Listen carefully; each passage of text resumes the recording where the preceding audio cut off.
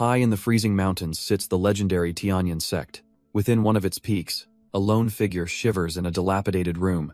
He sighs, thinking how deadly this new world is for him. Meet our boy, Zhang Yijian, a transmigrator from Earth who somehow became a peak master. As an isekai protagonist, he naturally has a cheat system that lets him draw a lottery every single day. The catch? This system only seems to spit out priceless, divine-grade treasures. But for him, these legendary items are completely useless, good for nothing but firewood. He curses his fate. Despite being a peak master, he was born without spiritual roots, making cultivation impossible. Just as he's lost in his thoughts, a voice rudely calls out, looking for Zhang the Waste. Another sect member appears, announcing that the apprentice ceremony for his 6th peak has officially begun. The sect member sneers, demanding to know why the Waste is so slow when everyone is waiting for him. Zhang Yijian's patience finally snaps. He's been stuck like this for years, and refuses to miss this chance. Suddenly, a system notification pops up, congratulating him for activating a brand new function. The system reveals its new power. If he accepts female disciples, their cultivation will be returned to him at a random, multiplied rate. Our boy is dumbfounded, realizing his true protagonist cheat code has finally been unlocked. He's overjoyed, thinking that even without spiritual roots, he now has a path to immense power. From the sidelines, a rival peak master smirks, remarking how even trash is trying to make a scene this year. But Zhang Yijian just stares back with cold determination, thinking this year's ceremony will be exciting for reasons they can't imagine. He takes a deep breath and steps onto the grand ceremonial platform where the sect has gathered. With a newfound calm, he simply apologizes for being late, ready to turn the tables on everyone. The other peak masters just scoff, wondering why this show-off even bothered to come and embarrass himself. An elder with a smug grin steps forward, clearly enjoying his position of power as he prepares to kick things off. He announces the official start of the apprentice ceremony, instructing the disciples to test their spiritual root aptitude. The potential disciples look on nervously as he explains the rules of the test. The elder shouts the conditions. Red, yellow, or blue lights mean you pass, but a white light means you're out. The crowd of hopefuls roars in understanding, each one gripping their testing orb with grim determination. With a final command to begin, the testing orbs activate, sending massive pillars of colored light into the sky. Some disciples immediately get results, shouting in joy that they passed with red and yellow lights, securing their spot. The elder then lays down the final rule. Those who passed must choose a master, but each peak only has 9 spots. It's a total free-for-all as the disciples scramble, shouting the names of the famous masters they want to join. Amidst the chaos of disciples choosing masters, the 6th peak remains dead silent. Our boy, Zhang Yijian, stands alone, a total outcast with 0 prospects. The other peak masters just laugh, mocking him for even daring to show up and embarrass the sect. But then, a quiet voice cuts through the noise. A young woman named Zhao Yurong steps forward, asking to become his disciple. Hess completely dumbfounded and asks if she's sure, but she claims her social anxiety makes his empty peak perfect. Desperate for any disciple, he immediately accepts her, not questioning her flimsy excuse. The moment he agrees, her face twists into a sneer. She reveals she only joined to use his peak's resources, calling him a waste. But her scheme backfires as the system immediately rewards him for accepting a disciple with 2 divine-level techniques. Hess stunned to realize these god-tier skills don't even require cultivation. He's just automatically mastered them. Our boy feels this new power coursing through him, vowing to make everyone pay for years of humiliation. But before he can even savor it, some arrogant elder tries to poach his new disciple, calling him a talentless waste. The old man tells Zhao Yurong that even sweeping floors for him would be a better choice than following a loser. Suddenly, a cold voice cuts in as Zhang Yijian steps forward, asking just who he was calling a waste. The elder isn't fazed, sneering that he's just trash who was protected by an ancestor who is now long dead. Zhang Yijian's eyes narrow with pure rage, daring the old fool to say that one more time. The elder just scoffs and unleashes his own intimidating aura, ready for a throwdown. He screams it in his face, calling him a waste over and over, demanding he be kicked out of the 6th peak. Our boy simply closes his eyes and takes a deep, calming breath, much to the elder's confusion. Then he opens them, and a terrifying, divine power erupts, leaving the arrogant elder utterly dumbfounded. And before the elder can even blink, our boy delivers a thunderous slap right across his smug face. The old man is completely floored, sputtering in disbelief that a waste would dare to strike him. Zhang Yijian's gaze is pure ice as he confirms it. Yes, he's hitting him, and he's not done yet. Enraged beyond belief, the elder roars that he's courting death and unleashes his terrifying aura. He channels all his power into a single devastating punch, a technique meant to obliterate his target. The attack connects with nothing but air, exploding harmlessly against the ground. The crowd of onlookers absolutely loses their minds, unable to comprehend how a rootless cultivator dodged a nascent soul master. Even the elder himself is dumbfounded, admitting he didn't even see the kid move an inch. Turns out, our boy is already behind him, declaring that today he's settling all accounts with Song Chang. He follows up with another brutal slap, this one for all the years of humiliation he had to endure. He lands another brutal slap, this one for the crime of trying to poach his disciple. Looming over the fallen elder, our boy prepares to deliver the final, decisive blow. He summons a colossal palm of pure energy, promising to send Song Chang straight to hell. The attack vaporizes the ground, with Zhang Yijian telling him to reflect on his sins in the afterlife. Elsewhere, a mysterious woman frets that this chaos will ruin their grand plan, but her hooded master finds it all rather amusing. The other elders are completely dumbfounded, now convinced that the trash tier master was hiding his true strength all along. Suddenly, a powerful figure appears in a golden light, questioning how Zhang Yijian dared to kill the fourth peak's master. Without waiting for an answer, he unleashes a divine punishment from the heavens, a beam of pure energy aimed right at our boy. But Zhang Yijian just watches the attack descend with a cold, almost bored expression on his face. The heavenly beam connects, engulfing the entire area in a massive explosion of blue lightning. The other elders recognize the attack as the sect leader's legendary thunder punishment, a technique used to discipline unruly peak masters. Turns out, this is the leader of the Tianyan sect himself, Lei Hai, and he looks down as if his judgment is absolute. After the light fades, Lei Hai looks around confused, wondering why the area is empty since his soul attack shouldn't have been fatal. But then he spots our boy, Zhang Yijian, standing there without a single scratch on him, and the sect leader is left dumbfounded. Zhang Yijian calmly asks if it was really necessary to attack him, without even hearing his side of the story. Lei Hai is completely baffled, unable to process how this kid could be totally unscathed after taking a direct hit. The crowd of elders erupts in disbelief, with one recalling how it took him 6 months to recover from that very same punishment.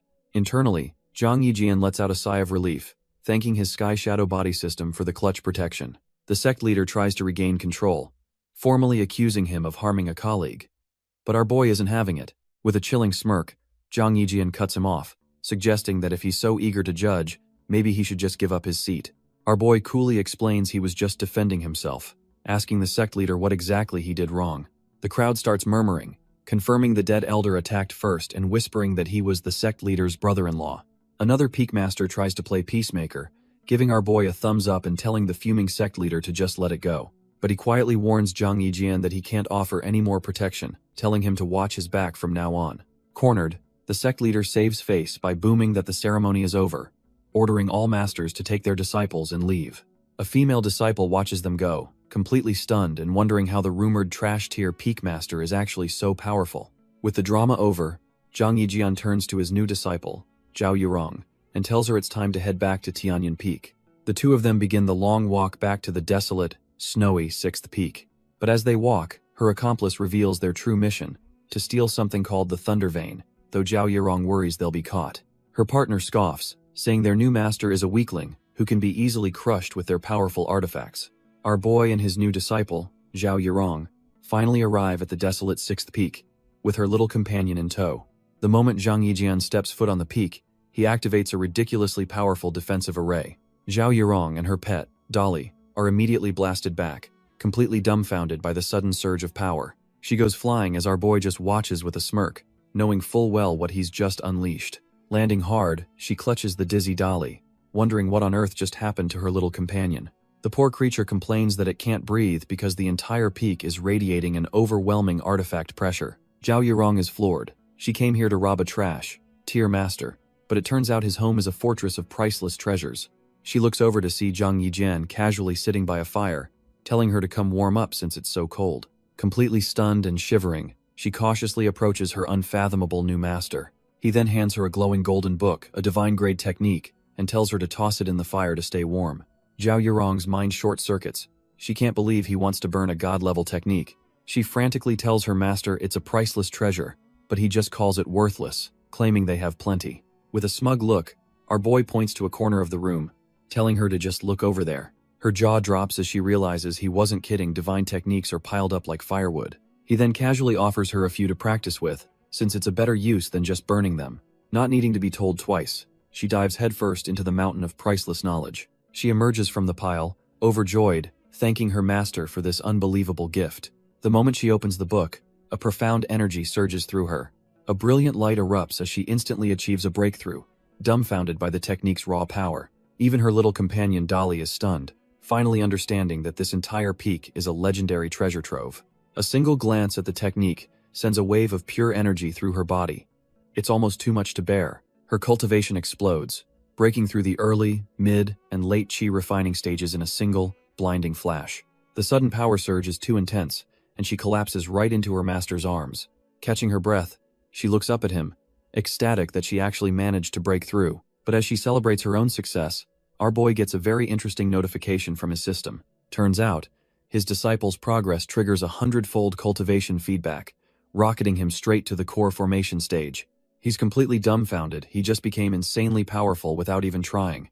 She notices his dazed look and asks if he's all right, but he just plays it cool, telling her it's nothing. He hands her a sword, explaining that her foundation is unstable and she needs to go train immediately. She eagerly accepts, completely oblivious that her master just got a power-up that dwarfs her own. Our boy has a revelation. The key to his power is recruiting more disciples, and he needs them now. Meanwhile, Zhao Yurong is deep in the woods, testing the limits of her newfound strength. But the divine pressure from her breakthrough attracts some unwanted attention from a smug-looking cultivator. Convinced a rare treasure has appeared, the guy immediately makes a beeline for the source. He blitzes through the forest, dead set on claiming his prize. He finally arrives at the 6th peak, a greedy smirk plastered on his face. Thinking his cultivation is heaven-defying, he figures he just needs a few magical artifacts to be complete. He draws his sword, vowing to slaughter anyone who dares to stand in his way. But just as he lunges forward, sinister green vines erupt from the ground with terrifying speed. The arrogant fool is snatched right out of the air, completely dumbfounded and utterly helpless. The vines tighten their grip, and the cultivator can't believe what's happening. He's slammed against the ground, the force knocking the wind right out of him. In a panic, he screams, wondering why a divine tree is on this worthless little peak. Meanwhile, our boy Zhang Yijian is just trying to relax with a good book when he hears the commotion. He sits up, annoyed, trying to figure out what all that noise is outside. He heads for the door, sarcastically wondering why it sounds like pigs being slaughtered when it's not even New Year. The arrogant cultivator's pride is completely shattered as he begs the tree immortal to spare his life. But the vines show no mercy, slamming him face first onto the stone steps. He's left dazed and broken, his grand plan to steal treasure ending in utter humiliation. Zhang Yijian steps outside to find the trespasser on his doorstep and casually asks if he's okay. The battered cultivator looks up, dumbfounded, and weakly asks who this person is. Zhang Yijian grabs his hand, amused by the sheer audacity of the question. He asks if the guy is kidding, trespassing on his peak, and then asking for his identity. A horrifying realization dawns on the cultivator. This pretty boy must be the peak master. His fear instantly flips to greed, thinking if he kills this guy, all the treasures will be his.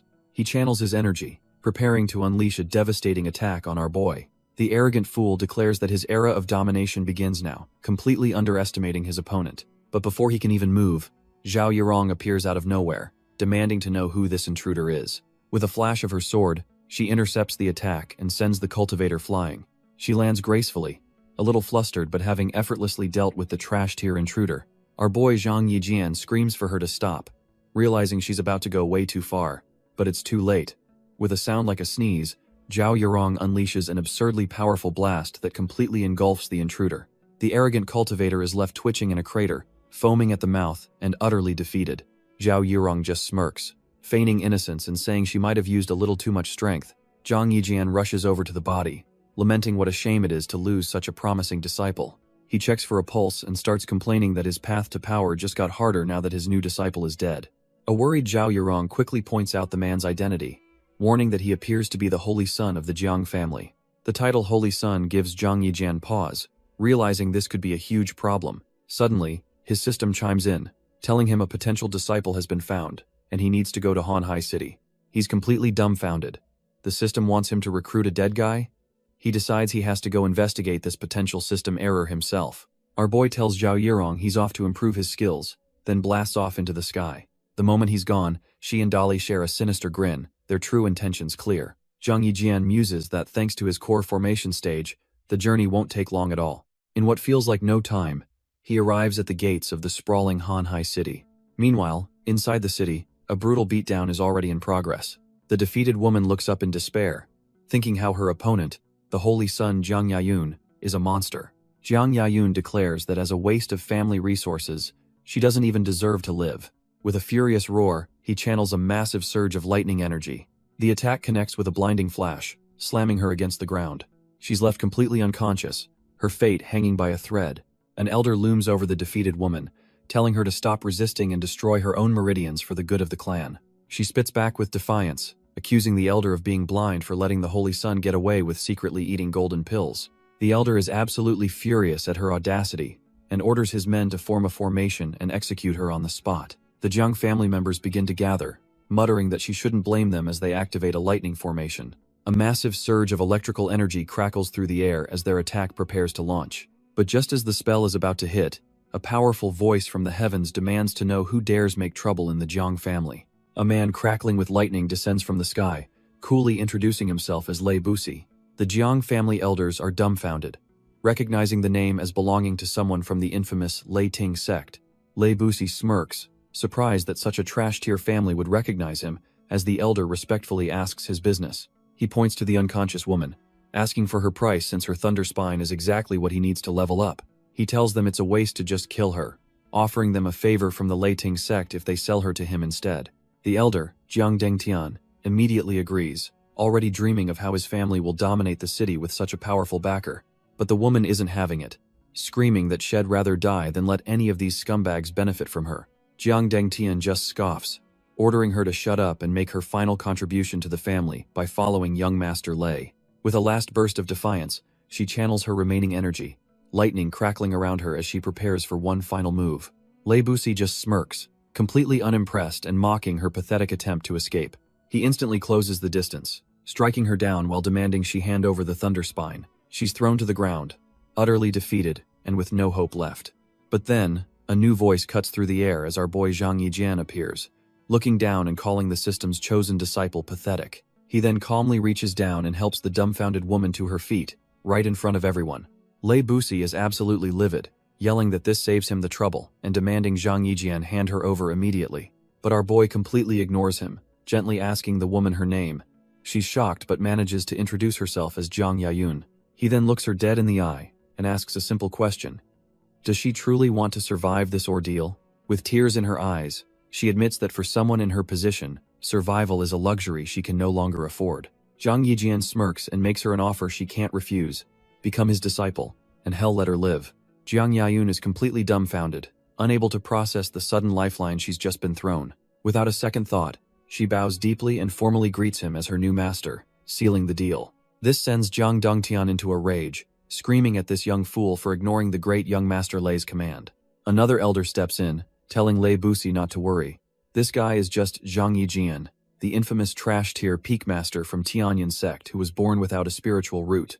Jiang Dongtian chimes in, assuring everyone that this loser will simply become a stepping stone for the Jiang family's rise to glory. Jiang Dengtian cackles, declaring hell personally rip out the thunder spine and doesn't care about any collateral damage.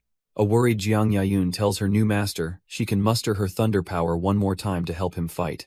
But the elder is already unleashing a massive golden hand, screaming that not even the King of Heaven can save them now. Unfazed, our boy Zhang Yijian calmly prepares his own counter, summoning the limitless hand with a flick of his wrist. His ethereal purple technique clashes violently with the elder's golden palm, sending shockwaves everywhere.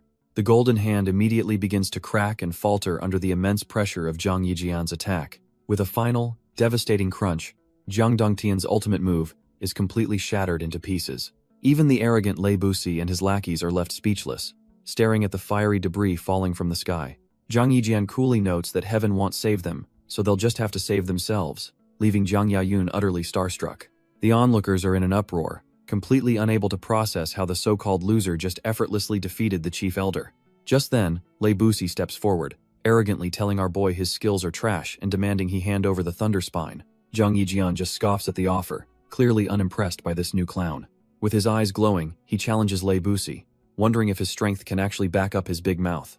Pissed off, Lei Busi claps his hands together, gathering a massive amount of lightning energy for an attack. He unleashes his ultimate move, the Eternal Night Dark Thunder, a devastating blast meant to intimidate everyone. But Zhang Yijian just stands there, completely unfazed as the massive attack barrels towards him. Without even flinching, he smoothly pulls his new disciple Jiang Yayun into his arms to shield her. He activates his defensive skill, the Sky Shadow Body, enveloping them both in a protective, fiery aura. The massive thunder technique slams into the barrier, exploding in a brilliant flash of light and energy. Yet Lei Busi just smirks, convinced his attack is overwhelming, and dismissing our boy as nothing more than a dancing clown. The Jiang family elders are already celebrating, convinced that anyone who opposes young Master Lei is now nothing but bones. But as the smoke clears, our boy emerges holding Jiang Yayun, calling them out for bootlicking when he's not even dead yet.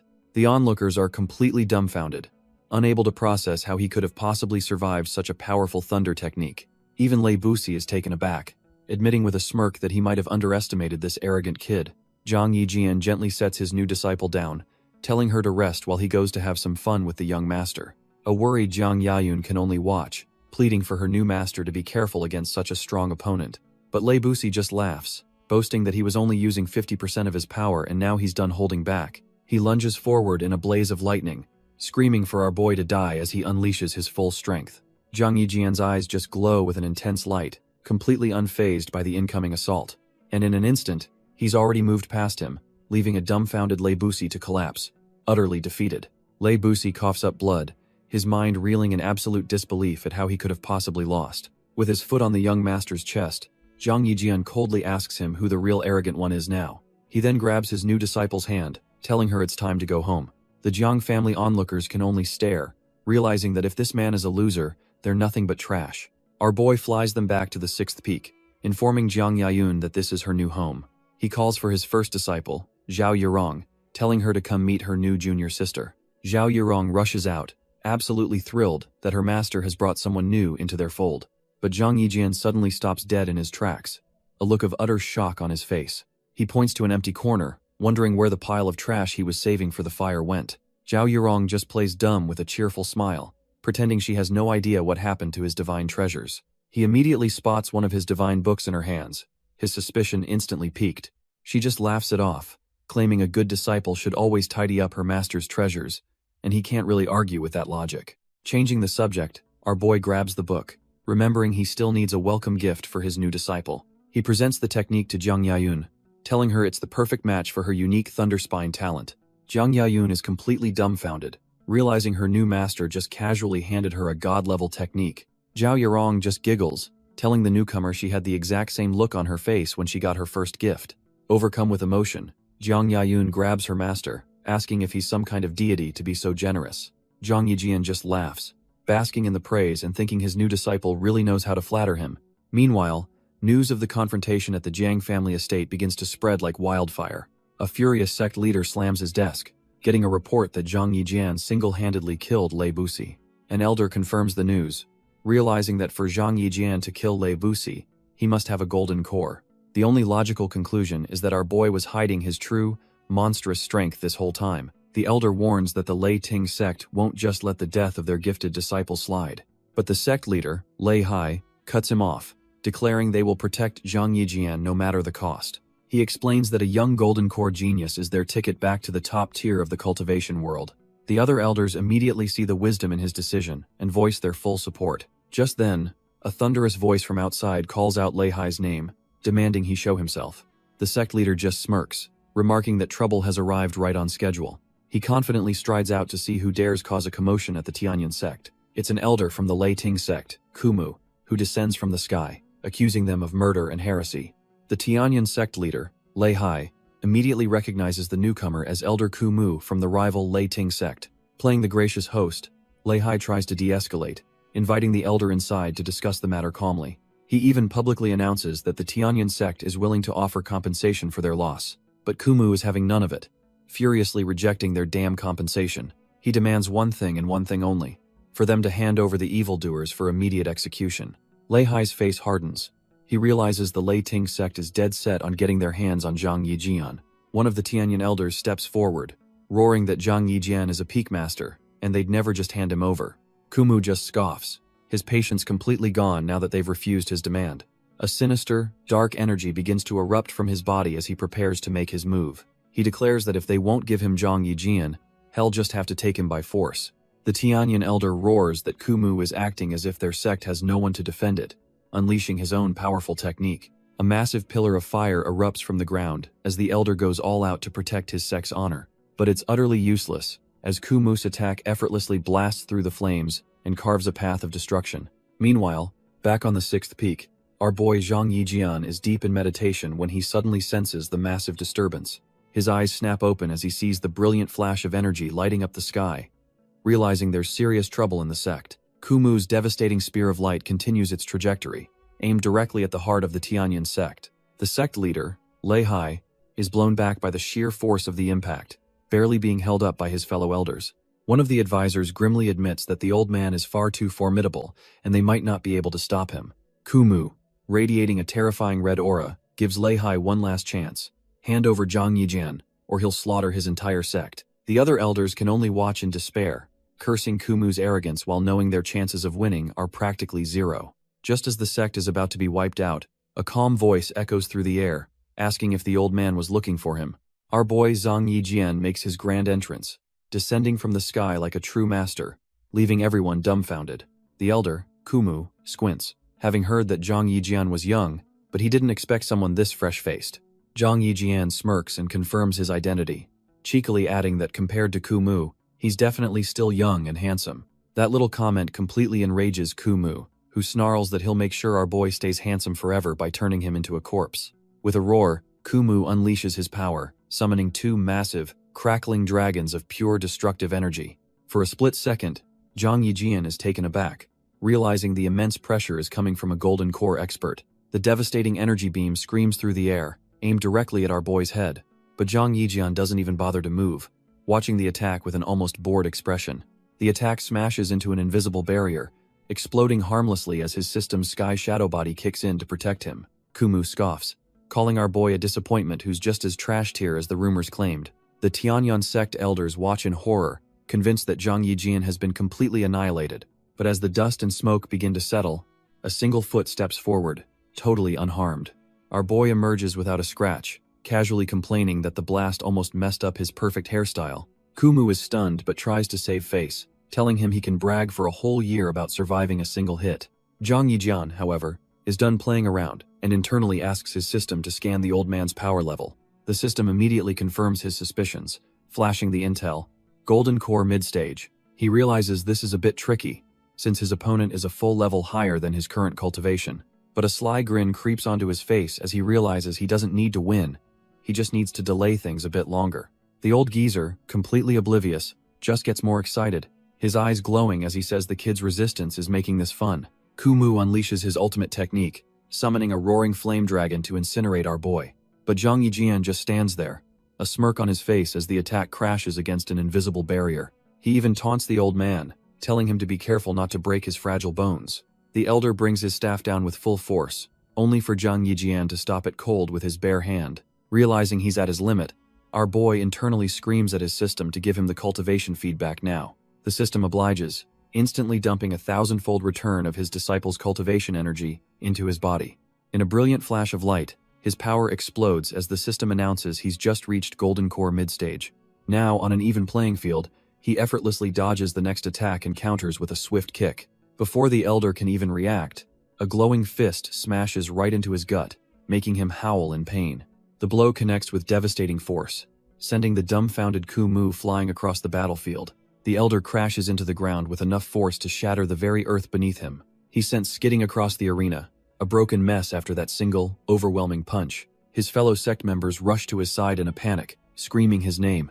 Meanwhile, the Tianyan sect elders are losing their minds, unable to believe someone just one-shotted a Golden Core mid-stage master.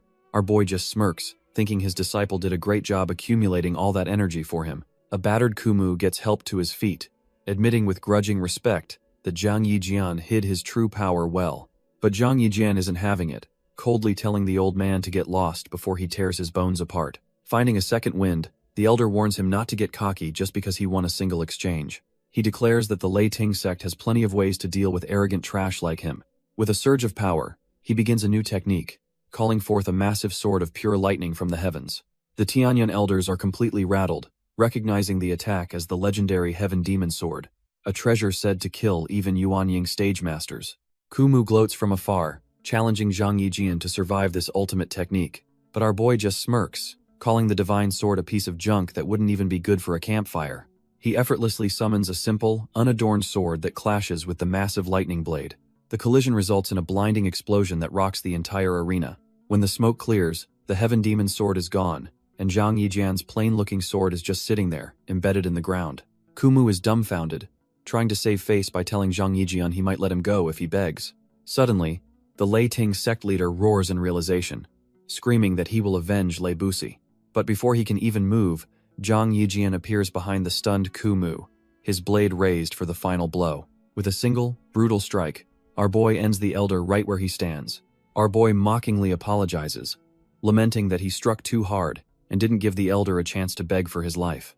The remaining Lei Ting sect members are in a full-blown panic, screaming that not only did he dodge the divine sword, but he also killed Elder Kumu. Zhang Yijian turns to the terrified survivors and tells them to warn their sect master that he'll go easier on them next time. With a single command to get lost, he sends the entire delegation scrambling for their lives, utterly broken. Even the Tianyan sect leader is dumbfounded, calling our boy a monster for pulling off such an impossible feat. After the chaos dies down, Zhang Yijian comes face to face with his own sect leader, Lei Hai. He offers a very pointed and sarcastic thank you to the sect leader for his protection during the fight. Lei Hai, not missing a beat, plays along and tells him there's no need for politeness, as they are all family. An elder points out that Zhang Yijian has reached the mid-golden core stage, and our boy just shrugs it off as a battlefield promotion. Impressed by this display, the sect leader decides to reward his talent with access to the legendary Xuanyin Pavilion. The sect leader explains that the Xuanyin Pavilion is the sect's ultimate treasure trove, and he's making an exception for our boy to pick one heaven-grade artifact. The other disciples are absolutely losing their minds, green with envy over the sect leader's insane generosity. A friendly peak master even explains that heaven-grade artifacts are the ultimate treasures of a sect, just one step below the legendary divine grade. But Zhang Yijian just scoffs at the offer, claiming he has so many divine artifacts at home that he could use them as firewood. The entire crowd is dumbfounded, wondering if our boy's brain is completely broken for turning down such a priceless reward. He gives a lazy thanks to the sect master for the thought, and casually begins to walk away, hands behind his head. Suddenly, in a moment of pure karma, our boy misses his step and eats the floor right in front of everyone. Picking himself up, he wonders what the hell is wrong with the stairs, questioning why a piece is suddenly missing. The friendly peak master awkwardly explains that the steps were actually damaged during his recent, over-the-top battle. Realizing it's his fault, Zhang Yijian just smirks and pulls out a glowing, golden brick, offering to fix the damage right away. Without a second thought, our boy gleefully slams the golden brick into the broken step. An earth-shattering flash of golden light erupts, blinding every single person in the vicinity. When the light fades, the entire staircase is paved in shimmering gold, and Zhang Yijian just stands there, job done. The other masters are freaking out, feeling an immense, terrifying pressure radiating from the new floor.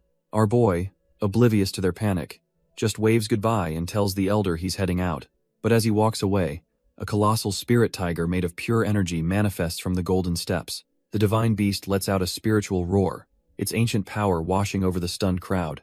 The friendly peak master finally puts it together, realizing with horror that Zhang Yijian used a divine artifact to fix a floor tile. Meanwhile, our boy arrives back at his peak, cheerfully announcing that he's back. He's met with a trashed and empty hall, leaving him completely dumbfounded as to where his disciples have gone. Suddenly, a scream echoes from inside the training hall. Our boy's blood runs cold as he recognizes the voice of his disciple, Zhao Yurong. He immediately smashes the doors open, fearing the absolute worst. Without hesitation, he rushes in, frantically calling out to her. He bursts in to find both his disciples writhing, surrounded by a strange golden aura. Zhang Yijian is completely stunned, having no clue what he's just walked into. The two girls cry out that they can't take the pressure anymore. Turns out, they were both having massive cultivation breakthroughs at the exact same time. He lets out a huge sigh, realizing it was just a false alarm and they were only cultivating. But just as he turns to leave, Zhao Yurong calls out, telling her master to wait. She tells her master she has a request, and he's all ears. Without warning, she drops to her knees, begging for permission to go down the mountain and visit her home. Our boy is completely baffled by the drama, telling her she can leave whenever she wants because this place isn't a prison. Since he has nothing better to do, he decides he'll tag along with her tomorrow, which clearly catches her off guard. He immediately picks up on her hesitation and asks if she has a problem with him coming. She quickly explains that she actually ran away from an arranged marriage and joined the sect to get strong enough to fight back. But now that she has a powerful master like him, she feels safe and would be honored to have him accompany her. With the plan settled, he tells both his disciples to get a good night's rest for the journey ahead. And just like that, the rooster crows, signaling the start of a new day. Our boy wakes up with a massive yawn. Another day, another chance to be overpowered. As soon as he's conscious, his system chimes in, reminding him it's time for his daily gacha pull. He groggily accepts the gift, casually remarking that it's just another lottery for him. The system drops a puppet paper man, a divine-level artifact that can summon a random being stronger than him once a day. He's so used to getting god-tier loot that he just shrugs it off as boring and gets dressed to meet his disciple. He opens the door to find Zhao Yurong already waiting, telling him she's all set to leave. He's a little surprised she's up so early, but she seems eager to get going.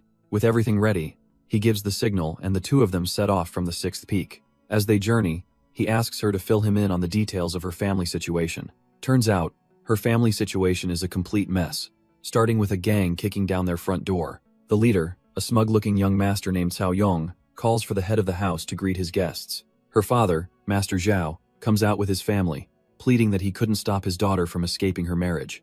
But Cao Yong isn't having it. He smugly states that he wanted that woman, and now a price must be paid. He coolly opens his fan and declares that the price for this insult is Master Zhao's life. The entire Zhao family is dumbfounded, unable to believe he'd demand a life over a broken engagement. Master Zhao warns him not to push things too far, as his thugs begin to surround the family. But Cao Yong just scoffs, reminding him that this is his family's territory, and he can do whatever he wants. With a wicked grin, he gives the order, and his thugs charge forward to take Master Zhao's head. The Zhao family guards leap into action, desperately trying to form a defensive line to protect their master. But it's a complete slaughter. Cao Yong's thugs are on a different level, cutting them down without mercy. In the chaos, two of the goons corner the defenseless Master Zhao, their blades glinting with malice.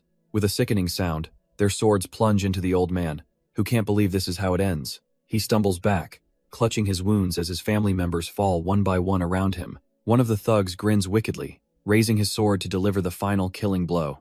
But just as his blade is about to fall, a powerful voice roars, freezing him in his tracks. Out of nowhere, Zhao Yurong appears with our boy Zhang Yijian, demanding they release her father. Cao Yong is utterly dumbfounded, staring in disbelief at the woman who was supposed to be his bride. Master Zhao is horrified, screaming for his daughter to leave immediately before she gets herself killed too. Zhao Yurong holds her father, telling him she had to return, but he pleads for her to save herself, saying his own life is worthless. But the trash-tier groom, Cao Yong, steps forward, sneering that she should have considered the consequences of running away. He smirks, offering to forgive her if she just obediently comes back to him now. Without a second thought, she tells him to dream on and slaps him right across his smug face. Cao Yong is absolutely stunned, unable to process that this woman actually dared to strike him. Furious, he orders his thugs to kill everyone, but Zhao Yurong boldly declares she's a disciple of the Tianyan sect. Cao Yong just laughs, spitting that the Tianyan sect means nothing to him, and screams for his men to attack anyway. That's the last straw for our boy, who appears behind the arrogant young master in a flash. Zhang Yijian slams him face first into the ground, coldly stating that disrespecting his sect is a death sentence. With a sickening crunch, he grinds Cao Yong's face into the dirt, the fool's arrogant threats turning into screams of pure agony. The thugs freeze as our boy holds their young master hostage, warning them that one more step means their boss dies. Cao Yong, still trying to act tough, sputters that his family is backed by the mighty Lei Ting sect, but Zhang Yijian couldn't care less. The arrogant fool's threats turn to panicked squeals, telling him to let go or face the consequences. Fed up with all the nonsense, Zhang Yijian just smashes his face into the stone floor for a second time. Pushed to the brink, Cao Yong decides he's done playing nice and pulls out his last-ditch trump card. He crushes a glowing jade talisman in his hand, pouring all his hope into this one desperate move. A blinding light engulfs him as he screams at the top of his lungs for an elder to come and save him. In response, a colossal pillar of pure lightning energy descends from the heavens with a deafening roar. From the crackling energy, a ridiculously powerful-looking elder materializes, demanding to know why he was summoned. Cao Yong scrambles on the floor like a baby, pointing at our boy and begging Elder Xiao to save him from his killer. Cao Yong immediately points a trembling finger at our boy, identifying him as the one who attacked him. The summoned elder floats down with an air of absolute superiority, demanding Zhang Yijian state his name so he doesn't kill a nobody. Without a hint of fear, our boy calmly introduces himself as Zhang Yijian of the Tianyan sect. The name gives Elder Xiao pause, a flicker of recognition crossing his face as he processes the information. Suddenly, his face contorts with rage as he realizes the Tianyan sect is responsible for killing his junior brother, Lei Busi. Zhang Yijian just smirks, not only confirming he killed Lei Busi but also casually mentioning he offed Elder Kumu too, asking if Xiao wants revenge. Hearing this, Cao Yong completely collapses, his mind reeling from the unbelievable confession. He can't fathom how this is possible, since Elder Kumu was one of the top 10 powerhouses in the entire Lei Ting sect. Enraged beyond belief, Elder Xiao unleashes a terrifying aura, declaring that anyone who kills his sect members must pay with their life. But our boy just stands there with his disciple, completely unfazed, and asks if Elder Xiao has come to die just like Kumu did. Pushed past his limit, Elder Xiao roars that our boy is seeking death and unleashes a punch crackling with raw power. Zhang Yijian, completely unfazed, meets the attack head-on with a calm, focused block of his own. Their fists collide in a cataclysmic explosion of purple energy that rips the very ground apart. Standing amidst the fallout, our boy just smirks, unimpressed, and asks if that's really all the old man's got.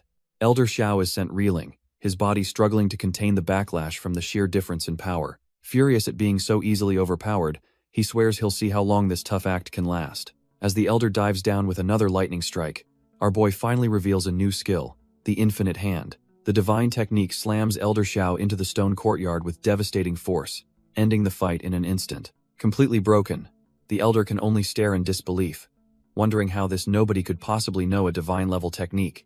But Zhang Yijian just scoffs at his shock, thinking a mere divine technique is nothing special, as he prepares to finish the job. Our boy just smirks, boasting that he has plenty more divine techniques where that came from. Seeing the overwhelming power, Elder Xiao desperately tries to muster his lightning for a defense. He throws up a last-ditch thunder shield, hoping it can withstand the divine pressure. But the infinite hand crashes down, shattering his pathetic shield in an instant. Absolutely terrified, the elder tries to bargain, suggesting they just walk away and forget this happened. Zhang Yijian just laughs, telling the old fool it's far too late for regrets now. The attack connects, completely engulfing the elder in a cataclysmic explosion. Watching from afar, Cao Yang is completely dumbfounded, unable to process how their trump card was just obliterated. Zhang Yijian stands over the broken elder, coolly asking him how that little taste of revenge felt. He then grinds his foot into the old man's face, who can only spit out a weak threat about offending the Lei Ting sect. Tired of the old man's nonsense, our boy stomps down hard, crushing him underfoot. The entire Zhao family watches on, starstruck by the sheer power of their daughter's master. His disciples, Zhao Yirong and Jiang Yayun, are filled with pride, honored to follow such a dominant figure. With the elder dealt with, Zhang Yijian turns his ice-cold gaze to the terrified Cao Yong. The arrogant young master immediately drops his act, pathetically begging for his life. Zhang Yijian grabs him by the collar, asking if he ever considered sparing his disciple earlier. He offers two choices: death, or giving up the Cao family's property. Cao Yong instantly screams for the second option, but our boy cuts him off, coldly stating that he hadn't even finished laying out the terms yet. With a sickening crack, he snaps the punk's arm, reminding him exactly who's in charge here.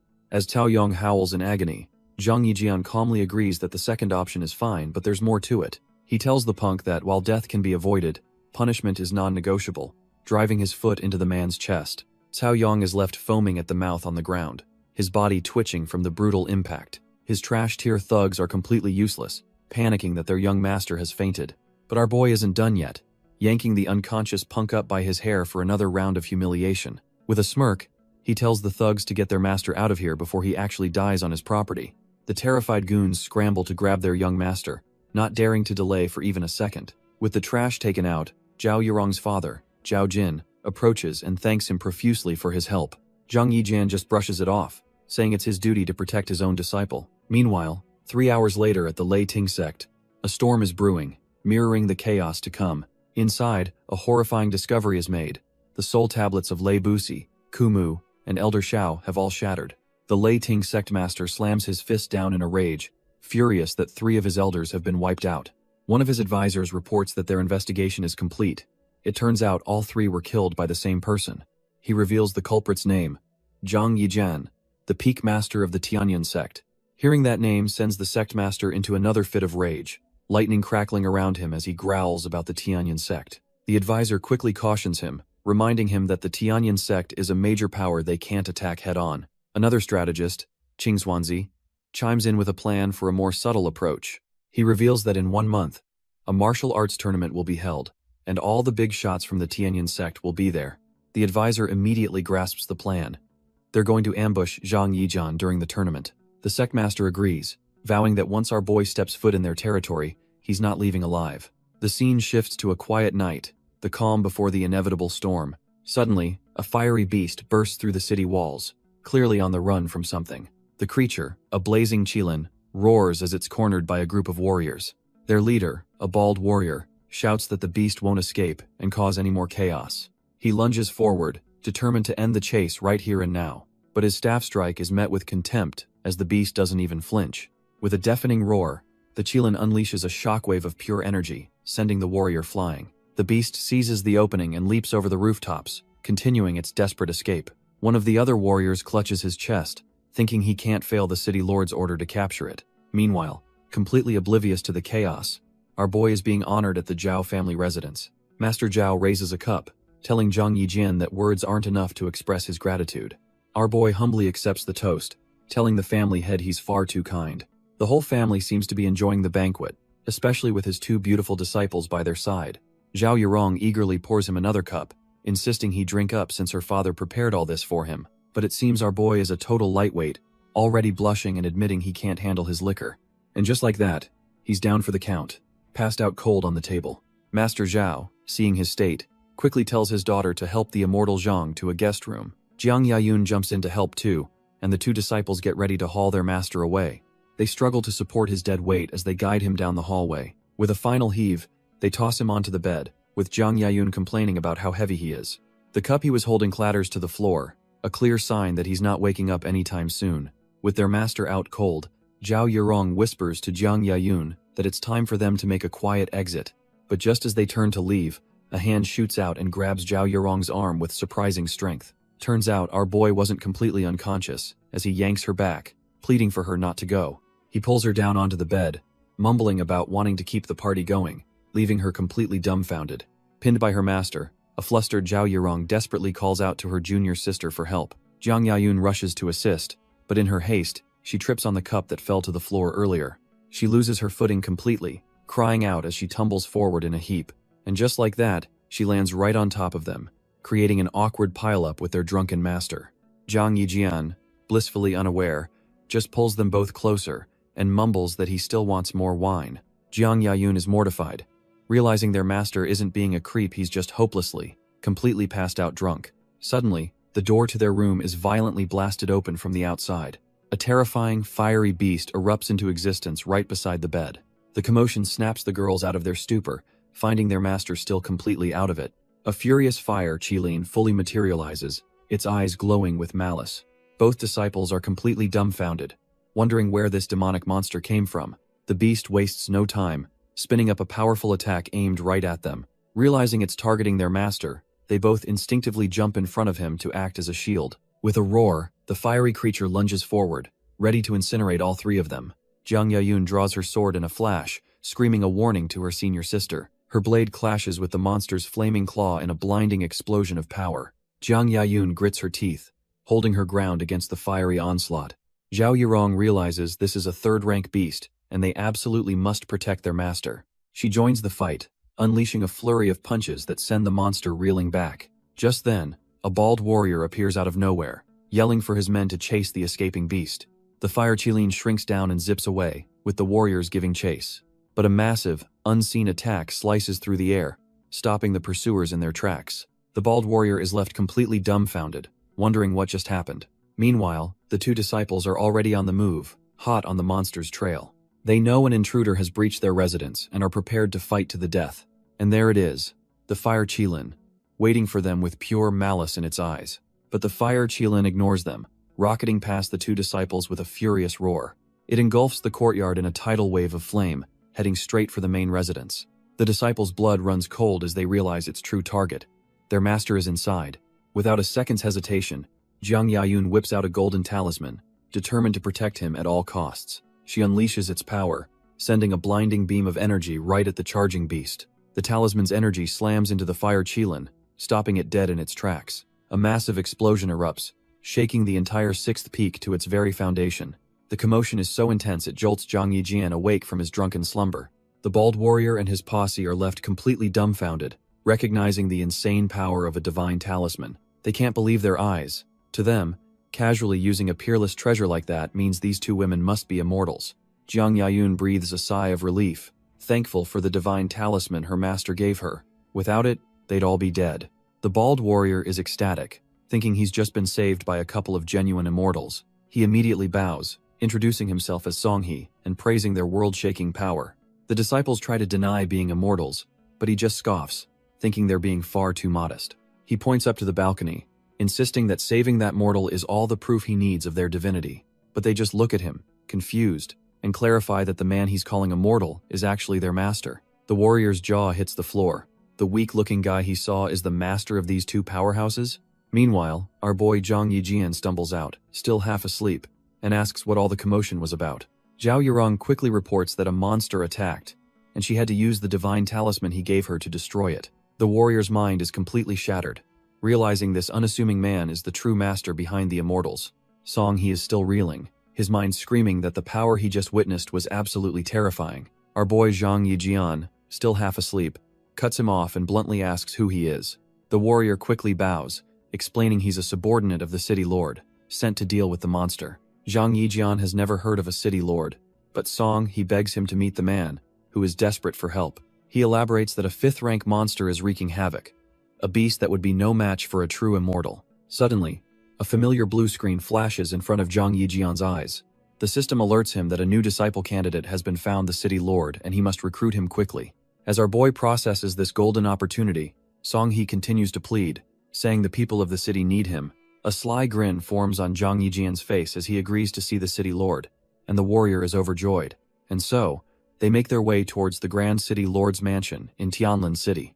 Inside the mansion, the city lord's subordinates report a total loss, 100 men sent, and none returned. The city lord, Zhang Chao, refuses to back down, arguing that letting the monster roam free is a death sentence for her people. Her men are desperate, questioning the point of sending more soldiers to their doom against a beast they can't even scratch. She slams her fist down, revealing the monster killed her father, and she feels utterly powerless to protect her city or get revenge. Just as despair sets in, the grand doors swing open, revealing a new group has arrived.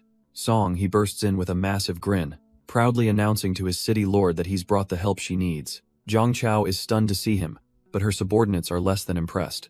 They openly mock Songhe, asking if he seriously brought a bunch of kids to solve their monster problem. Songhe explodes in anger, warning them not to disrespect the immortal who has come to save them. But before the argument can escalate, Zhang Chao silences the entire room with a single command. The city lord, Zhang Chao, glares at Songhe and demands he explain himself immediately. Songhe excitedly explains he witnessed the immortal's disciples slay a monster and brought him here to deal with their 5th-rank beast. Her subordinates just burst out laughing, mocking Songhe for bringing a couple of kids to solve a city-ending crisis. Zhang Chao ignores them and asks our boy directly if he can really slay the beast, but he just smirks, saying he alone is more than enough. With a confident grin, he reveals his cultivation level is golden core. The subordinates practically choke on their laughter, calling him ignorant for even suggesting it. They sneer that they've already sent 5 golden core cultivators to their deaths against that very monster. Zhang Chao sighs in disappointment, telling him to just go home. A 5th-rank beast isn't something a golden core cultivator can handle. But our boy isn't fazed and instead proposes a wild bet. If he wins, she becomes his disciple. She's completely dumbfounded by his audacity, but he just confirms with a smirk that he's dead serious. Zhang Chao agrees to the bet, but on one condition: he has to prove he's not all talk. She calls forth one of her top men, Elder Fang, telling him to spar with our boy. If the elder loses, the bet is on. Elder Fang erupts with power, manifesting a massive, roaring bear aura that fills the entire courtyard. He glares with killing intent, promising to beat this arrogant kid so badly he'll be picking his teeth off the ground. With a roar, the elder lunges forward, channeling the full force of his fiery bear spirit into a single punch. Our boy doesn't even flinch, casually gathering a wisp of blue energy in his hand to meet the attack. The devastating punch is stopped dead in its tracks by a simple, almost lazy block from Zhang Yijian. He then casually smacks the elder aside, noting with a smirk that a mid-stage golden core is at least somewhat interesting. Humiliated, Elder Fang unleashes his ultimate technique, summoning multiple fiery clones and screaming for him to stay put. He rages that our boy is just a delusional fool forever dreaming of taking the city lord as a disciple. But our boy isn't even looking at the clones. His eyes are locked on the real Elder Fang. He moves in a flash, appearing right in front of the elder and placing a hand on his forehead before he can react. With a single, brutal slam, he smashes the elder into the ground, declaring all his flashy techniques to be utter nonsense. The other subordinates are left speechless, unable to process how one of their best fighters was just one-shotted. The city lord, Zhang Chao, is forced to reconsider, realizing this man's calm demeanor hides terrifying strength. Zhang Yijian turns to her and coolly asks if she's ready to take his bet now. She agrees he has skill, but warns that the 5th-tier beast can activate its own domain, a truly dangerous ability. He just scoffs at the warning, boasting that a mere 5th-tier beast is no big deal and he'll kill it in 3 days. With the deal struck, they seal their agreement with a pinky promise, a surprisingly informal gesture. Her subordinates immediately start whispering, convinced he's just stalling for 3 days out of fear and is already a dead man. Our boy tells the city lord he's off to prepare and will be back in 3 days, leaving her looking utterly unconvinced.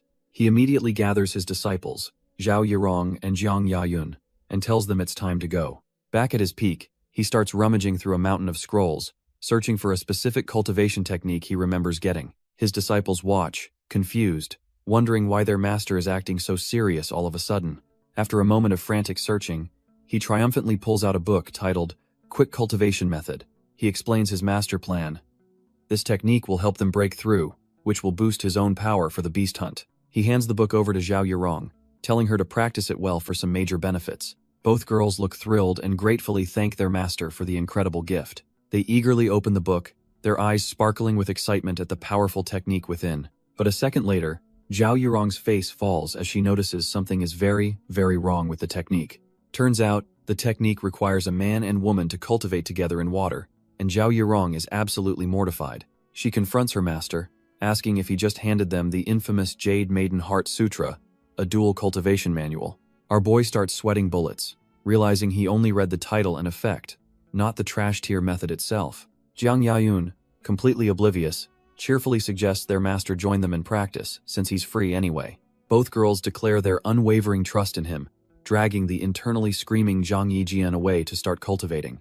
And so, the 3 of them end up in a spring, ready to begin the most awkward training session of their lives. The disciples tell him they're ready to start, and with a grim acceptance, he agrees to begin the process. Zhang Yijian closes his eyes and begins to circulate his immense spiritual energy.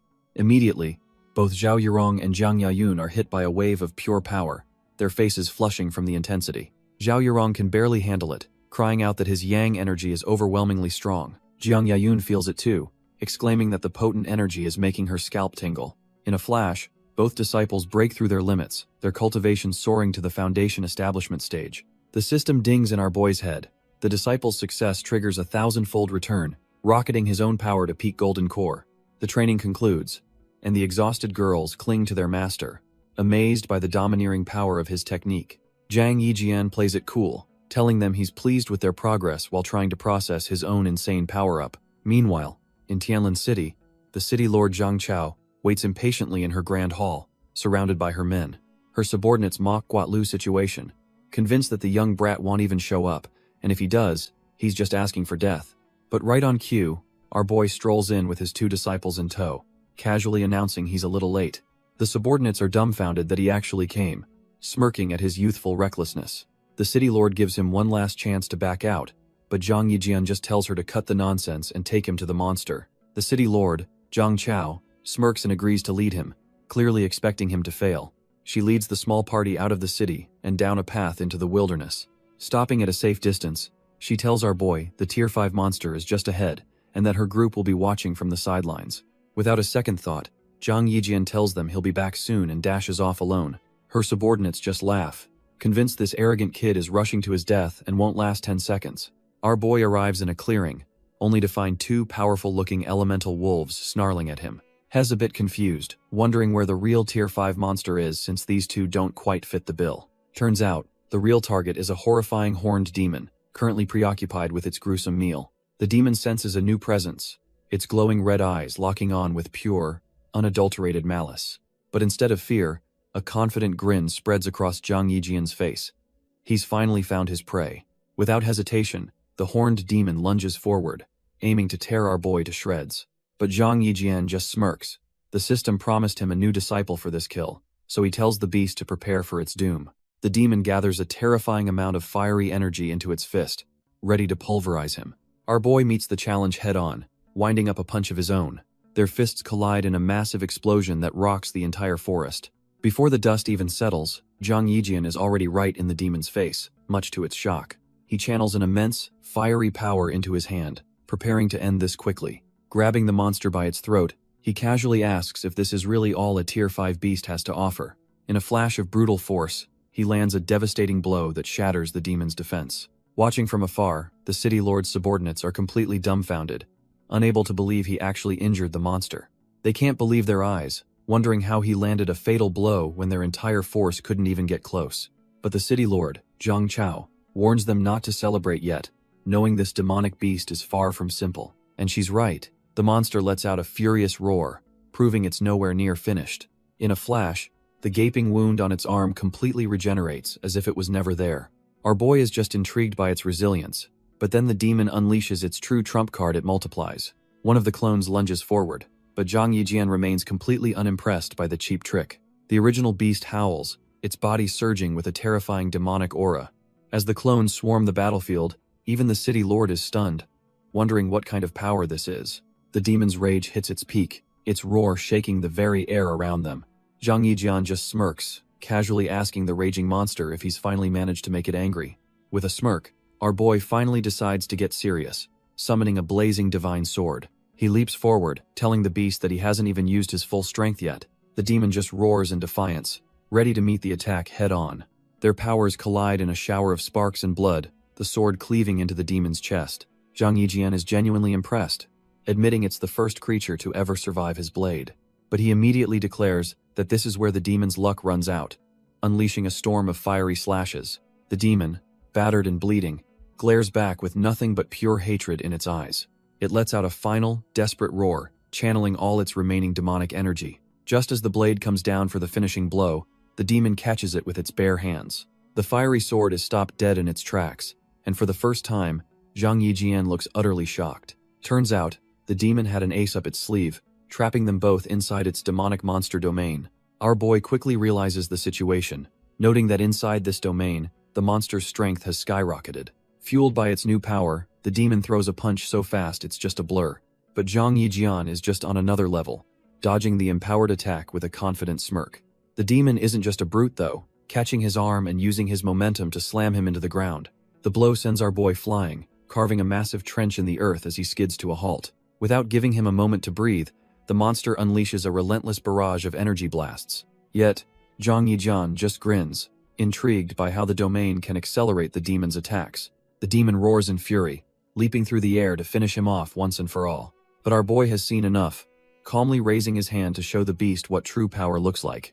Our boy decides to reveal his own trump card, using a puppet paper to summon a colossal fire Qilin. The sheer presence of the flaming beast completely dwarfs the demon, who now looks like a total amateur. With a mighty roar, the Qilin lunges forward, engulfing the monster in a cataclysmic explosion of divine flame. And just like that, it's over. Zhang Yijian smirks as he thinks about how brutal that beatdown was. Watching from the sidelines, the city lord and her subordinates are completely and utterly dumbfounded. They can't believe he actually won, with some of her men screaming that he must be an immortal. Zhang Yijian calmly announces that the Tier 5 monster has been dealt with, so everyone can relax. The same men who doubted him are now on their knees, begging for forgiveness, but he just tells them to learn from their mistake. He then turns to the city lord, reminding her that he upheld his end of the bargain.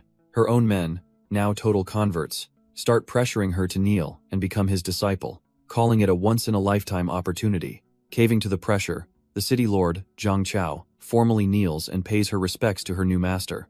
And just like that, the system dings, congratulating our boy on successfully recruiting his third disciple. As a reward, he gets a special disciple recruitment gift package. Zhang Yijian grins, thinking it must be loaded with some seriously good items. But deciding he doesn't need it, he casually tosses the entire treasure bag over to his new disciple. She's completely stunned, asking what it is, and he just tells her it's a little welcome gift. As she opens it, a blinding golden light erupts, revealing the treasures within.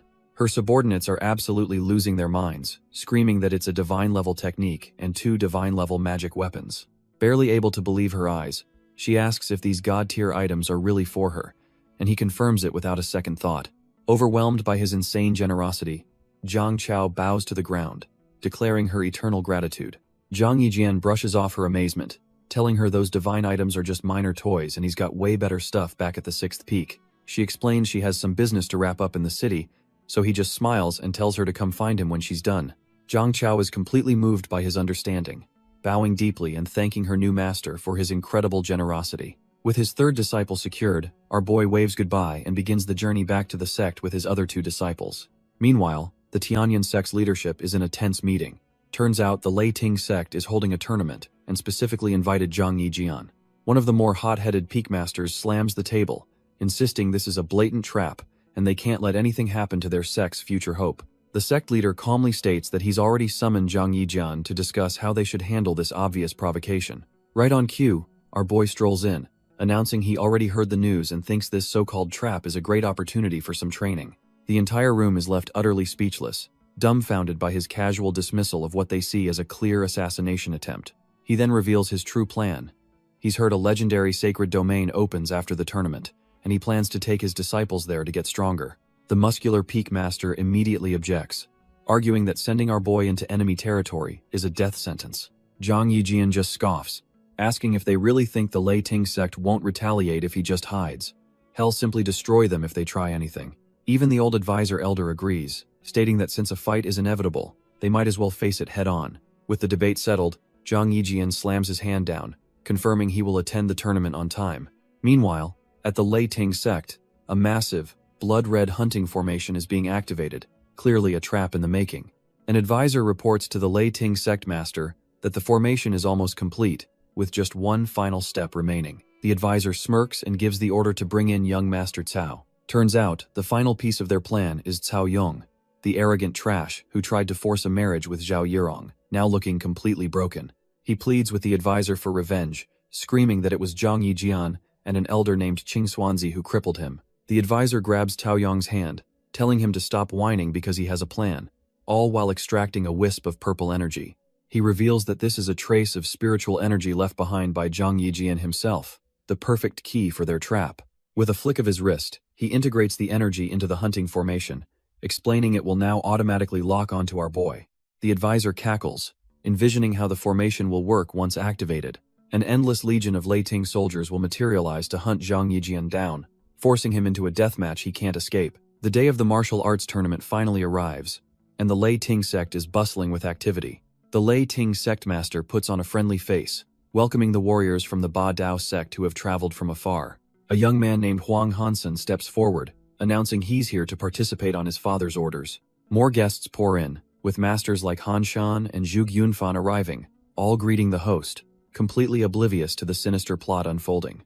The Lei Ting sect master, Lei Potian, continues his charade, warmly thanking his guests for attending the tournament. Han Shan, trying to get on his good side, mentions hearing about his conflict with the Tianyan sect and offers to help out, but Lei Potian just scoffs, dismissing the entire Tianyan sect as nothing more than ants not even worth worrying about.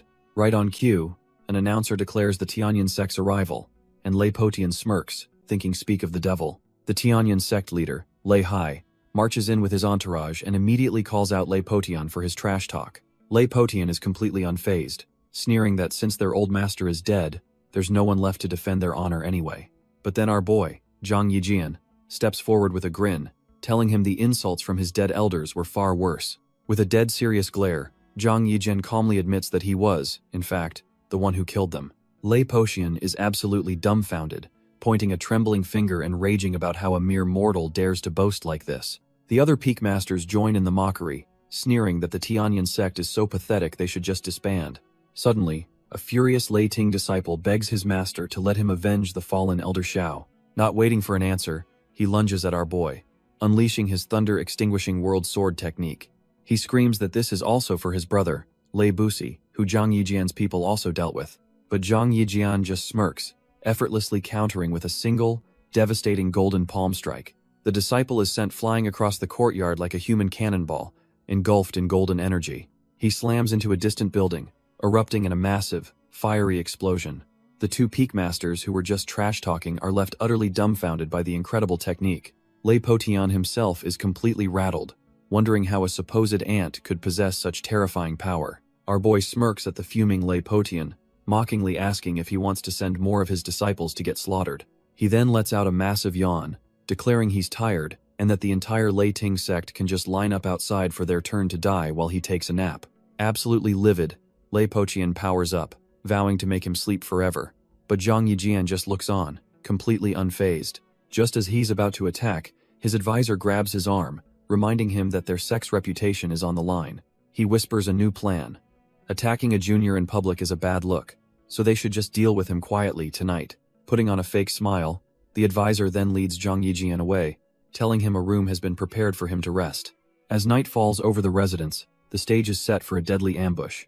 But inside, our boy is already fast asleep, not having a single care in the world. Peeking in, Lei Poqian and his advisor are dumbfounded to see their target sleeping so soundly, deciding to just end it now. Crouched on the rooftop, Lei Poqian decides to stop playing games and summons the Thunder Division generals to turn our boy to ash. With a surge of energy, the advisor activates the sect's deadly Thunderkill formation, which materializes in the sky above the residence. 3 divine warriors, the Thunder Generals, are summoned from the light, ready to enjoy the thrill of slaughter. They dive straight into the room, blades aimed at the still sleeping Zhang Yijian, who hasn't even stirred. But just before they strike, an insane burst of golden energy erupts from his body, forming an impenetrable barrier. The generals slam into the golden light and are violently thrown back, their attack completely nullified. Watching from the roof, the 2 schemers are dumbfounded, realizing he's protected by a divine-grade weapon, the celestial garment of starlight. The advisor quickly connects the dots, suggesting they use their sect's heaven-sealing talisman to disable the divine weapon. A wicked grin spreads across Lei Poqian's face. He agrees, already imagining claiming the divine weapon for his own sect. While a life-or-death battle rages outside, our boy Zhang Yijian is dead to the world, snoring his heart out. Suddenly, his door creaks open, and a mysterious figure slips into the room under the cover of night. Turns out, it's a woman sent by the enemy, holding the heaven-sealing talisman and ready to execute her mission. She tries to seduce the sleeping Peak Master, asking him to join her for a night of passion. Zhang Yijian groggily opens his eyes, but is so out of it he just assumes he's having a fantastic dream. The assassin gets impatient, realizing she needs to find a way to plant the talisman on him while he's distracted. He reaches out and touches her sleeve, a flicker of confusion crossing his mind as he realizes how real it feels. She leans in and asks if he thinks she's beautiful, and our boy is instantly captivated, completely falling for the act. Seeing her chance, she invites him to come closer, preparing to seal his divine weapon and leave him defenseless. Thinking her target is completely mesmerized, the assassin lunges forward to plant the talisman. But our boy was just playing along, and with a swift move, he slams her face first onto the bed. With a burst of flame in his hand, he coldly asks if she and her goons outside are trying to set a trap for him. Turns out, his own summoned Thunder Generals have already surrounded the building, completely foiling the enemy's ambush.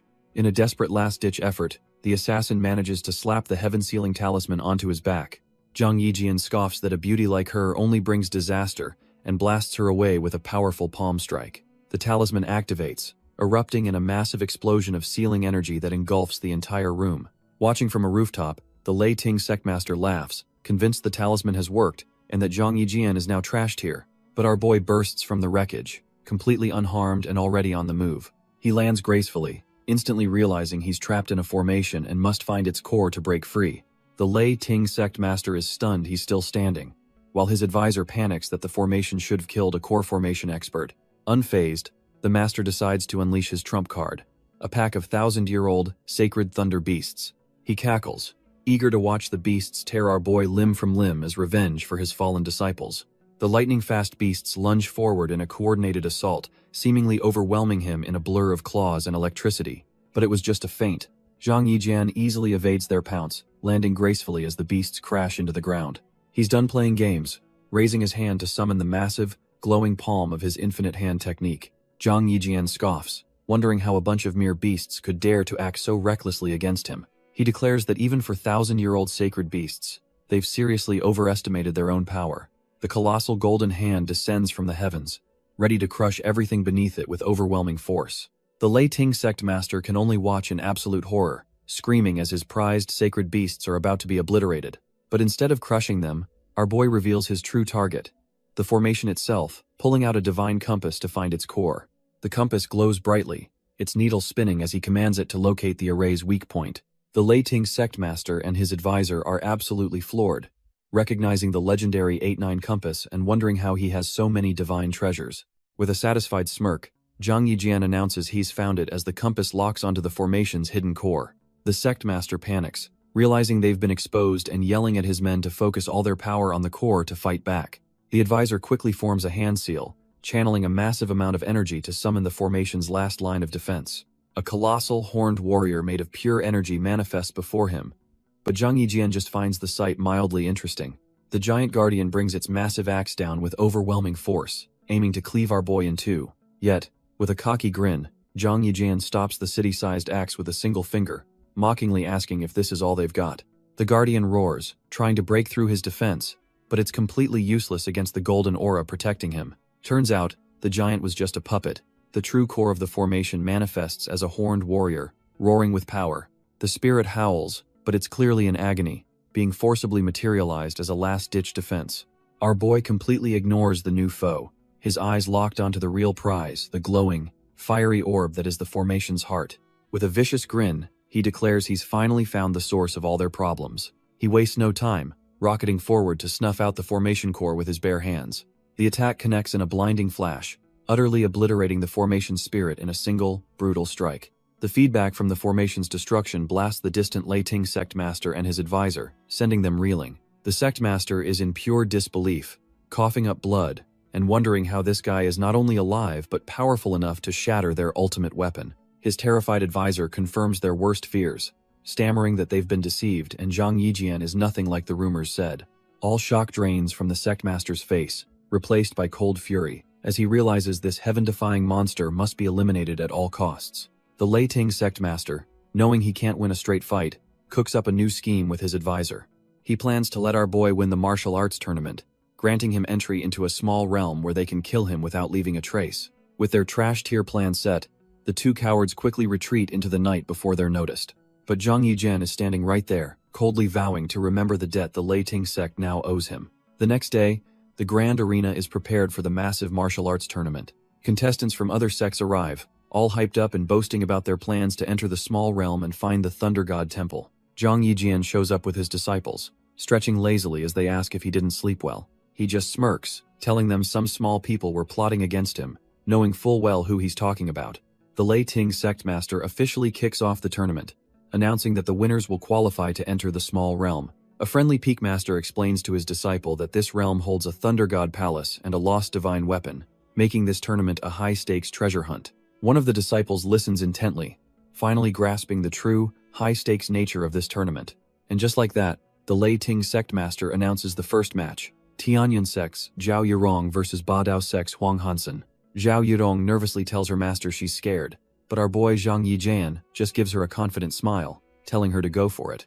Her opponent, Huang Hansen, makes a grand entrance, leaping into the arena and screaming that he'll slaughter anyone who stands in his way. He immediately starts running his mouth, calling Zhao Yirong a beauty following a trash-tier loser, and what a complete waste. A couple of other disciples in the crowd start mocking her too, betting that if she wins, they'll eat dirt while standing on their heads.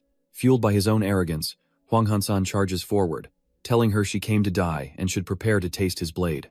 But Zhao Yirong is on another level, easily dodging his attack and leaping into the air with incredible speed. She comes down with a glowing counterattack so fast he can only mutter that this isn't good.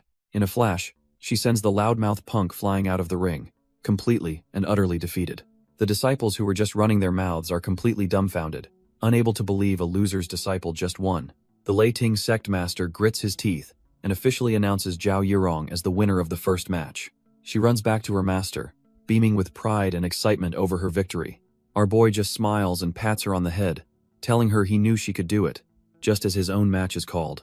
Without a moment's hesitation, Zhang Yijian leaps into the arena, ready to show everyone what real power looks like. But before he even lands, his opponent is already on his knees, screaming that he surrenders and admits defeat. The Lei Ting sect master declares Zhang Yijian the winner, but internally reveals this was all his plan to save face for now. Our boy just stretches, bored out of his mind, and complaining that there's absolutely no challenge here. With the two easiest matches out of the way, the sect master announces the next round of fights for the other disciples. Zhao Yirong asks if there's a specific mission, but her master explains he just brought them for some crucial combat experience. Several hours of intense fighting pass in the blink of an eye. When the dust settles, the arena is littered with defeated disciples, while the victors stand tall over the wreckage. The Lei Ting sect master steps forward, ready to announce the final results of this brutal selection. Unsurprisingly, the first names called are Zhang Yijian and his two powerhouse disciples, who breeze through the competition. Next up is the group led by Han Shan, who also proved their strength and secured their spots. The final group of winners is announced, a trio of tough-looking warriors ready for the next challenge. But then, the sect master pulls a classic scumbag move, declaring that he and his advisor get automatic entry as the hosts. Our boy can't believe the nerve, thinking to himself what a shameless and blatant abuse of power this is. Ignoring the silent judgment, Lei Potian raises a mysterious wooden tablet and declares the small world is now open. With a surge of power, a swirling portal materializes, and he gives all the qualifiers just 15 minutes to jump in. The portal roars to life, and the qualified teams stand on the precipice, ready to dive into the unknown. Without a moment's hesitation, some arrogant fools make a break for it, already claiming the divine weapon inside as their own. Our boy Zhang Yijian isn't far behind, giving his disciples the signal that it's time to head in. They step through the portal into a new dimension, their eyes immediately drawn to a colossal structure known as the Thunder God Temple. Lei Potian explains to the assembled groups that the temple has 8 floors, but the first 3 have already been picked clean, meaning the real prize is deeper inside. A couple of schemers from the Black Star sect are already rubbing their hands together, dreaming of how a divine weapon will elevate their trash-tier sect to greatness. But as their leader takes his first confident step forward, he freezes, realizing something is terribly wrong. The ground suddenly erupts beneath them as the entire courtyard floor collapses into a massive pitfall trap. Zhang Yijian reacts in a flash, grabbing both of his disciples to keep them from being separated in the chaos. Everyone plummets into the darkness, with the other cultivators screaming in terror, realizing the entire entrance was a deadly trap. As they plummet, our boy holds his disciples close, telling them to brace themselves for impact. The trio hurtles through the darkness, falling faster and faster into the unknown depths of the temple. But Zhang Yijian isn't about to let gravity decide his fate. He channels his energy and unleashes a massive blast to break their fall. His disciples scream as the raw power of the explosion buffers them from the landing. The ground erupts in a massive shockwave, clearing a safe zone for them to touch down. He asks if they're all right, and they confirm they're fine, just a little shaken from the rough landing. Suddenly, a colossal armored boot stomps down right beside them, making the ground tremble. The girls look up, startled by the sound, wondering what kind of monster they've stumbled upon now. Turns out, it's not a monster, but a whole army of armored soldiers, whose commander smirks at the arrival of new guests. The disciples are completely dumbfounded that people are living down here, and Zhang Yayun immediately gets a terrible feeling about this place. But it's all part of the plan, as Zhang Yijian smirks and tells his disciples their real training starts now. He then shoves them forward, simply telling them to do their best while they look back in total confusion. The armored commander scoffs at the sight, calling their master a coward for pushing women forward to block a blade. Zhang Yayun immediately whips her sword out, furiously telling the commander not to talk about her master like that. The commander just throws his head back and laughs, finding it absolutely hilarious that a trash-tier coward could be called a master. Fueled by rage, both disciples charge up their energy and leap forward, screaming at him to shut his mouth. Unimpressed, the commander just powers up his own blade, roaring for these two rookies to get lost. A single, overwhelming blast of energy from his sword sends both girls flying backward through the air. They land hard, completely stunned by his raw strength and wondering just who the hell this guy is. Turns out, our boy is just chilling in the background, munching on watermelon and cheering them on like it's a damn sports match. The commander smirks, calling their master a coward before ordering his soldiers to kill everyone in the temple. With a unified roar, his armored goons raise their glowing swords and charge forward to execute the order. The disciples realize this is their master's test, steeling their resolve to show him the results of their training. Zhao Yirong is the first to act, unleashing a massive golden hand technique to meet the oncoming wave. Her powerful blast connects, effortlessly sending a few of the armored soldiers flying back.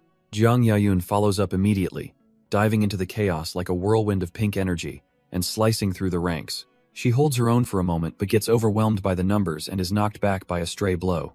Their commander is actually taken aback, admitting to himself that these two women have some serious strength. His soldiers regroup, realizing they can't win with a direct assault, and decide to use a battle formation. They power up in unison, their bodies glowing as they prepare a coordinated formation attack.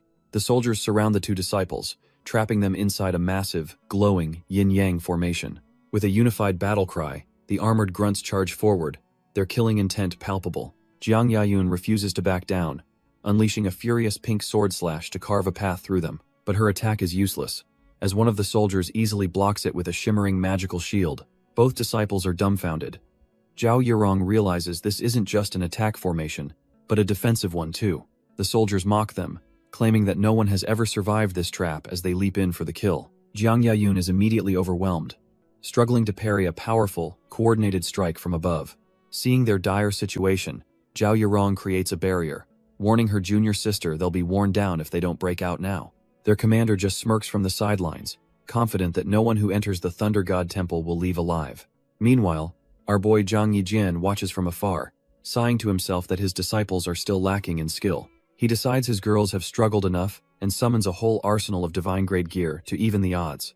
Even a monstrous temple guardian is left dumbfounded, sensing the overwhelming aura of so many divine weapons at once. Our boy casually tosses the top-tier equipment over to his disciples, telling them to catch. They eagerly grab their new toys, thanking their master for the game-changing power-up. But the armored soldiers are unimpressed, charging forward and telling them their pointless struggle is over. With her new sword, Jiang Yayun unleashes a colossal wave of pink energy, ready to turn the tables. Her devastating attack slams head-on into the soldiers' defensive magical formation. But this time, their once impenetrable shield cracks and shatters under the sheer force. The soldiers are sent flying, completely shocked by her sudden and overwhelming boost in power. Not to be outdone, Zhao Yurong summons a massive thunder beast, roaring for everyone to get out of her way. The thunder beast roars to life, pouncing on the unsuspecting soldiers with crackling energy. In an instant, the entire squad of elite armored soldiers is left scattered and defeated on the ground. Their commander is absolutely dumbfounded, unable to process how his men were wiped out so easily. Realizing he completely underestimated them, he powers up, his aura flaring with immense pressure. He takes a single, heavy step forward, deciding it's time to handle this trash himself. Leaping into the air, the commander vows that he'll personally be the one to take their heads. He unleashes a devastating sword strike, screaming for them to go down and be buried with his men. Seeing the overwhelming wave of energy, the disciples know they have to act fast to survive. Jiang Yayun and Zhao Yurong combine their powers, erecting a massive energy shield just in time. But the commander's attack is on another level, shattering their desperate defense into a million pieces. The disciples scream, pouring every last ounce of their energy into surviving the blow. Jiang Yayun takes the lead, but Zhao Yirong knows it's hopeless and yells for her to retreat. She's in awe of the commander's weapon, realizing it's far more powerful than even the divine artifacts their master gave them. As predicted, Jiang Yayun's sword shatters into pieces against the immense power. The resulting explosion sends both girls flying, their defenses utterly crushed. The commander smirks, declaring them no match for his might. But just then, our boy Zhang Yijian appears, catching his disciples and telling them he's proud of their courage. The commander is completely dumbfounded, questioning how they could possibly still be alive. Zhang Yijian steps forward, his aura flaring as he calmly states that harming his disciples is a crime punishable by death. Enraged by the threat, the commander calls him a coward for hiding behind women and dares him to try. The commander roars, charging forward with his divine sword, absolutely certain our boy is looking to die. But Zhang Yijian just sidesteps the attack and delivers a lightning-fast kick, shattering the ground. He smirks, wondering if this trash-tier fool really thought he could compete with him in speed. The commander is stunned, realizing he couldn't even track his opponent's movements. Our boy prepares his own blade, crackling with an energy that puts the commander's weapon to shame. His disciples watch in horror, convinced their master is about to be overwhelmed by that divine sword. In the very next instant, Zhang Yijian sends the commander flying with a brutal kick to the face. Zhao Yurong and Jiang Yayun are left completely speechless, their jaws on the floor. He appears right in front of the dazed commander, mockingly asking if that was the best speed he had. Grabbing his head, he calmly explains that in his world, this is what they call an unexplained combo. With a final, crushing blow, he smashes the commander into the ground like a rag doll. The commander is absolutely livid, screaming that our boy is just treating this life-or-death battle like a game. Desperate, he tries to stall for time, proposing a 10-year pact while secretly planning to just run away. But Zhang Yijian stomps him down, coldly stating that he has absolutely no intention of waiting that long. He raises his blade, a wicked grin on his face, declaring that today is the day this all ends. The commander watches in pure terror as the golden light of the sword descends upon him. Cornered, and with no way out, he decides to go for broke, screaming that if he's going down, he's taking everyone with him. Seeing the fool about to self-destruct, Zhang Yijian instantly moves to shield his disciples. A massive explosion of spiritual energy erupts, engulfing the entire area in a blinding light. When the dust settles, our boy stands completely unscathed, having effortlessly protected both his disciples from the blast. Amidst the rubble, a single glowing item remains from the commander's fiery end. Zhao Yurong is the first to spot it, asking her master what that mysterious thing could be. Without a word, our boy moves in to investigate the unexpected loot drop. He picks up the glowing orb, sensing that there's something hidden deep inside. Deciding there's only one way to find out, he crushes the sphere in his hand. The orb shatters, revealing a rolled-up scroll that was sealed within. His disciples realize it's a map, and excitedly wonder if it leads to the commander's personal treasure. Both girls immediately latch onto their master, begging him to take them on a treasure hunt. But Zhang Yijian, ever the pragmatist, suggests that going home to cultivate would be a better use of their time. They won't take no for an answer, insisting it's just outdoor training and practically dragging him off on an adventure. Fine, he relents, figuring they might as well follow the map and see if there are any unexpected rewards. But our boy has no idea that a couple of shady characters are already watching his every move from the cliffs above. The brawny, purple-bearded leader scoffs at the idea of a casual walk, clearly knowing more than he's letting on. His mustache subordinate immediately catches on, breathlessly asking if the map leads to the legendary divine sword. The follower warns that our boy is strong, but the leader just smirks, declaring that the appetizers are over. Meanwhile, Zhang Yijian leads his disciples through a cavern, sheepishly admitting he's a bit directionally challenged. Suddenly, he stops dead in his tracks, dumbfounded by the sight of a massive, hidden waterfall. They push through the cascade into a grotto where the spiritual energy is so dense it's practically liquid. With an aura this potent, Zhang Yijian can't help but grin. This treasure hunt is looking very promising indeed. The girls are absolutely buzzing, immediately suggesting they ditch the treasure and just cultivate in this paradise. But the sheer sight of his disciples in the water sends our boy into a full-blown nosebleed. Zhao Yurong cheekily invites him to join them, with Zhang Yayun adding that the spiritual energy is perfect for dual cultivation. Zhang Yijian's mind immediately goes to the gutter, imagining a very different kind of cultivation session. Snapping out of it, he decides to let them cultivate while he reaps the benefits.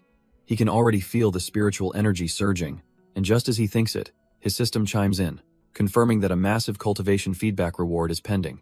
But just as he's about to cash in, a massive blade slices through the air, aimed right for his head. He barely flinches, effortlessly blocking the strike with a golden shield and muttering about pirates from his old world.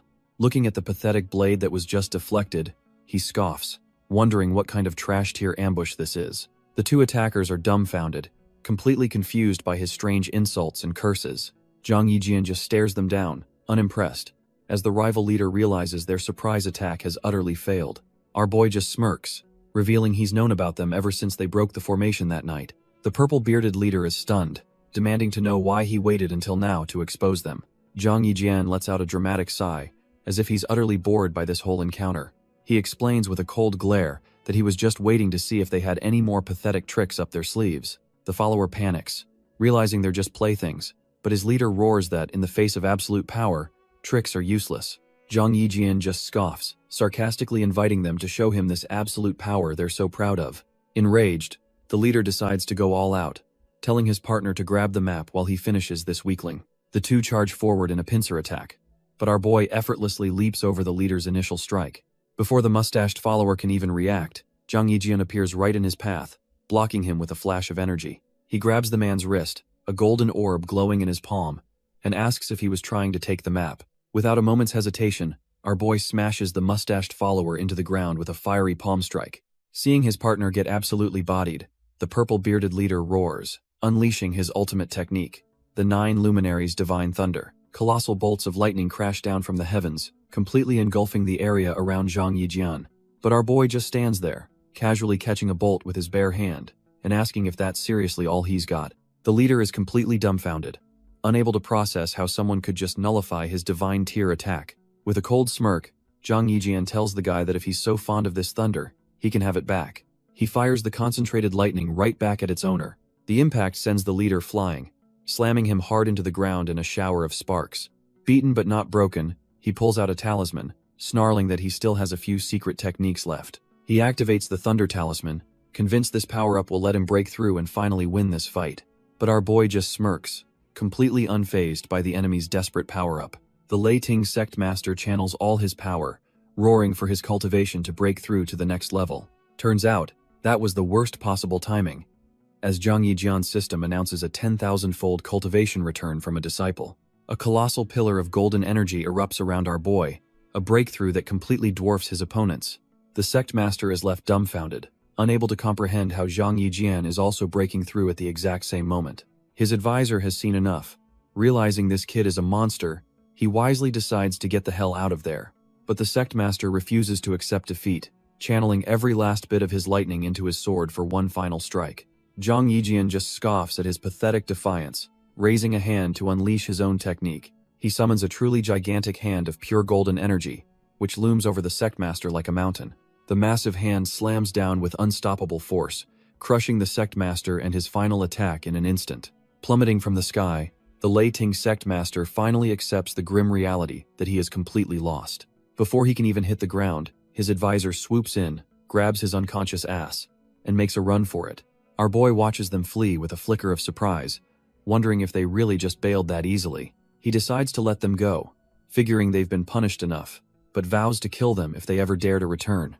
Turning his attention, he finds his disciples, who excitedly report that they both broke through their cultivation bottlenecks. A proud smile spreads across his face. This whole trip was definitely worth the trouble after all. With business concluded, he tells the girls to dry themselves off so they can get a move on. Meanwhile, in a completely different part of the temple, a new group of cultivators has arrived with a clear purpose. Their leader announces that they've reached the 6th level and orders his men to search for any trace of a divine sword. With a "yes, sir," the team immediately splits up, beginning their meticulous search of the ancient courtyard. But as they search, their leader suddenly freezes, sensing an ominous presence. His subordinates are confused, asking what's wrong, but he just yells that something is here. Before anyone can react, one of his men is snatched up by some kind of invisible web. The other subordinate is dumbfounded, completely unable to process what just happened. In the next instant, he too is caught and yanked away into the sky. The commander is left alone, screaming for whatever is hiding to show itself. He braces for a fight, his eyes wide with a mix of fury and terror. Looking up, he's greeted by the horrifying sight of a massive spider demon with a woman's face. A blood-curdling scream echoes through the courtyard as the creature descends upon him. At that very moment, our boy and his disciples are calmly walking out of the temple, completely unaware of the chaos. Suddenly, our boy stops in his tracks, recognizing the distant screams as Zhuge Yunfan's voice. His disciples are terrified, asking if they should really proceed, but he tells them to stay close, they're going in. They follow the sound to a deserted courtyard, but there's no sign of anyone. Zhang Yijian immediately senses it. The atmosphere here is completely off, thick with a sinister aura. In the next instant, a monstrous shadow with glowing red eyes looms over the building, startling his disciples. Without a moment's hesitation, our boy whips out his sword, a purple energy swirling around it. A strange web-like projectile suddenly shoots out of nowhere, aimed directly at Zhao Yurong. He moves in a flash, pulling Zhao Yurong to safety while his glowing sword deflects the attack. Another web flies out, this time for Jiang Yayun, but he's already there to shield her from harm. With both disciples behind him, he warns them to be on guard. There's a strange beast here, and it's hostile. Jiang Yayun suddenly screams for her master to look up at the horrifying sight above them. Turns out, it's Zhuge Yunfan and his crew, all wrapped up like cocoons and hanging from a massive web. While one of them desperately begs for help, the other has lost all hope, convinced they're all about to die. The beast finally reveals herself a grotesque spider woman who mockingly congratulates Zhang Yijian for being the first to ever escape her trap. Our boy just scoffs at the ugly creature, completely unfazed, as she asks if he's really trying to block her path. The spider woman then proposes a little game. If he wins, she'll let everyone pass, and he cautiously asks for the rules. The challenge is to rescue the captives within 15 minutes. But as she speaks, a horde of mummy-like monsters bursts from the ground.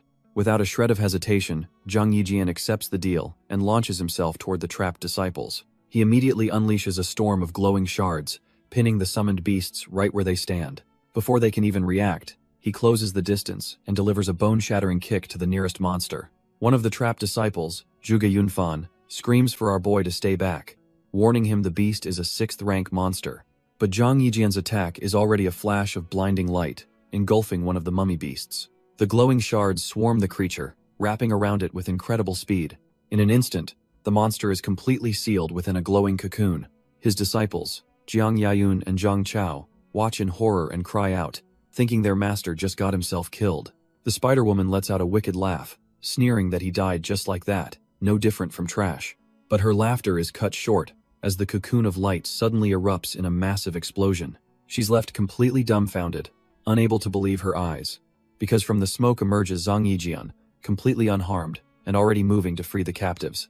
With a few clean slashes of his sword, the webs are severed, and the rival disciples fall to the ground, finally free. His disciples, Jiang Yayun and Zhang Chao, are ecstatic, realizing their master is completely unharmed. The Spider-Woman, however, is absolutely losing her mind, screaming about how it's impossible he broke free. But our boy isn't done yet, unleashing a devastating sword technique on her summoned mummy beasts. The trash-tier minions are instantly vaporized in a massive explosion. She's taken aback for a moment, but a wicked smile starts to spread across her face. Turns out, she finds this whole thing incredibly amusing, saying it's the most fun she's had in a century. Zhang Yijian, now flanked by his disciples, calmly tells her he won their little game and it's time to pass. To everyone's surprise, she agrees that a bet is a bet and simply tells them to come on in. The freed contestants are still on the ground, completely dumbfounded, and asking if they can really leave now. Zhang Yijian just turns back and yells at them to stop standing around and get a move on. The freed contestants quickly make their exit, not wanting to stick around for another second. But the spider demon woman isn't happy at all, complaining that she hasn't had enough fun yet. Inside the temple, the leader of the other group thanks our boy for saving them, but Zhang Yijian coldly brushes it off. His subordinates are fuming at the arrogance, suggesting they take him out, but their leader tells them to be patient and wait for the right moment. Meanwhile, Zhang Yijian and his disciples hit a dead end, but he's certain the map showed a path forward. Trusting his instincts, our boy approaches the wall and places his hand on the cold stone. Just as he suspected, his touch reveals a hidden mechanism. A keyhole appears right before their eyes. He smirks, realizing they've found the lock, but now they have a new problem. There's no key in sight. Without missing a beat, he orders his disciples to spread out and search the entire hall. The rival group sees this and decides they'd better start looking too, not about to let Zhang Yijian get ahead. While the rival group searches, a small, sinister-looking spider crawls unnoticed up a nearby pillar. The creature stealthily makes its way onto the neck of the red-haired commander, who's completely oblivious. With a faint purple glow, the spider sinks its fangs into the commander's flesh. He flinches from the sharp pain, brushing it off as a mosquito bite, but his subordinate can tell something's not right. Meanwhile, Zhang Yijian's disciples report back, confirming their side of the hall is also a dead end. The rival team comes up empty-handed too, leaving their leader dumbfounded about where the key could possibly be. Our boy connects the dots, realizing every level has a guardian, and the key must be with the human-faced spider outside. With a new plan in mind, he tells his disciples to stay put while he goes to confront the beast alone. He reassures them with a smirk, promising to make it quick as he strides confidently towards the exit. But before he can even take a step, the floor is suddenly swarming with a horde of squeaking, purple glowing spiders. The tiny spiders crawl up everyone's legs, their purple glow a sinister warning. The rival cultivators completely lose their cool, screaming as the swarm covers them. Even their leader is dumbfounded, watching his men get devoured by the creepy crawlies. Zhang Yijian's disciples are no better, trapped in a sea of skittering legs and fangs. But our boy has already bypassed the fodder, calmly asking the spider demon for the key. The guardian grins, amused that he actually came back to face her. She agrees to hand over the key, but only if he can survive 2 of her little games. With a twisted smile, she boasts that for 100 years, her game of death has remained undefeated. Leaning in close, she tells him the first game is simple. See if he can save his disciple. Before he can even process the threat, the spider demon lunges, and he realizes he's already a step behind. While Zhang Yijian is occupied, Jiang Yayun is already in the thick of it, slicing through the disgusting swarm. Zhao Yirong unleashes a massive burst of lightning, frying dozens of the creepy crawlies in one go. The other cultivators, however, are completely out of their league, screaming for help as they're swarmed. Even their commander realizes they've walked right into a death trap. Zhang Chao tries to keep a brave face, telling her senior sister that these little spiders are nothing to worry about. But just as she says that, a nearby stone wall begins to crack and explode outwards. From the dust emerges a new kind of nightmare, a hulking, humanoid spider beast. This thing is on a whole different level from the trash-tier bugs they were just fighting. And of course, it didn't come alone. An entire squad of these elite monsters roars into existence. Both disciples are left completely dumbfounded, realizing the real game has just begun. The new spider warriors roar, their dark energy practically suffocating the room. Jiang Yayun, ever the brave one, charges forward with her glowing sword, refusing to be intimidated. But her courage means nothing. The monster effortlessly boots her into the air like a rag doll. Zhang Chao tries to back her up, blasting another one of the beasts with a palm strike. It's completely useless as the creature tanks the hit and slams a fist right into her gut. Both disciples are sent tumbling across the floor, utterly defeated by the sheer power gap. Meanwhile, the red-haired commander is cornered, screaming for the monsters to stay away from him. The spider warriors get right in his face, their fangs dripping, and he braces for the end. But in a bizarre twist, the monsters suddenly leap right over his head, completely ignoring him. Turns out, he was never the target. The entire squad lands perfectly, surrounding the two disciples. The spider warriors were just the opening act. Now, a horde of shadowy demons descends upon the helpless disciples. But just as they're about to be torn apart, our boy Zhang Yijian arrives, absolutely radiating with fury. He doesn't even hesitate, blasting straight through the demonic ranks like they're made of paper. Watching from the sidelines, the red-haired commander is completely dumbfounded, realizing he's in the presence of a true monster. The shadow demons roar, trying to swarm him, but they have no idea who they're messing with. Zhang Yijian's rage boils over. He can't believe these trash-tier beasts dared to even touch his students. He gathers his power and unleashes a massive wave of golden energy, promising to destroy every last one of them. The demons are instantly engulfed in the inferno, their roars turning to screams as they're vaporized. In a flash, the entire battlefield is cleansed, leaving only our boy standing amidst the dissipating energy. He calmly turns to his disciples to make sure they're okay, and all they can do is swoon over how unbelievably cool their master is. Just as they catch their breath, a sinister purple energy coalesces above them, signaling the arrival of a far greater threat. The spider demon woman emerges from the vortex, cackling that the real game is just getting started. Zhang Yijian immediately shoves his disciples behind him, ready to face whatever this new monster throws at them. With a disgusting flick of her tongue, the demon reveals a golden key, the prize for her next twisted trial. She lays out the rules. It's a simple key, snatching battle, but if he loses, everyone in the room dies. Zhang Chao anxiously warns him that it's probably a trap, but our boy just smirks, saying tricks are useless against absolute power. The spider demon finds his confidence hilarious, mocking him for letting 2 easy wins go to his head. She looms over him, calling him a mere toy and questioning how he dares to even challenge her. To prove her point, she reveals a massive web littered with the bodies of past challengers, boasting that he'll soon join them. Done with the pleasantries, she unleashes a storm of energy spikes, screaming that none of them will be leaving here alive. But for our boy, this rain of trash-tier energy spikes is nothing more than a light show. He moves with impossible speed, effortlessly weaving through the deadly barrage without a single scratch. It's a masterclass in evasion, making the demon's ultimate attack look like a complete joke. The demon is dumbfounded that he dodged, but Zhang Yijian just scoffs that such clumsy tricks are useless against him. Thinking fast, she spits out a massive, sticky web, hoping to trap him mid-air. For a moment, it looks like her strategy worked, as our boy gets caught in the glowing snare. Hess completely wrapped up, and the demon thinks she's finally got him right where she wants him. She cackles, screaming that he's going to pay dearly for his arrogance and is about to die. But she celebrated way too early, as he effortlessly shatters the web and begins to channel his true power. He unleashes his signature technique, the limitless hand, smashing the demon with a colossal fist of golden energy. The demon screams as she's completely crushed between the 2 massive golden hands. She's sent flying, utterly baffled as to how a mere human could defeat her so easily. Her body slams into the ground, the force of the impact sending out a wave of fire. Zhang Yijian dives in to deliver the final blow, ready to end this once and for all. But just as he's about to strike, he feels a sudden killing intent right behind him.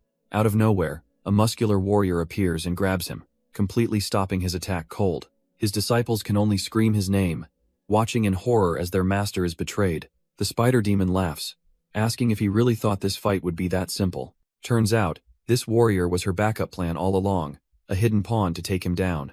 The traitorous warrior heaves our boy into a pit of blazing energy, thinking the job is done. But the spider demon is left absolutely dumbfounded, realizing he's protected by a divine-level defensive armor. Zhang Yijian just blasts out of the inferno without a single scratch on him. She can't process it, screaming that it's impossible for anyone to survive her ultimate trump card. With her final shriek, she dissolves, leaving behind a shimmering golden key as the floor's reward. His disciples, Jiang Yayun and Zhang Chao, immediately rush to his side, frantically asking if he's okay. Our boy just smirks, dangling the key and telling them that trash-tier ambushes like that could never hurt him. He then announces that it's time to move on, promising to take them to the 7th layer. Wasting no time, he walks over to a hidden wall and inserts the key into a lock. The wall slides open, revealing a swirling purple portal to the next, even deadlier, stage of the trial. Our boy tells his disciples to head on in, gesturing towards the swirling purple vortex. But before they can move, another group of cultivators appears, completely shocked to find the portal just sitting open. The newcomers grin, thinking they've hit the jackpot and can just piggyback off someone else's hard work. Wasting no time, the 3 freeloaders sprint right past our crew and dive headfirst into the portal. They all emerge into the 7th layer of the Thunder Temple, a surprisingly serene and lush forest. Zhang Yijian takes it all in, remarking to his disciples that this place is a completely different world. Suddenly, his system dings with a notification. A new disciple candidate named Meng Qi is nearby, catching him completely off guard. His thoughts are immediately interrupted by the sound of a strange chant echoing through the trees. He and Zhang Chao whip their heads around, utterly confused by the bizarre scene unfolding before them. It's a creepy procession of cultists carrying some kind of idol, chanting about summoning gods and offering sacrifices. The system confirms his suspicion, showing him an image of a terrified little girl named Meng Qi, his new disciple target. Zhang Yijian's eyes widen as he realizes the cult's intended sacrifice is the very girl he's supposed to recruit. Without a second thought, our boy steps forward, demanding to know what god requires the life of a child. The cult leader is having none of it, warning Zhang Yijian to mind his own business or face the consequences. Meanwhile, the 3 freeloaders who snuck in are also exploring the forest, noting the strange aura and the overwhelming presence of a powerful sword. They immediately get on high alert, realizing they've stumbled upon something big. Turns out, the source of the energy is a massive, ancient Buddha statue clutching a divine, flaming sword. Elsewhere, another group led by an old master spots the statue, and the elder goes absolutely wild with joy, screaming that he's finally found it. Convinced the divine sword is his for the taking, the elder makes a mad dash towards the statue.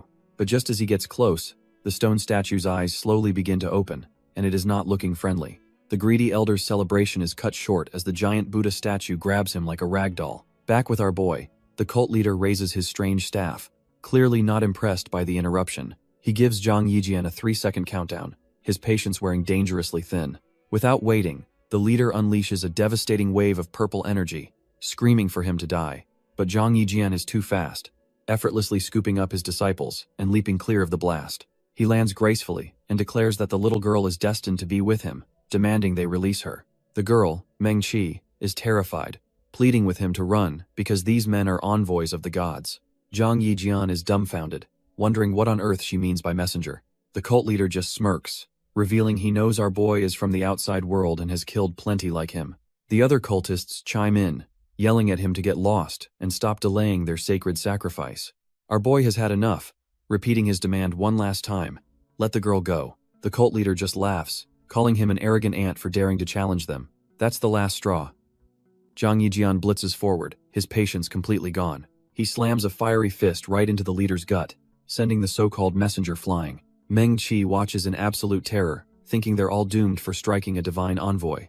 The leader is utterly enraged that an outsider dared to touch him and screams for his men to kill him. Zhang Yijian scoffs, calling them worthless rabble as he summons his massive golden infinite hand.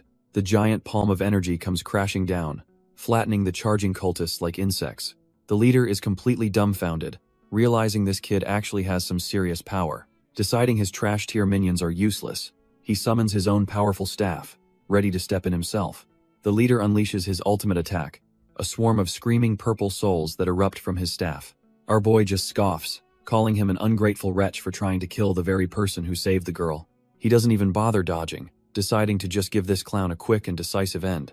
The leader's mind shatters. He can't believe his spirit, refined for 10 long years, was just broken by raw physical power.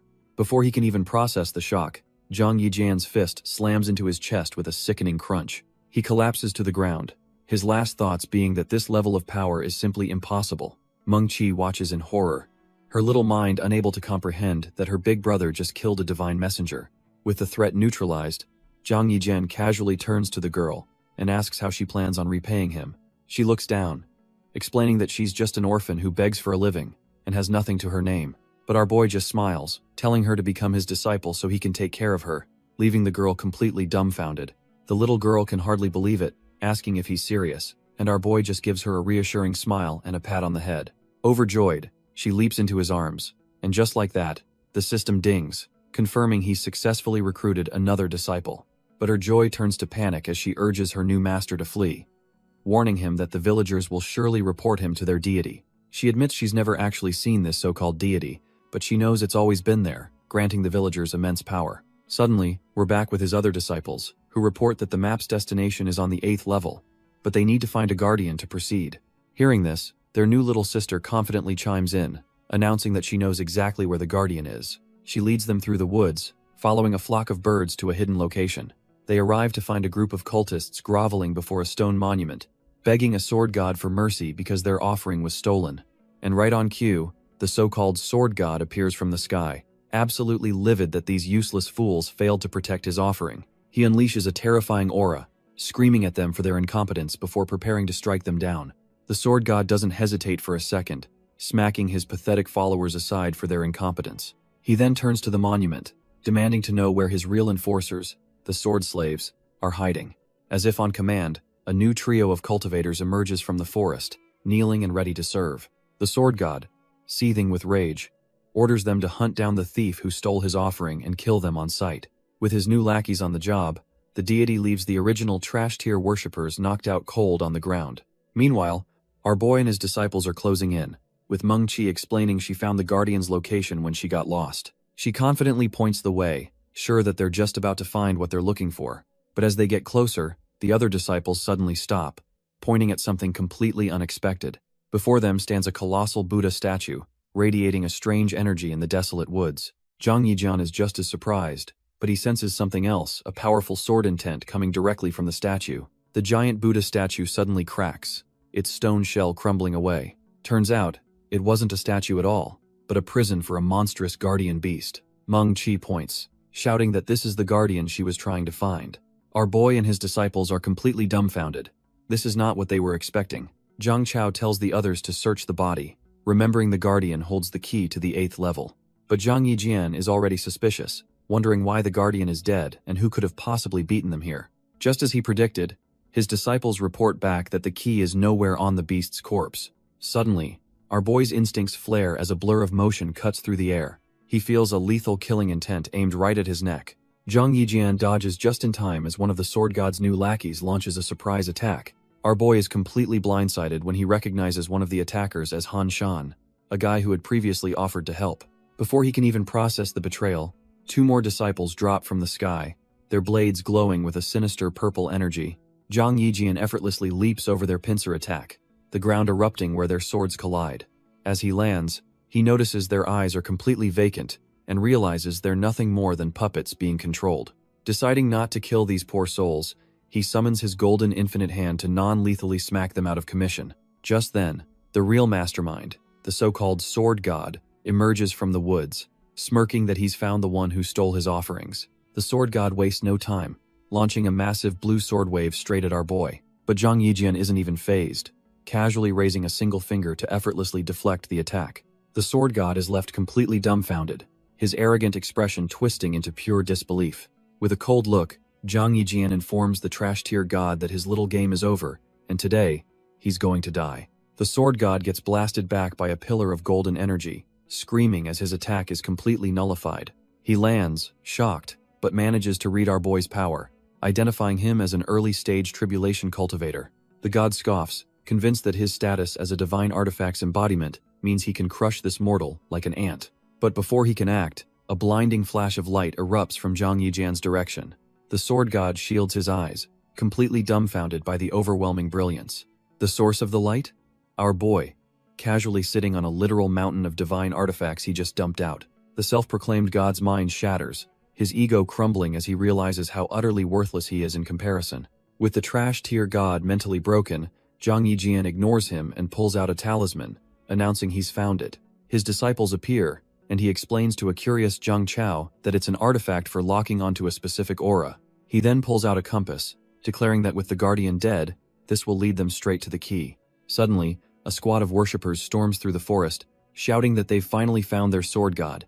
Their leader points an accusing finger, screaming that this is the guy who stole all their precious offerings. Our boy is just confused, watching his compass point directly at this unfolding drama. The sword god, meanwhile, tries to regain his composure, telling himself that his noble status is absolute. A greedy thought crosses his mind, hell, just take all of that mortal's divine artifacts as compensation. But then Zhang Yijian's compass locks on, and he realizes with a shock that the key is on the sword god himself. Meng-Chi desperately warns him that he's facing a god, but our boy just scoffs, calling him a simple sword spirit. The god is utterly floored. His true identity is exposed, and he knows he must kill them all to keep his secret. He unleashes his full aura, confident that his raw pressure will be enough to intimidate these fools into submission. Zhang Yijian, completely unfazed, casually asks his disciples if any of them want a sword spirit, offering to gift him to them. Zhang Chao's eyes turn to hearts as she immediately calls dibs, saying the sword spirit is super cool and she wants him. The so-called sword god is left fuming in the background, completely ignored and treated like a common prize. His loyal worshippers are absolutely livid, screaming that these heathens have offended a god and will surely face divine punishment. Our boy just casually tells the spirit that his disciple has taken a liking to him, so he should just surrender obediently. Enraged beyond words, the sword god unleashes his power, forming a massive energy sword to strike them down for their insolence. But Zhang Yijian isn't even fazed, raising a single hand as a massive golden palm materializes above him, giving one last chance to give up. The two colossal attacks collide, and our boy coldly states that if he doesn't take this chance, he shouldn't blame him for being ruthless. The sword god's attack is instantly shattered, and he's sent flying backwards with a pathetic scream. He's caught in an invisible grip, struggling and contorting as if being crushed by an entire mountain. The spirit is completely dumbfounded, unable to comprehend how this mortal, who just broke into the tribulation stage, could possibly resist his divine aura. Without a word, our boy unleashes his limitless hand, a flurry of fiery strikes that slams into the so-called god. He mocks the spirit, saying he thought he was stronger, but it turns out he was just putting on a show. With a smug grin, Zhang Yijian decides that this little scuffle is pretty much settled. The sword god can only scream as he's pummeled by an endless barrage of golden energy fists. His worshippers are left speechless, their minds unable to process that their god is getting absolutely thrashed. The spirit crashes to the ground, utterly broken, and wondering how this could possibly be happening. Zhang Yijian casually strolls up to the defeated god, towering over him like he's nothing but trash. He then gives the spirit a simple choice: submit and live, or resist and die. The sword god is terrified, realizing he's never faced an opponent this monstrous in his entire existence. Swallowing his divine pride, he immediately begs for his life, offering to sign a contract and become a weapon for the disciple. Zhang Yijian looks down at the pathetic god and simply demands he hand over the key. Terrified, the sword god immediately complies, materializing the glowing blue artifact without hesitation. Our boy pats him on the head like a dog, sarcastically praising him for being wise enough to know when he's beaten. He then calls over Zhao Yirong, announcing that this divine spirit is now her personal weapon. She eagerly begins the binding contract, forcing her spiritual energy into the defeated sword god. The spirit screams as his essence is forged back into his true form, a magnificent flaming sword. Zhao Yirong is ecstatic, marveling at the sheer power radiating from her new divine weapon. With the new toy secured, Zhang Yijian uses the key, declaring that the final layer is all that's left. He leads his disciples through the swirling portal, ready for whatever challenge awaits them. But what they find on the other side is just carnage, a field of defeated warriors, leaving them utterly confused. Before they can even process the scene, a squad of border soldiers barrels through on horseback, yelling for everyone to move. Our boy reacts in a flash, grabbing both Jiang Yayun and Zhang Chao, and pulling them out of the path of the stampede. The horses neigh and rear in the chaos, their riders struggling to maintain control amidst the urgency. One of the soldiers glares down at the group, angrily asking if they have a death wish for blocking their path. Just as things get tense, a general rides up and orders his subordinate to stop harassing the civilians. The soldier immediately snaps to attention, offering a quick apology to his commander. The general then turns to Zhang Yijian with a more reasonable tone, asking if he was startled by the commotion. He warns them this is a dangerous battlefield and they should leave. But his advice is cut short by an urgent report. A panicked scout screams that the first line of defense has fallen and a horde of monstrous invaders is pouring in. The general's expression hardens as he draws his sword, roaring at his men to prepare to face the enemy.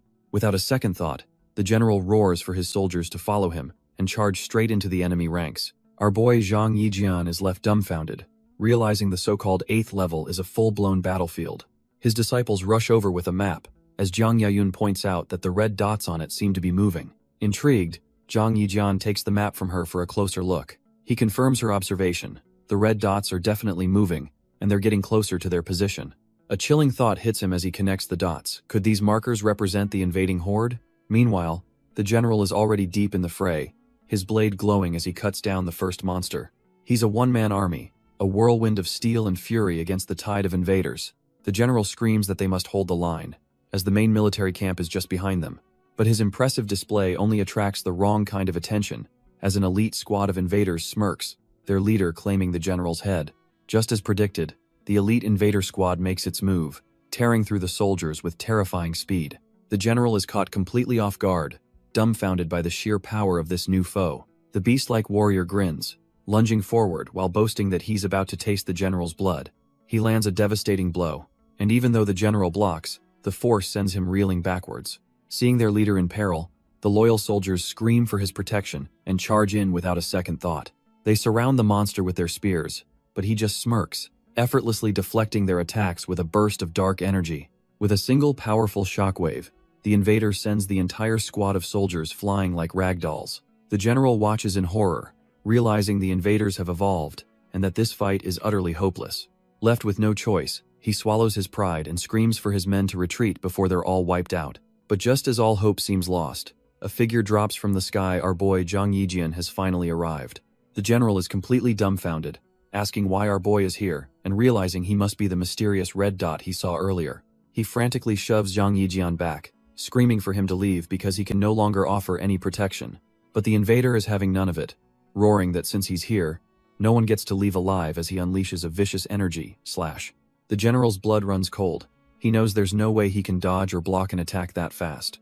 In a flash, Zhang Yijian simply raises his hand and effortlessly shatters the deadly purple energy into a million pieces. The beast man is left completely speechless, his brain short-circuiting as he tries to figure out what just happened. Even the general can't believe his eyes, wondering how this kid just nonchalantly blocked the invader's lightning-fast attack. Our boy calmly explains that the general can't die just yet, not until he figures out what this whole red dot business is about. The invader, finally snapping out of his shock, puffs out his chest and tells Zhang Yijian to get lost if he values his life. Zhang Yijian just smirks back, pointing out how the monster just told him to die and now wants him to leave, asking if he's getting scared. Enraged, the beastman roars that our boy is looking for death and lunges forward with his claws out. But before his attack can even land, Zhang Yijian casually catches his wrist, stopping him dead in his tracks. With a flick of his arm, he slams the invader face first into the dirt with bone-shattering force. The beastman can only lie there, his mind reeling in pure disbelief at the sudden turn of events. Zhang Yijian doesn't give him a second to recover, driving a powerful knee straight into his jaw. The impact is so immense it cracks the very ground beneath them, sending shockwaves outwards. Our boy stands over his opponent's broken form, not even breaking a sweat after that one-sided beatdown. The general is completely dumbfounded, his jaw on the floor as he tries to process what just happened. His soldiers are just as shocked, realizing this mysterious stranger is leagues stronger than their own commander. Seeing their leader get absolutely demolished in seconds, the rest of the invading horde panics and starts to flee for their lives. The general bows deeply, apologizing for his earlier foolishness and admitting he never recognized our boy's true strength. Overjoyed by his humble nature, the general insists on hosting a grand feast that very night to properly thank him. Zhang Yijian agrees without hesitation, and the two men shake on it, a new alliance forged in battle. As the full moon rises, the border camp transforms from a battlefield into a place of celebration. The general raises his cup, leading a toast to their savior as Zhang Yijian and his disciples enjoy the feast. It doesn't take long for the alcohol to flow, and Meng Qi can only watch as her senior sisters are already getting wasted. Seeing the writing on the wall, she decides to be the responsible one and slips off to prepare their beds. An hour later, the sounds of revelry have faded, leaving the camp in a peaceful quiet. Turns out even our boy has his limits, as he's found completely passed out cold on his bed. Poor Meng Qi is left to deal with the aftermath, grumbling as she struggles to drag her two drunk senior sisters home. With her master and senior sisters finally tucked in, Meng Qi sighs in relief, her job finally done. Exhausted from playing babysitter, she decides it's time for her to get some well-deserved rest too. Meanwhile, our boy and his disciples are lost in a blissful, drunken dream, completely unaware of the world. But as morning comes, Zhang Chao starts to stir, feeling uncomfortably hot and disoriented. Suddenly, a scream rips through the morning quiet, echoing from their tent. Zhang Yijian is jolted awake, his heart pounding as he tries to figure out what's going on. His two disciples are also awake, clutching their robes in a panic, asking if anything happened while they were drunk. Our boy is dumbfounded, his memory a complete and utter blank slate. Just then, a sleepy Meng Qi enters, explaining that they all drank way too much and she had to carry them in. He desperately asks for confirmation that nothing happened, and Meng Qi reassures the panicked trio they just slept like logs. The whole group breathes a collective sigh of relief, glad their drunken night didn't lead to any disasters. Later, our boy checks his system map, which shows a glowing red dot marking the key to the next level. He's suddenly on high alert, realizing the red dot has moved from its previous position. Just then, the friendly border general arrives with his men, announcing he's brought them a hearty breakfast. Forgetting all their worries, Jiang Yayun and Jiang Chao's eyes light up at the sight of a perfectly roasted chicken. The general smiles, telling them to eat slowly as there's plenty more where that came from. But Zhang Yijian is too preoccupied, wondering why the general himself is the red dot on his map, and asks his system for answers. The system reveals the truth. The general is the guardian of the 8th level, and his entire existence is dedicated to fighting a foreign race. He asks the system how to get the key, and the answer is grim. He must annihilate the foreign race to fulfill the general's lifelong wish. The general notices our boy isn't eating, but Zhang Yijian, now burdened with this new mission, says he's not hungry and asks to hear the general's story instead. The general begins his tale, explaining he's just a simple warrior at heart. He recounts how he followed his father onto the battlefield from a young age, a life forged in conflict. The story turns grim as he reveals his family and friends all perished in the endless war. Now, his entire existence is fueled by an irreconcilable hatred for this foreign race. Our boy steps up, confidently telling the general he can help him achieve his lifelong wish. But the general just scoffs, admitting that while Zhang Yijian is strong, annihilating an entire race is an impossible fantasy. Dismissing the offer, he tells them to rest up while he returns to his military duties. Without a moment's hesitation, Zhang Yijian tells his disciples he's heading out to the lands of the other races. Before they can even protest, our boy is a blur, rocketing off into the wilderness. As he travels, he wonders to himself what makes these enemies so notoriously difficult to eradicate. Suddenly, our boy freezes mid-step, sensing a strange and sinister aura nearby. Peeking into a hidden cave, he's dumbfounded by the sight of countless glowing blue eggs. He realizes this isn't just a cave. It's a massive, pulsating hatchery for the enemy race. Inside, a powerful-looking king sits on a throne as his newly hatched minions hail him. The king rallies his fresh army, declaring their one true purpose is to conquer all of humanity. Hiding in the trees, Zhang Yijian finally understands this. Mother Nest is the source of their endless numbers. But his killing intent leaks out for a split second, and the Horde King immediately senses his presence. Without a word, the king launches himself forward, firing a massive energy blast right at our boy's hiding spot. The attack slams into the forest with devastating force, vaporizing everything in its path. As the smoke clears, the tree Zhang Yijian was hiding behind is completely obliterated. The Horde King stands dumbfounded, wondering if he was just seeing things since his attack hit nothing. Turns out, our boy was just too fast, having already dodged the blast and bolted through the forest. He makes a beeline for the human encampment, where soldiers are busy training for the next big fight. The border general rallies his troops, warning them that the enemy has been active and they need to be ready. Just then, Zhang Yijian zips into the camp, announcing he has critical information for the general. He declares with absolute certainty that he's discovered the one true weak point of the enemy race. The general is all ears as Zhang Yijian reveals the existence of a mother nest that spawns their endless army. But some other commanders immediately shut him down, calling it nonsense they've never seen in all their years of exploring. Zhang Yijian pleads with the general to trust him, promising total annihilation of the enemy if they just cooperate. His plan is simple and insane.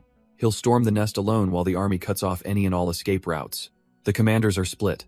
One calls Zhang Yijian's plan total nonsense, but the other admits the risk might be worth the reward. The general mulls it over, knowing that entering the northern stronghold is basically a suicide mission. But against all odds, he decides to trust our boy. Asking what the plan is, Zhang Yijian tells him to bring 300 soldiers to guard the pass.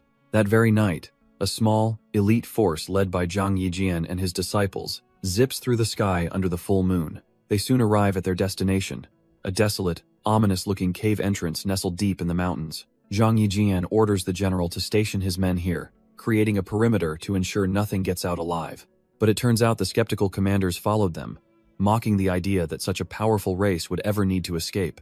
Our boy finally snaps, telling the loudmouth commander he's had enough of his constant whining. Before things escalate, the general steps in, grabbing his subordinate and telling him to just trust the plan now that they're here.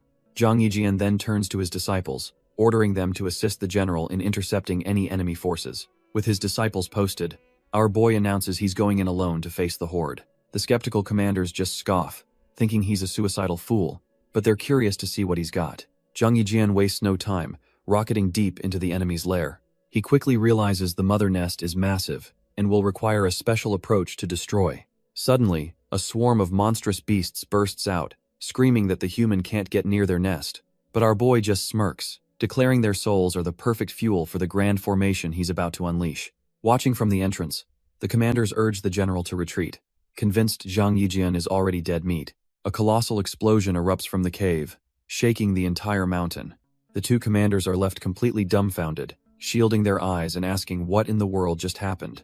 The smoke clears to reveal Zhang Yijian, floating calmly above a crater filled with the vaporized remains of the horde. Yet, our boy is actually disappointed, muttering that his attack was too weak since some of them are still standing. The few survivors, thinking they have a chance, let out a war cry and charge straight at him. With a ferocious yell, Zhang Yijian decides to stop holding back and unleashes a flurry of golden energy. The trash-tier monsters are instantly shredded, their bodies tossed around like ragdolls by the sheer force. He realizes there are still more deeper inside, and decides he has to deal with them all at once. Gathering immense power, he unleashes one of his signature moves, the Infinite Hand. The attack slams into the ground, sending a devastating shockwave of pure energy deep into the cave. The remaining horde members are caught completely off guard as the very earth beneath them shatters. They're sent flying into the air, screaming for help as their bodies are torn apart by the overwhelming power. Watching from afar, the general and his commanders are utterly dumbfounded, realizing they were so blind to have mocked a true immortal. Deep within the nest, the Horde King is in disbelief, unable to comprehend how a mere human could possess such devastating power. His remaining guards are in full-blown panic, crying that if the mother nest is destroyed, their entire race is finished. But the king smacks them aside, scoffing at their cowardice and boasting that no human could possibly contend with him. His guards, ever the sycophants, immediately start hailing their great king, convinced that his personal intervention guarantees their victory. Puffed up with arrogance, the Horde King cloaks himself in a sinister purple aura and declares he'll handle this intruder himself. Meanwhile, our boy Zhang Yijian is already pressing forward, his only thought being to destroy the nest and complete the mission. He unleashes another 60 golden palm strikes, a relentless barrage of energy meant to obliterate everything in his path. The Horde King charges headfirst into the onslaught and desperately throws up a purple energy shield to block the attack. A massive explosion erupts as the golden hands slam into the king's desperate defense.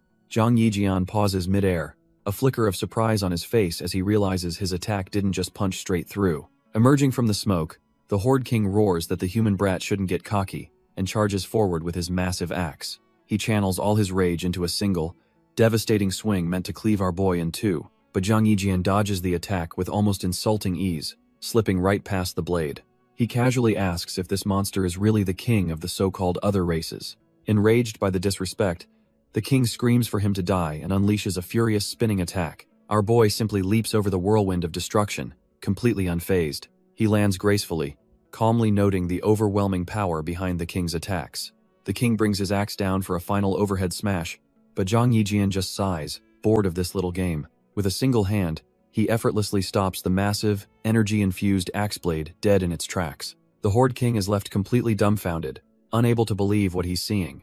With a surge of golden energy, Zhang Yijian decides to end this farce. He unleashes a shockwave, coldly asking the king if he's ready to die with his entire race. The Horde King is sent flying, completely overwhelmed by a power he can't even comprehend. His personal guards can only stare in disbelief, realizing their invincible king was just one-shotted. The general and our boy's disciples erupt in cheers, their faith in him completely validated. Meanwhile, the commanders who doubted him are sweating bullets, terrified he'll hold a grudge. But Zhang Yijian isn't done. He summons countless flaming hands, preparing to wipe the slate clean. The sky darkens as a meteor shower of pure destruction rains down upon the battlefield. The entire invading horde is caught in the blast, their invasion turning into a mass extinction event. Seizing the moment, the general rallies his troops, ordering them to charge and leave no alien alive. The human soldiers roar in unison, charging forward to mop up the dazed and broken survivors. They clash with the remaining invaders, a brutal melee to ensure not a single one escapes. The general himself leads the charge, cutting down the stragglers with righteous fury. Half an hour passes, and the sounds of battle finally fade into the quiet of the night. Standing over a field of alien corpses, the general proudly declares a complete and total victory for humanity. Zhang Yijian then appears, casually asking the general if he was satisfied with the results. Overwhelmed, the general and his men drop to their knees, thanking our boy for his godlike support. The two skeptical commanders follow suit, begging for forgiveness, but Zhang Yijian just scoffs, saying he never took the antics of clowns to heart. He then turns back to the general, asking if this victory has fulfilled his long-standing wish. The general, practically glowing with emotion, confirms that his life's greatest desire was to annihilate this alien race, a dream he owes entirely to Zhang Yijian. With his wish fulfilled, the general dissolves into light, leaving behind a single, glowing artifact. The skeptical commanders are left dumbfounded, screaming about what just happened to their leader. Zhang Yijian catches the prize, and his system reveals it's the general's order, an item that can summon an entire army. Our boy smirks, realizing this little side quest was more than worth the trouble for such an OP item. Suddenly, the sky cracks open, as swirling purple energy begins to form a massive vortex. The portal stabilizes, and Zhang Yijian stands before it with his disciples, ready to head home. His disciples ask where the gate leads, but he just tells them not to worry. The trial is over. With a confident grin, he leads his followers, telling them it's time to return to the sect. Back in the outside world, a group of cultivators watches as the very same void gate materializes before them. A few arrogant disciples from the Lei Ting sect boast that they'll surely be the first ones to emerge victorious. Other sects are busy bickering, each claiming their own group will be the one to emerge with the divine sword. But just as they argue, the portal flares to life and our boy Zhang Yijian steps out with his disciples, leaving everyone speechless. His newest follower, Meng Qi, looks around in wide-eyed wonder, taking in the sights of the outside world. The Lei Ting contestants are completely dumbfounded, demanding to know what happened to their own sect members. From the sidelines, a smug-looking master strokes his mustache, gloating that the talent he picked was indeed the first one out. The Lei Ting disciples rush forward, getting in Zhang Yijian's face and accusing him of trapping their sect master inside the trial grounds. Our boy doesn't even flinch, coldly telling them their masters simply weren't strong enough and all died. They refuse to believe it, screaming that it's impossible for their powerful leader to have failed when a weakling like him survived. Convinced he must have cheated, the furious disciples draw their swords, ready to dish out some misplaced justice. Their leader gives the order, kill Zhang Yijian and avenge the sect master. The Lei Ting disciples charge in, but our boy Zhang Yijian is faster, unleashing a single, devastating sword strike. A massive fiery explosion erupts from his attack, shocking all the onlookers. The surviving disciples are dumbfounded, realizing he must have actually found the legendary divine sword inside the trial. Zhang Yijian just scoffs, telling them their masters died because they were weak, and he dares them to try their luck. Faced with his overwhelming power, the once arrogant disciples are now frozen in absolute terror. He dismisses the trash-tier challengers without even breaking a sweat, leaving them groveling on the floor.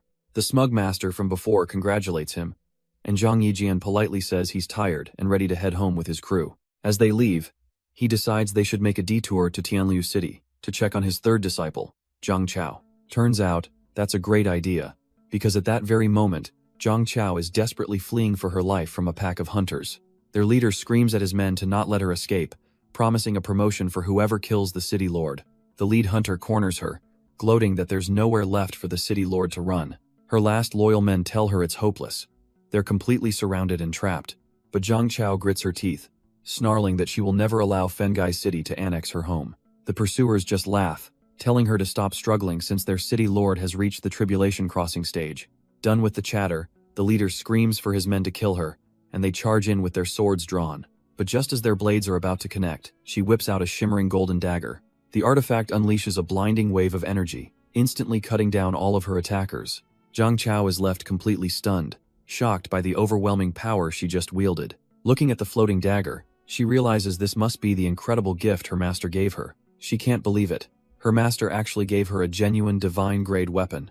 But just as she celebrates, the city lord of Fengai City appears, declaring he's finally found her. He charges forward, screaming that once he captures her, he'll rule over both cities. Suddenly, the golden dagger zips through the air on its own, cutting down even more of his men. Zhang Chao is completely dumbfounded, wondering why the divine weapon is moving by itself. The Fengai City lord is also caught off guard, staring at the tiny blade rocketing towards him. Before he can even react, the dagger pierces straight through his chest. The sheer force of the impact sends him flying backwards, crashing into the ground.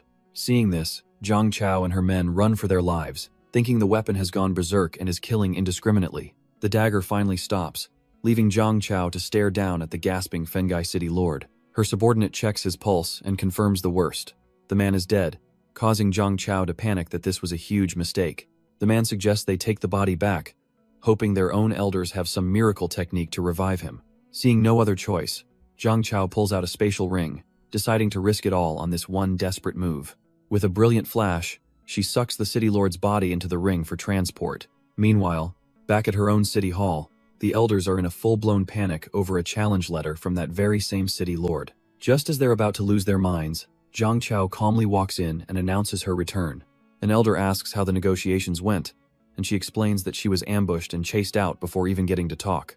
The elders are absolutely furious, concluding that Fengai City is dead set on starting a war. But then Zhang Chao casually mentions she accidentally killed someone, presenting the body from the ring and asking if they can save him. The elders gather around the corpse, completely dumbfounded by the sight of the Fengai City Lord's body. One of them checks for a pulse and confirms the grim reality. The man is long gone, beyond any hope of saving. Deciding to get answers, an elder prepares a divination spell to locate the Fengai City Lord and see when the battle began. But the spell doesn't show a battle, it shows the City Lord getting absolutely obliterated by a single, brutal punch. Zhang Chao and the elder watch the vision, and she suddenly realizes that the attacker looks incredibly familiar. Staring down at the body, the pieces click into place, and she knows exactly who was responsible for this mess. The elders are losing their minds, demanding to know how she managed to kill a tribulation-crossing realm cultivator. But she just says she didn't. She explains that it wasn't her doing. A divine weapon she received took the initiative and stabbed him to death on its own. The elders connect the dots, realizing this god-tier weapon must have been a gift from her master, who they now see as a true deity. As if on cue, a voice calls out to her, and she turns to see her master Zhang Yijian arriving with all her fellow disciples in tow. The Tianlu elders are completely dumbfounded, stammering out the name Zhang Immortal as they realize who has just arrived. Zhang Chao respectfully greets her master, who tells her there's no need for formalities. He's here to take her back to the sect, but she hesitates, explaining that she has one unresolved issue weighing heavily on her heart before she can leave. Our boy asks what's wrong, and she reveals that the neighboring Fengai City still wants to annex them and has sent a challenge. Even with their lord dead, she knows they won't give up, and Zhang Yijian calmly agrees to wait for her to handle it. Meanwhile, over in Fengai City, the mood is anything but calm. The elders are in an uproar, furious that their lord's life token shattered while he was out trying to kill Zhang Chao. One of them can't believe it, arguing there's no way a trash-tier golden core cultivator could possibly defeat their lord. They all agree that their lord must be avenged, and one suggests a terrifying plan: wake up the old lord to deal with her. The lead elder slams his fist on the table, his mind made up. They will summon their ancient powerhouse to crush Tianlu City. The elders kneel before a massive coffin, begging their old lord to awaken and avenge his murdered son. A dark, oppressive aura begins to leak from the coffin as it starts to tremble violently. Suddenly, a single blood-red eye snaps open on the coffin's surface, ordering them all to march on Tianlu City at midnight. The elders are ecstatic. Their ultimate trump card has answered the call, and revenge is finally within their grasp. Meanwhile, back in Tianlu City, the night is peaceful under a full moon. Our boy Zhang Yijian is just chilling, enjoying some watermelon and remarking on how beautiful the moon is tonight. His disciple, Zhang Chao, approaches, offering him a freshly cooked midnight snack to enjoy. He stands up, touched by her thoughtfulness and ready to dig in. They share a pleasant moment as he takes a piece of chicken, completely unaware of the storm about to break. But just as they relax, the entire wall behind them explodes inward, shattering the peace in an instant. Zhang Yijian and his disciple Zhang Chao are instantly on alert, wondering who dared to attack them. A crew of elders from Fengai City storms in, their leader immediately demanding to know where Zhang Chao is. The commotion brings Tianlu City's own elders running, asking their city lord what on earth is going on. But Zhang Chao is completely unfazed, nonchalantly telling her men not to worry. It's just some trash from Fengai City looking for trouble. The lead Fengai elder points right at her, issuing a challenge for a fight to the death on behalf of his city. She just scoffs at him, telling the fool he's not even remotely qualified to challenge her. He just grins smugly, admitting that while he might be trash tier, he knows someone who is more than qualified. With a flourish, the elder drops to his knees in reverence, formally welcoming their old lord to the stage. A wave of sinister energy erupts as a dark, ominous coffin materializes, crackling with a terrifying purple aura. Both our boy and his disciple are left completely dumbfounded, wondering what kind of monstrous being they're dealing with now. A voice roars from the coffin, demanding Zhang Yijian accept a challenge for killing his son. With a final threat to wipe out his entire family, the coffin violently shatters into pieces. From the wreckage emerges a monstrous, muscular old man with wild white hair, radiating an aura of death. Zhang Chao's elders immediately panic, warning her that this new foe is a terrifyingly dangerous corpse cultivator. Despite the clear power gap, her loyal elders bravely charge forward to protect their city lord. The old lord just scoffs at their attempt, calling them a bunch of ants as he unleashes a wave of ghostly energy. His soul-crushing attack instantly overwhelms the elders, who can only scream as they're torn apart. Seeing her men slaughtered, Zhang Chao steps forward, demanding he stop, and declaring she accepts his challenge. A surviving elder grabs her, desperately warning that the monster is at the tribulation crossing stage, and she's no match for him. But our boy Zhang Yijian finally makes his move, calmly telling the elder that his disciple is no coward. He touches her forehead, telling her to fight without worry, because he's right there behind her. Zhang Chao is dumbfounded as she feels an immense power surge through her, a divine-level technique. The old Lord Fengai scoffs, calling Zhang Yijian an embarrassment for taking a master so much younger than him. But our boy just kicks back in his chair, retorting that the old geezer probably couldn't even defeat his disciple. The ancient corpse cultivator is absolutely livid at being talked down to by some young punk. Screaming that he'll show them true power, he summons a massive, skeletal soul beast from his own aura. The ghostly monstrosity roars, lunging forward to obliterate everything in its path. Using the power her master gave her, Zhang Chao unleashes a brilliant blast of golden energy to meet the attack head-on. But the soul beast's power is on another level, roaring as it smashes right through her technique. She's sent flying backwards, screaming as the sheer force of the Tribulation Crossing stage cultivator overwhelms her completely. But while his disciple is getting ragdolled, our boy Zhang Yijian is just chilling with a slice of watermelon, telling her to get serious. Fired up by her master's nonchalant command, Zhang Chao roars back with a "Yes, master," and surges forward with newfound power. Vowing not to embarrass him, she unleashes an even more brilliant blast of golden light straight at the enemy. Her attack slams into the ghostly monstrosity, creating a massive explosion of spiritual energy. This time, her power is on another level, completely obliterating the ancient cultivator's soul beast. She's not done yet, manifesting a massive golden formation in the sky and calling the old man a thief. The divine formation hurtles towards old Lord Fengai, who can only look on, completely dumbfounded by this insane power-up. He roars that it's just a small trick, unleashing a swirling vortex of blood-red energy to defend himself. But his desperate counterattack is utterly useless against the sacred power of the Golden Seal. The formation shatters his defense, and the old corpse cultivator screams as he's blasted back by the overwhelming force. The ancient cultivator is slammed into the ground, utterly broken by the divine attack. His elders are dumbfounded, unable to process how their old lord lost to a Golden Core stage kid. Zhang Chao just smirks, taunting the old man for being too weak and asking if he needs a top-up. He staggers to his feet, finally realizing she must be using a divine-level technique to be this strong. Spitting blood, he defiantly declares that she can't just kill a Tribulation Crossing expert on a whim. Suddenly, a massive, fiery demon materializes behind him, letting out a world-shaking roar. Even Zhang Chao is taken aback, feeling a strange and oppressive aura from this unexpected summon. The demonic beast looms over her, its fiery eyes promising nothing but destruction. Thinking fast, she whips out a golden talisman and commands it to subdue the rampaging creature. The talisman shoots forward like a beam of light, striking the fiery demon square in the chest.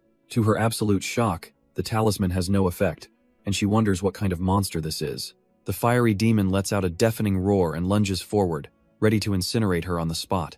But before it can connect, a black streak of energy slams into the area, knocking Zhang Chao aside. The impact creates a massive explosion, completely obliterating the demonic summon in an instant. Thinking their ancestor landed the hit, the Fengai elders erupt in cheers, convinced they've won. Their celebration is cut short when blood suddenly starts raining from the sky, splattering all over their ancestor. In a flash, our boy Zhang Yijian appears, having just punched a hole straight through the old corpse cultivator's chest. He casually remarks that the so-called blood slave was strong but still a bit lacking for a real fight. The ancient ancestor can only gasp in disbelief before his body gives out, collapsing to the ground. His followers are left completely dumbfounded, unable to process how their ultimate trump card was just one-shotted. His disciple, Zhang Chao, is completely awestruck, realizing her master's power is simply monstrous. She knows for a fact that if he hadn't stepped in, that fiery palm strike would-be wiped her off the map. Our boy turns to her, admitting he underestimated the old corpse's hidden tricks and asks if she's hurt. The remaining Fengai elders are in a full-blown panic, screaming that the battle is lost and they need to flee immediately. But their escape route is cut off as the massive city gates slam shut with a deafening thud. Zhang Yijian smirks, asking the trapped elders why they haven't come to greet their new city lord yet. Cornered and terrified, the elders know it's over. They can either surrender now or face certain death. One of them doesn't even hesitate, dropping to his knees to accept defeat and pledge his undying loyalty. The rest of the cowards quickly follow his lead, all kneeling and swearing their allegiance to their new rulers. Zhang Chao sincerely thanks her master for resolving everything, but he just tells his silly disciple not to be so formal. With the city secured, our boy invites his new disciple to come train on the mountain, but she's worried about leaving her people behind. He reassures her he's already found a loyal man named Song. He'd take her place, and even provides a paper puppet for added defense. Holding the token of authority, Zhang Chao makes her decision, her expression hardening with resolve. She publicly announces her departure to cultivate, officially handing over all city affairs to a kneeling and grateful Song Hee. With all her worries settled, she happily informs her master she's ready to leave, and he tells her they'll set out in the morning. Meanwhile, back at the rival Lei Ting sect, things are far from peaceful. The furious sect master demands to know what happened, as the gravely injured red-haired cultivator gasps out a lie that Zhang Yijian killed the sect master and nearly finished him off too. The Lei Ting advisor suddenly starts coughing violently, spitting up a mouthful of blood. He clutches his chest, struggling to breathe, clearly suffering from a severe internal injury. The other sect members rush to his side in a panic, their faces filled with shock and concern. An elder checks the advisor's pulse only to confirm the grim reality. The man has kicked the bucket. The other sect leaders are in an uproar, convinced that Zhang Yijian not only killed their masters but wiped out their elders too. One fiery elder screams for blood, proposing their three sects unite to crush the Tianyan sect once and for all. But a more level-headed master shuts him down, stating the obvious. Zhang Yijian is an absolute monster they can't beat, even together. Just then, another elder steps forward, claiming he has a plan for revenge, but it's a path so dangerous it's almost unthinkable. He reminds them of the ancient celestial demon clan, a violent race that once slaughtered 100,000 of their people. Turns out, their 5 sects had joined forces long ago to seal the clan's leader away inside a heavily guarded tower. The elder's insane plan is finally revealed. They will unleash this ancient evil and sick it on Zhang Yijian. The others are dumbfounded, calling him crazy for even suggesting it, knowing they'd become sinners of the world if they did. But he grabs one by the collar, snarling that this is their only shot at revenge, and they have no right to object. The scheming elder lays out his diabolical plan. They'll make false promises to the demon clan to get them to fight Zhang Yijian. Once both sides are battered and broken, their sects will swoop in and wipe out both the demons and our boy in one fell swoop. The other elders, their fear now replaced by greed, are completely sold on this perfect idea. With the decision made, the elder rallies the troops, and they immediately head for the legendary Demon Suppression Tower. Under the pale moonlight, they arrive at the ancient pagoda that has held the demon clan captive for ages. The lead elder presents the golden seal, the one and only key to the tower, and unleashes its power to break the seal. A furious, fiery aura erupts from the tower as the celestial demon leader awakens, roaring about how dare these lowly humans disturb him. One of the elders tries to open negotiations, but the demon just scoffs, questioning if they're even worthy to speak to his clan.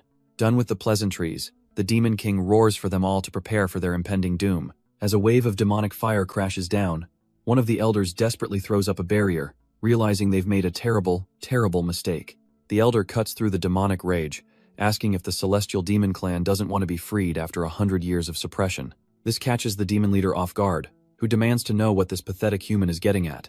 The elder lays out his trash tier plan. If the demon helps him kill someone, he'll release 100 of his clan members. The demon leader is dumbfounded, questioning if this guy is serious. But the elder swears his word is as good as gold. With the deal on the table, the demon asks for the target's name, and the elder reveals his true motive. Kill the peak lord of the 6th peak, Zhang Yijian. Meanwhile, completely unaware of the plot against him, our boy tells his disciples he's been neglecting their training and it's time for them to enter seclusion. He gestures to the training hall, explaining they'll cultivate inside for a full month to sharpen their skills. Zhang Yijian can barely contain his excitement, thinking about the massive cultivation feedback he'll get from 4 disciples training at once. His disciples, ever loyal, bow in unison and accept their master's command without question. With his students safely tucked away to power up, Zhang Yijian heads out, ready to handle his own business. Just as he's about to relax, a sect disciple rushes over, telling our boy the sect leader has summoned him for an urgent matter. Zhang Yijian asks what's so important, and the disciple reveals it has something to do with the Demon Suppression Tower. He arrives at the main hall to find the sect leader and a couple of other peak masters already gathered, looking grim. The sect leader tells him he's arrived at the perfect time, but his tone suggests it's for something terrible. He gestures to a pile of rubble on the table, explaining that the Demon Suppression Tablet has shattered, which is a catastrophic omen. Our boy is completely lost, thinking to himself that he's never even heard of this tower before. The sect leader warns him that this isn't some minor issue. If the tower has a problem, it will unleash a sea of blood upon the world. Before anyone can react, the doors burst open, and a panicked messenger stumbles in, screaming for the sect leader's help. The poor guy collapses face first onto the floor, barely conscious and clearly in a bad way. The peak masters are dumbfounded, and the sect leader recognizes the man's robes, wondering what a disciple from the Black Star sect is doing here. With his last breath, the messenger screams that something terrible has happened. Turns out, the Lei Ting sect made a deal with the sealed Heavenly Demon Clan. The plan was simple: release one war general to assassinate our boy, Zhang Yijian. But the demon general was cut from a different cloth, immediately double-crossing and slaughtering his allies. Instead of following orders, he broke the seal on the demon suppression tower, unleashing his entire clan. The sect leader is horrified. He knows these demons are ruthless killers, some even at the tribulation crossing stage. The messenger begs him to save the world, claiming the Tianyan sect is their only hope. He then collapses, his life force completely spent right at Zhang Yijian's feet. Our boy looks down, a cold realization hitting him. This whole catastrophe was started because someone wanted him dead. The sect leader wastes no time, declaring that all peak lords will mobilize to face the demon horde, with Zhang Yijian leading the main force. Zhang Yijian accepts the mission with a dramatic sigh, lamenting that he must once again dive into trouble to save the people. Meanwhile, the demons are already on a rampage, with one of their generals effortlessly crushing a cultivator's skull. His subordinate cheers him on, remarking that killing these trash-tier humans is as easy as squashing ants. The demon general agrees, sneering that not a single human has been able to put up a decent fight. Just then, another peak lord and his disciples arrive on the scene, flying in to investigate the disturbance. The mustached peak lord lands and is utterly dumbfounded, questioning if everyone in the area has already been wiped out. The demons spot the newcomers, with the general noting that they found a survivor. The mustached peak lord stares in horror, immediately recognizing the monsters as the legendary Heavenly Demon Clan. Suddenly, another peak lord named Qian arrives, his face frozen in shock as he takes in the field of bodies. He can only let out a guttural scream, completely overwhelmed by the bloody massacre before him. Before he can even process the scene, Peak Lord Qian is sent flying like a ragdoll. He hits the ground hard, completely taken out of the fight and writhing in agony. Suddenly, our boy Zhang Yijian appears, and the defeated Peak Lord desperately tells him to run for his life. But the demon general and his crew step forward, scoffing at the idea that anyone gets to run away from them. Zhang Yijian calmly ignores the warning, looking the demon dead in the eye and asking if he's the one responsible. The demon general just smirks, telling him not to soil his pants, because that would ruin all the fun. His subordinates laugh, mocking our boy for not even having a spiritual root, and telling him to beg for a clean death. Zhang Yijian has heard enough, coldly stating they're too noisy, as he unleashes a terrifying golden aura. In an instant, the golden energy lashes out, completely overwhelming the jeering demon subordinates. The demon general is left utterly dumbfounded, as his entire squad is vaporized in a blinding flash of light. The demon general demands to know what's going on, completely baffled as to why his men just dropped dead. Refusing to believe his eyes, he screams that it must be a trick, and summons a massive, flaming sword. He unleashes a furious, fiery slash, unable to comprehend how a mere human could possess such terrifying power. But our boy Zhang Yijian simply glides through the inferno, completely untouched by the flames. He lands gracefully, mocking the so-called Heavenly Demon Clan for losing their minds at the first sign of trouble. Absolutely enraged by the insult, the demon general roars that he's asking for death and swings his blade again. In a flash, Zhang Yijian is right behind him, grabbing the demon in an unbreakable hold and coldly telling him to die. A massive explosion of fire erupts from his hands, engulfing the demon general in his own element. When the smoke clears, there's nothing left but a scorched courtyard and floating embers. But suddenly, the demon's voice echoes out, gloating that not even bones will be left as he holds a ghostly version of our boy. Turns out, the whole thing was just an act, as our boy appears with a smug grin and asks how his performance was. The demon general is completely dumbfounded, stammering how he could possibly still be alive. Before he can even process it, Zhang Yijian blasts him with a torrent of golden energy, sending him flying. The general crashes to the ground, dead, as his subordinates stare in utter disbelief at their fallen boss. Even the captured Peak Lord, who thought he was done for, can't believe his eyes, wondering how a human killed the general. Zhang Yijian just scoffs at the remaining trash-tier demons, telling them to hurry up and come get killed. Pushed over the edge by his sheer arrogance, the subordinates roar in fury and charge forward to avenge their leader. But our boy simply raises his hand, summoning a colossal palm of golden light to meet their pathetic attack. The giant hand slams down, crushing the demons and wiping them from existence in a single, brutal move. Seeing this overwhelming power, the Peak Lord frantically yells for him to wait and leave at least one of them alive. Zhang Yijian casually asks the Peak Lord why he didn't mention wanting a prisoner before he wiped them all out. The Peak Lord catches his breath, admitting that while the demons deserve death, he was hoping for some intel. He explains that with a live general, they could learn the locations and plans of the other demon leaders. Our boy just scoffs, saying that's a simple fix, and to the Peak Lord's confusion, he approaches the dead general. He places a hand on the demon's forehead, channeling a crackling golden energy to read its lingering memories.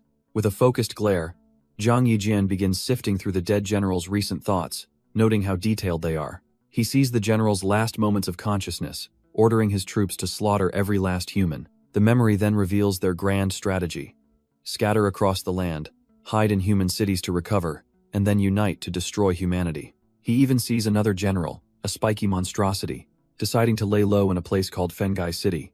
The name clicks for Zhang Yijian, who realizes with a grimace that the demons are heading straight for his disciples' territory. The mustached peak lord is dumbfounded, asking if our boy found a clue, and Zhang Yijian confirms the demons are hiding in human cities like Fengai. Without a second's hesitation, he tells the peak lord to stay put and recover.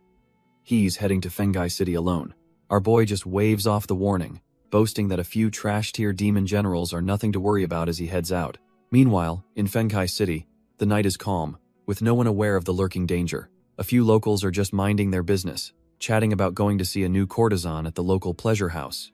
But their casual night is cut short when they sense a terrifying presence looming over them from the rooftops. Turns out, a pack of demons from the Celestial Demon Clan is already on the prowl, salivating over the scent of human souls. The demons lunge from the shadows, intent on capturing every last citizen for a midnight snack. Deep inside the city's main hall, their leader meditates, absorbing the local energy to recover his strength. This is Tianhu, another one of the Celestial Demon Clan's generals, and he's the reason our boy is on his way. Just as he's settling in, one of his subordinates scrambles in with some bad news. Another demon general has been killed in battle. Tianhu is disgusted, scoffing that the fallen general was trash tier anyway for losing to mere humans. Just then, the hunting party returns, proudly announcing their successful mission. One of the demons steps forward, presenting a dark orb pulsing with the human souls they just captured for their lord. Without a word, Tianhu rips the souls from the orb, pulling them towards his waiting maw. He greedily devours the essence of the captured citizens in a single gulp. Licking his lips, he remarks how delicious they are, and that it's been too long since he's had such a fine meal. He then orders his men to bring him 100 more souls, claiming it's all he needs to achieve a breakthrough. Meanwhile, our boy Zhang Yijian finally arrives at what he believes is the city lord's mansion, ready to snoop around for clues. But as the guards move to block his path, he's left dumbfounded, realizing these two reek of the Celestial Demon Clan's aura. The demon-possessed guards just laugh, calling our boy a trash-tier mortal with no cultivation who dares to claim such a title. Zhang Yijian's patience wears thin, and he warns them to watch their mouths before they regret it. But they're cut from a different cloth, just sneering that they're going to do more than scold him, they're going to chop him to death. Suddenly, an elder emerges from the mansion, demanding to know what all the racket is about. The guards immediately tattle, pointing at Zhang Yijian and claiming he's trying to break in, their eyes glowing with a sinister red light. The moment the elder lays eyes on Zhang Yijian, his face drains of color. He can feel the immense pressure and realizes he's standing before an immortal. He drops to his knees, begging for forgiveness, but one of the guards is too far gone, snarling that he'll kill Zhang Yijian regardless. The elder frantically tries to explain that this is the new city lord's master, but the possessed guard just screams that no one is allowed inside. With a final, chilling roar, both guards charge forward, their minds completely controlled by their demonic masters. Zhang Yijian effortlessly dodges, but a horrifying realization dawns on him: these two have been turned, and the whole mansion is likely infested. Our boy doesn't even flinch, launching a brutal kick that sends the two possessed guards flying. They crash to the ground, the demonic energy sputtering out of them as they're knocked unconscious. Elder Liu is still on the ground, absolutely petrified, and begging the immortal to please calm down. Zhang Yijian tells him to get up and cuts right to the chase, demanding to know if anything unusual has been happening in the city. The elder is dumbfounded, thinking that this whole situation is about as unusual as it gets. But then he remembers something important: there have been multiple reports of people going missing near a place called the Fulai Inn. Zhang Yijian immediately puts the pieces together. This confirms the Celestial Demon Clan has already infiltrated the city. Without wasting another second, he announces he's going to check out the inn himself. He arrives at the Fulai Inn and is immediately greeted by a suspiciously cheerful innkeeper. Playing along, Zhang Yijian takes a seat and orders their best dishes, ready to uncover the demonic rot hiding in this place. The innkeeper's subordinate scurries off, leaving our boy to survey the seemingly. Meanwhile, another customer, a wandering cultivator named Ouyang Wen, finally gets his food delivered by the smiling innkeeper. The cultivator complains about the trash-tier service, grumbling that he almost fell asleep waiting for his meal. But Zhang Yijian isn't focused on the food. His senses are screaming that this entire inn is a trap. He notices the waiter walks with a strange, unnatural gait, a dead giveaway that something is wrong. Looking around, he spots other patrons who are clearly not here to eat, their blades resting on the table. The more he observes, the more certain he is that this isn't just a shady inn, it's a den of killers. Across the room, the thugs whisper amongst themselves, with one noting that their target has no cultivation, making him an easy mark. The leader gives the signal, telling his men to get ready to close the net on their unsuspecting victim. But just as the trap is about to spring, the other customer, Ouyang Wen, suddenly approaches Zhang Yijian's table. Ouyang Wen stumbles forward, his vision blurring as he asks why our boy has so many shadows. Before Zhang Yijian can even react, the man collapses face first onto the table, out cold. Suddenly, the entire inn erupts in chaos, as all the thugs drop to the floor, knocked out by their own poison. The only two left standing are the innkeeper and the waiter, who takes a puff from a pipe, clearly the antidote. The innkeeper just grins, sneering that they're not here to harvest organs, they're here to take lives. Seeing his chance, Zhang Yijian plays along, slumping over the table as if he's also succumbed to the poison. Sometime later, under the pale light of the moon, the scene changes. They've taken our boy to a heavily fortified compound, thinking their plan worked perfectly. Zhang Yijian wakes up to find himself tied tightly to a post, feigning helplessness. He looks around, only to discover the room is filled with other victims, all tied up and unconscious just like him. Our boy's suspicions are confirmed. This is definitely a lair for the Heavenly Demon Clan. The other captive, Ouyang Wen, wakes up and immediately recognizes the horrifying soul-reaping demon array.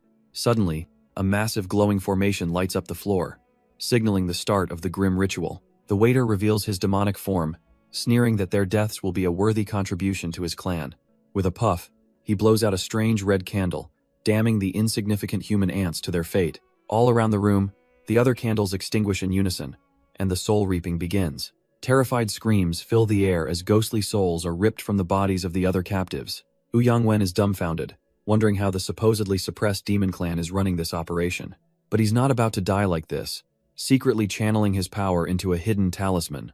With a furious roar, he unleashes a massive blade of energy, shattering his bonds to fight back. His energy blast shatters the formation's golden seal, breaking him free in a flash of light. The demons are dumbfounded, not expecting a real cultivator among their trash-tier captives. Ouyang Wen yells for the others to run, vowing to buy them as much time as he can. The demon leader just scoffs and orders his minions to take the wannabe hero down. Bracing himself, Ouyang Wen prepares to fight to the bitter end, channeling his spiritual energy. With a flick of his fan, he unleashes a barrage of sharp, crystalline projectiles. His surprise attack actually works, sending a few of the charging demons flying back. But it's not enough. He's immediately surrounded, and the demons mock his pathetic attempt at heroism. They tell him he's overestimating himself as they rush in, their blades glowing with sinister purple energy. The demonic power slams into him, wrapping around his body and neutralizing him in an instant. But his defiance is short-lived, as a demon brutally smashes a crystal shard right into his gut. Before he can even register the pain, another demon sends him flying with a savage kick. He crashes to the ground, utterly defeated and unable to move a muscle. The other captured victims lose all hope, crying out that they're all dead if even a cultivator is no match for these monsters. Barely conscious, Ouyang Wen can only wonder in disbelief why the legendary Heavenly Demon Clan is even here. Just as despair sets in, a figure steps in front of him, calmly telling him not to be afraid.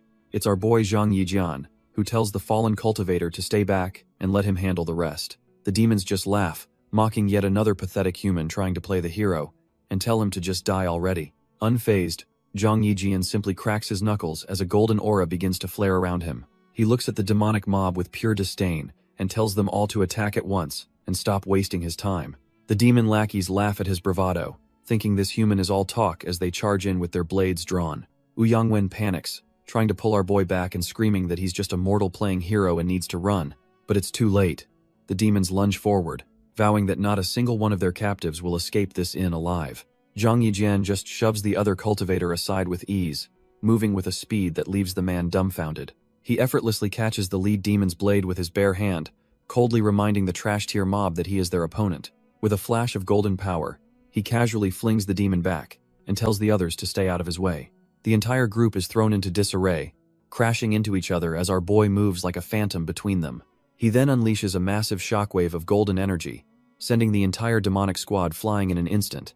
Ouyang Wen and the other prisoners can only stare in disbelief, realizing this mortal is actually a hidden master. As the dust settles, Zhang Yijian stands completely unfazed, while a terrified demon stammers, demanding to know who he is.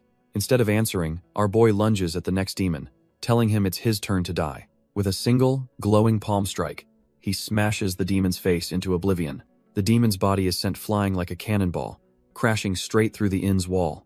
Wen and the others are stunned, realizing this man slaughters demons like ants despite having no cultivation aura. Enraged by the loss of his men, another demon steps up, ready to avenge his fallen comrades. He unleashes a furious storm of daggers, screaming that he's going to end Zhang Yijian right here. But our boy just casually raises a hand, and a golden barrier stops the pathetic attack cold. He scoffs at the petty skill and effortlessly redirects the entire volley back at its owner.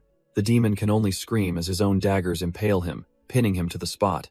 The horned demon who started this mess can only grit his teeth, finally understanding they picked a fight with a monster. Realizing he's completely outmatched, the horned demon decides a tactical retreat is the only option and bolts for the door. He puts every ounce of his strength into escaping, convinced he can outrun the monster inside. But Zhang Yijian isn't having any of it, and casually flicks a tiny spark of energy after him. The projectile turns out to be a small, glowing insect that zips through the air with incredible speed. The demon bursts outside, laughing like a madman, absolutely certain he's just pulled off the escape of a lifetime. Our boy just smirks, finding it hilarious that this trash-tier demon thinks he can escape his grasp. Before the demon can even process his freedom, the tiny glowing bug lands silently on his back.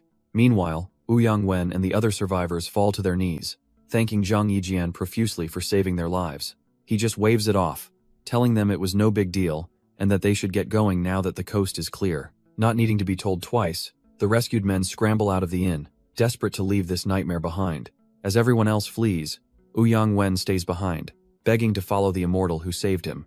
But our boy isn't looking for followers, bluntly telling the man he has no interest in strangers tagging along. Wen is completely dumbfounded, realizing he's just been coldly rejected by his hero. Zhang Yijian ignores him, revealing his true plan. He's planted a tracking bug on the demon to find their base. He closes his eyes, focusing his senses to pinpoint exactly where the fleeing demon has run off to. Meanwhile, that same demon waiter bursts through a set of doors, screaming that something terrible has happened. He stumbles into a private chamber only to find his boss, Lord Tianhu, being entertained. A demon concubine tries to soothe the massive blue wolf demon, but the mood is already ruined. Enraged by the interruption, Tianhu roars at his subordinate, demanding to know why he's causing such a panic. The terrified waiter reports that their entire soul-refining operation at the inn has been single-handedly destroyed by a human. Tianhu roars in pure fury, demanding to know who dared to destroy his operation. The terrified waiter can only stammer that he has no idea who the intruder was. Absolutely livid, Tianhu grabs his concubine, calling her useless for failing to handle such a small matter. With a horrifying scream, a spectral entity emerges from his hand and plunges into the woman. He completely drains her life force, leaving nothing but a withered husk on the floor. The demon waiter collapses, begging for his own life, realizing he's next on the chopping block. But Tianhu shows no mercy, lunging forward with that same soul-draining power. He declares that trash deserves to die as he consumes the waiter's very essence. Standing over the bodies, he muses that as long as he eliminates the city's cultivators, his plan will succeed. With that, he summons his other subordinates, and two more powerful demons step forward, awaiting orders. Tianhu orders his minions to set up a fake recruitment drive, using a huge sum of money to lure in the city's cultivators like moths to a flame. He smirks, absolutely certain that the greedy humans won't be able to resist the bait. One of his subordinates, now in a human disguise, cackles at the thought of their master draining the souls of all the fools who show up. Meanwhile, our boy Zhang Yijian uses a tracking talisman and finally confirms his suspicions the demon clan is hiding right here in the city. The cultivator he just rescued, Wen, is now on his knees, begging to become Zhang Yijian's loyal follower. But our boy has no time for this, coldly telling the man to stop wasting his time before heading off to deal with the real threat. Elsewhere, the demon's plan is already working perfectly, as a crowd of cultivators gathers around a recruitment notice, buzzing about the insane salary. Zhang Yijian follows the demonic aura and arrives at the recruitment spot, immediately sensing that this is the enemy's new nest. Two of the demons, disguised as friendly recruiters, cheerfully welcome the growing crowd, asking if anyone is interested in joining. And just as planned, the cultivators are practically drooling, shouting that they're all in for such a lucrative offer. The lead recruiter announces that only the strong will be accepted after a test, and the greedy cultivators eagerly agree. Behind the scenes, the demons gloat about how easy humans are to deceive, planning to lure them in and slaughter them all. The recruiter returns to the crowd, announcing with a grand gesture that there's no limit on spots and they should all follow him. But just then, Our boy Zhang Yijian cheerfully raises his hand, announcing he wants to join the recruitment too. The other cultivators are dumbfounded, mocking him for not even looking like a cultivator and just trying to get in on the action.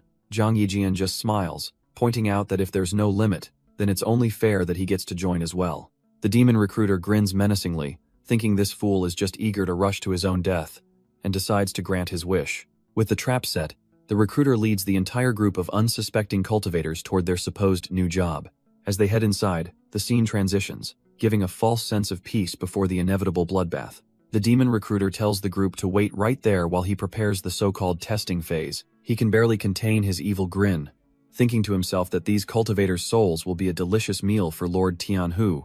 Elsewhere, the recruiter reports to his master, confirming all the nearby cultivators have been gathered, and the soul-capturing formation is set. Tianhu sits down like a king, smugly telling his subordinates to begin the show he's been waiting for. Back in the courtyard, the cultivators, including our boy, are getting restless, wondering what's taking so long. A few of them start to connect the dots, realizing no one would offer such a high price for recruitment and that they've been tricked. But their realization comes too late, as a sudden flash of energy impales one of the cultivators, who lets out a final scream. While the others are frozen in shock, Zhang Yijian calmly watches the body drop, completely unfazed by the sudden murder. The rest of the cultivators erupt in panic, shouting in confusion as they finally understand they walked right into a slaughterhouse. The lead recruiter steps forward, announcing that the test is about to begin, with a simple rule for those who fail. With a sadistic grin, he reveals the penalty for failure is simply death. The cultivators are dumbfounded, realizing they've been played for fools as they draw their swords in defiance. One brave soul decides he's had enough and rallies the others, charging headfirst into the fray. Our boy Zhang Yijian, however, leans back against a tree, deciding to keep his true power under wraps and just watch the chaos unfold. The recruiter scoffs at their pathetic attempt and unleashes a wave of demonic energy that tears through the charging cultivators. Zhang Yijian looks on, utterly unimpressed by how weak these so-called cultivators are. Unable to take even a single hit, the few survivors are left trembling, finally understanding this isn't a recruitment drive, but a planned massacre. The recruiter mocks their slow realization before he and his goons charge forward, their hands glowing with power to finish the job. One of the recruiters grabs a cultivator from behind, his hand glowing as he rips the poor guy's life force right out. Watching from a nearby rooftop, a blue-haired demon general smirks, remarking to his lackey that this is getting interesting. The courtyard becomes a bloodbath, as the remaining cultivators are mercilessly cut down, their cries for help ignored. But it's worse than a simple slaughter. A massive purple magic circle activates, literally sucking the souls from the dead. Our boy immediately recognizes the sinister art. This is soul capture, and he's not about to let it slide. Has seen enough. Their brazen display of dark arts right in front of him means it's time to step in. With a flick of his wrist, he launches a golden beam of pure energy straight towards the soul-devouring formation. The bald recruiter is busy screaming at his men to kill everyone when he senses an incoming threat. Before he can even react, Zhang Yijian's attack slams directly into his chest, taking him completely by surprise. The golden beam tears through the other recruiters, sending them flying like rag dolls. His surviving lackeys are left completely dumbfounded, having no clue what just hit them. The bald one gets to his feet, furiously demanding to know which one of his own men attacked him. On the rooftop, the blue-haired general loses his cool, screaming that his subordinates are a bunch of useless trash. He grabs the stout recruiter by the collar, roaring that he doesn't want to hear any pathetic excuses. Giving him one last chance, he entrusts the shadow guard to the terrified man, promising a grim fate for another failure. Meanwhile, our boy and the other captives wait, wondering why the demon general hasn't shown himself yet. Suddenly, a furious voice bellows that they've all made him lose face as the entire wall explodes inwards. And there he is, the demon general Tianhu in his true form, flanked by his goons and promising a bloody end for everyone. The other captives are horrified, recognizing their attackers as the legendary celestial demon clan that was sealed away ages ago. But our boy Zhang Yijian is completely unfazed, simply forming a hand seal as golden energy gathers around him. The demons don't hesitate for a second, charging forward to slaughter every last human in the courtyard. With a flick of his wrist, Zhang Yijian unleashes a massive wave of golden light right at the charging horde. The attack rips through the demon grunts effortlessly, obliterating them before they even know what hit them. One of the other captives is left speechless, wondering who on earth could unleash such a devastating technique. Zhang Yijian just smirks, taunting the hidden general and daring him to keep hiding while his men get slaughtered. Up on the roof, the general finally snaps, screaming that his men are useless fools and demanding they bring him his sword. His remaining subordinates immediately kneel, presenting their enraged lord with his massive, brutal-looking weapon. The demon general, now in his human disguise, roars that hell slaughter every last one of them, or he's no demon. He slams his massive blade down, sending his own terrified subordinates scrambling for cover. Seeing the chaos, the other captives make a desperate break for the exit, wanting nothing more than to escape this hellhole. But the general isn't letting them go that easily, leaping into the air to block their path. He unleashes a massive wave of blue demonic energy, intending to wipe them all out in a single strike. The general lands with a ferocious snarl, certain his attack found its mark. Our boy Zhang Yijian, however, stands unfazed, remarking that the big boss has finally come out to play. Turns out, he'd saved the captives, who now cower behind him, utterly terrified of the approaching demon. The general just grins sadistically, telling them no one leaves his party without leaving a little something behind. The demon general reveals his sick game. The more his victims fear, the more soul essence he can harvest. He tells our boy not to be in a hurry, promising to slowly and painfully play him to death. Zhang Yijian isn't fazed in the slightest, simply smirking as he correctly identifies him as a warrior of the Heavenly Demon Clan. The general is stunned, demanding to know who he is, but our boy just says the last general he killed, Kunpeng, would know him. Hearing that name sends the demon into a state of shock, utterly unable to process that this human killed the legendary Kunpeng. The rescued captives are just as floored, realizing that Kunpeng was one of the 10 great generals of the entire demon clan. Zhang Yijian glances back, putting the pieces together and realizing one of the captives must have been the one who tried to fight back earlier. He turns his attention back to the demon, challenging him to a fight to see if he's as useless as Kunpeng was. That insult is the final straw, and the enraged general lunges forward, screaming that our boy is courting death. The demon general roars that he'll make our boy a sacrifice for his banner, planting his feet for a massive swing. He unleashes a devastating wave of blue energy, screaming for Zhang Yijian to die. The attack smashes into the ground, kicking up a huge cloud of dust and debris. The rescued captives are absolutely floored by the power, certain that the kid just got turned into paste. But as the dust settles, Zhang Yijian stands there without a scratch, annoyed that his clothes almost got dirty. The demon and the captives can only stare, dumbfounded that he's still alive after a direct hit like that. He can't process it, realizing this guy somehow managed to evade his full-strength strike completely. Our boy just keeps twisting the knife, asking if the demon is weak because he didn't eat enough breakfast. That's the last straw. The demon general loses it and screams that he's dead meat, launching another furious attack. But it's utterly useless, as Zhang Yijian effortlessly sidesteps the blow like it's nothing. With a smirk, our boy effortlessly catches the demon's blade with his bare hand, asking if that's really all he's got. He then shatters the weapon with a simple flick, the pieces flying away like cheap glass. The rescued captives are absolutely speechless, wondering if what they're seeing is even possible.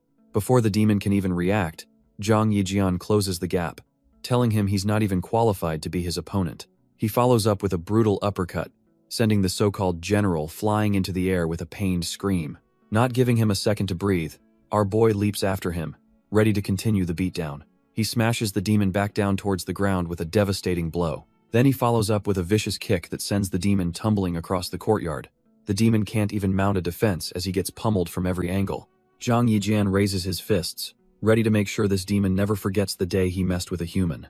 He channels his power into one final, fiery punch that slams the demon straight into the ground. The impact creates a massive explosion, shaking the entire courtyard and kicking up a huge cloud of dust. When the smoke clears, the blue-haired demon is left twitching in a crater, completely broken. The other captives can only stare in disbelief, absolutely terrified by the raw power they just witnessed. Our boy casually strolls over to the downed demon, who's barely clinging to consciousness. He plants his foot on the demon's chest, surprised he's still breathing and noting he'll have to strike again. Suddenly, all the demon's bravado vanishes as he starts pathetically begging for his life. Zhang Yijian just scoffs, finding it hilarious that a so-called war general is groveling at his feet. Desperate, the demon offers to become his servant and help him fight against the demon clan if he's spared. This actually gives our boy pause. He admits that having a pawn to infiltrate the enemy might be useful. Deciding a pawn is more useful than a corpse, Zhang Yijian agrees to spare him for now. The demon scrambles to his feet, coughing and profusely thanking his new master for his mercy. But our boy isn't taking any chances. He taps the demon's forehead, implanting a golden seal. The demon cries out as the energy courses through him, binding his very soul to his new master. Zhang Yijian coldly explains it's a master-servant contract and a single thought of betrayal will make him explode. He then gets straight to business, demanding to know the demon clan's plans and whereabouts. After getting some intel, he gives the demon a mission. return to the clan and spread a rumor that he defeated Zhang Yijian. The demon is dumbfounded, but our boy explains it's a 4D chess move to mislead the enemy and boost his own rank. Meanwhile, the other freed captives can only stare in awe, convinced they've just been saved by a legendary immortal. The next day, Zhang Yijian walks through the city streets, with his new fan club of rescued warriors following close behind. The rumor mill is already churning, with patrons discussing how Zhang Yijian supposedly almost died fighting the demons. Our boy just sits back and listens with a smirk, pleased that his disinformation campaign is spreading so quickly. But his moment of peace is shattered when an urgent voice suddenly calls out to him. He pulls out a communication talisman. It's Sect Master Lei Hai, and he sounds panicked. The message is dire. A full-blown celestial demon army has just appeared outside Tianlu City, leaving our boy utterly shocked. And it's no bluff, a massive horde of horned demons is already charging across the plains. The front line gathers crackling purple energy, preparing to unleash a devastating attack. With a unified roar, they launch their demonic energy blasts straight at the city's main gate. The impact is catastrophic, sending the city guards flying as the fortified wall explodes into dust. Up on the battlements, the city elders can only watch in horror, realizing they stand no chance against such a ferocious assault. Just as things look hopeless, the Tyrant Blade Sect Master arrives, confidently declaring that his sect will hold the line. Suddenly, our boy Zhang Yijian lands behind them, calmly asking the Sect Master if he's late to the party. The Tyrant Blade Sect's members are completely dumbfounded, wondering who this newcomer could possibly be.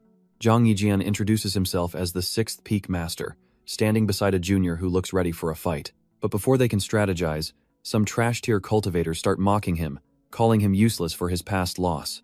The junior disciple's patience snaps in an instant, his hand clenching in pure rage at the disrespect. He grabs the loudmouth by the collar, asking what kind of stray dog is barking so much nonsense.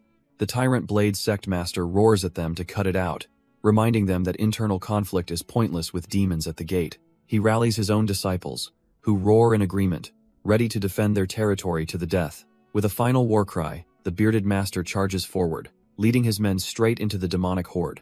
The Tyrant Blade disciples charge forward with everything they've got, screaming for blood, but it's a complete slaughter. The sect master can only watch as his men are swatted aside like flies. The demonic horde barrels through them, their glowing purple blades cleaving through the human ranks effortlessly. Turns out, this is just a scouting party sent by a Lord Black Dragon to test humanity's strength, and their commander is loving the chaos.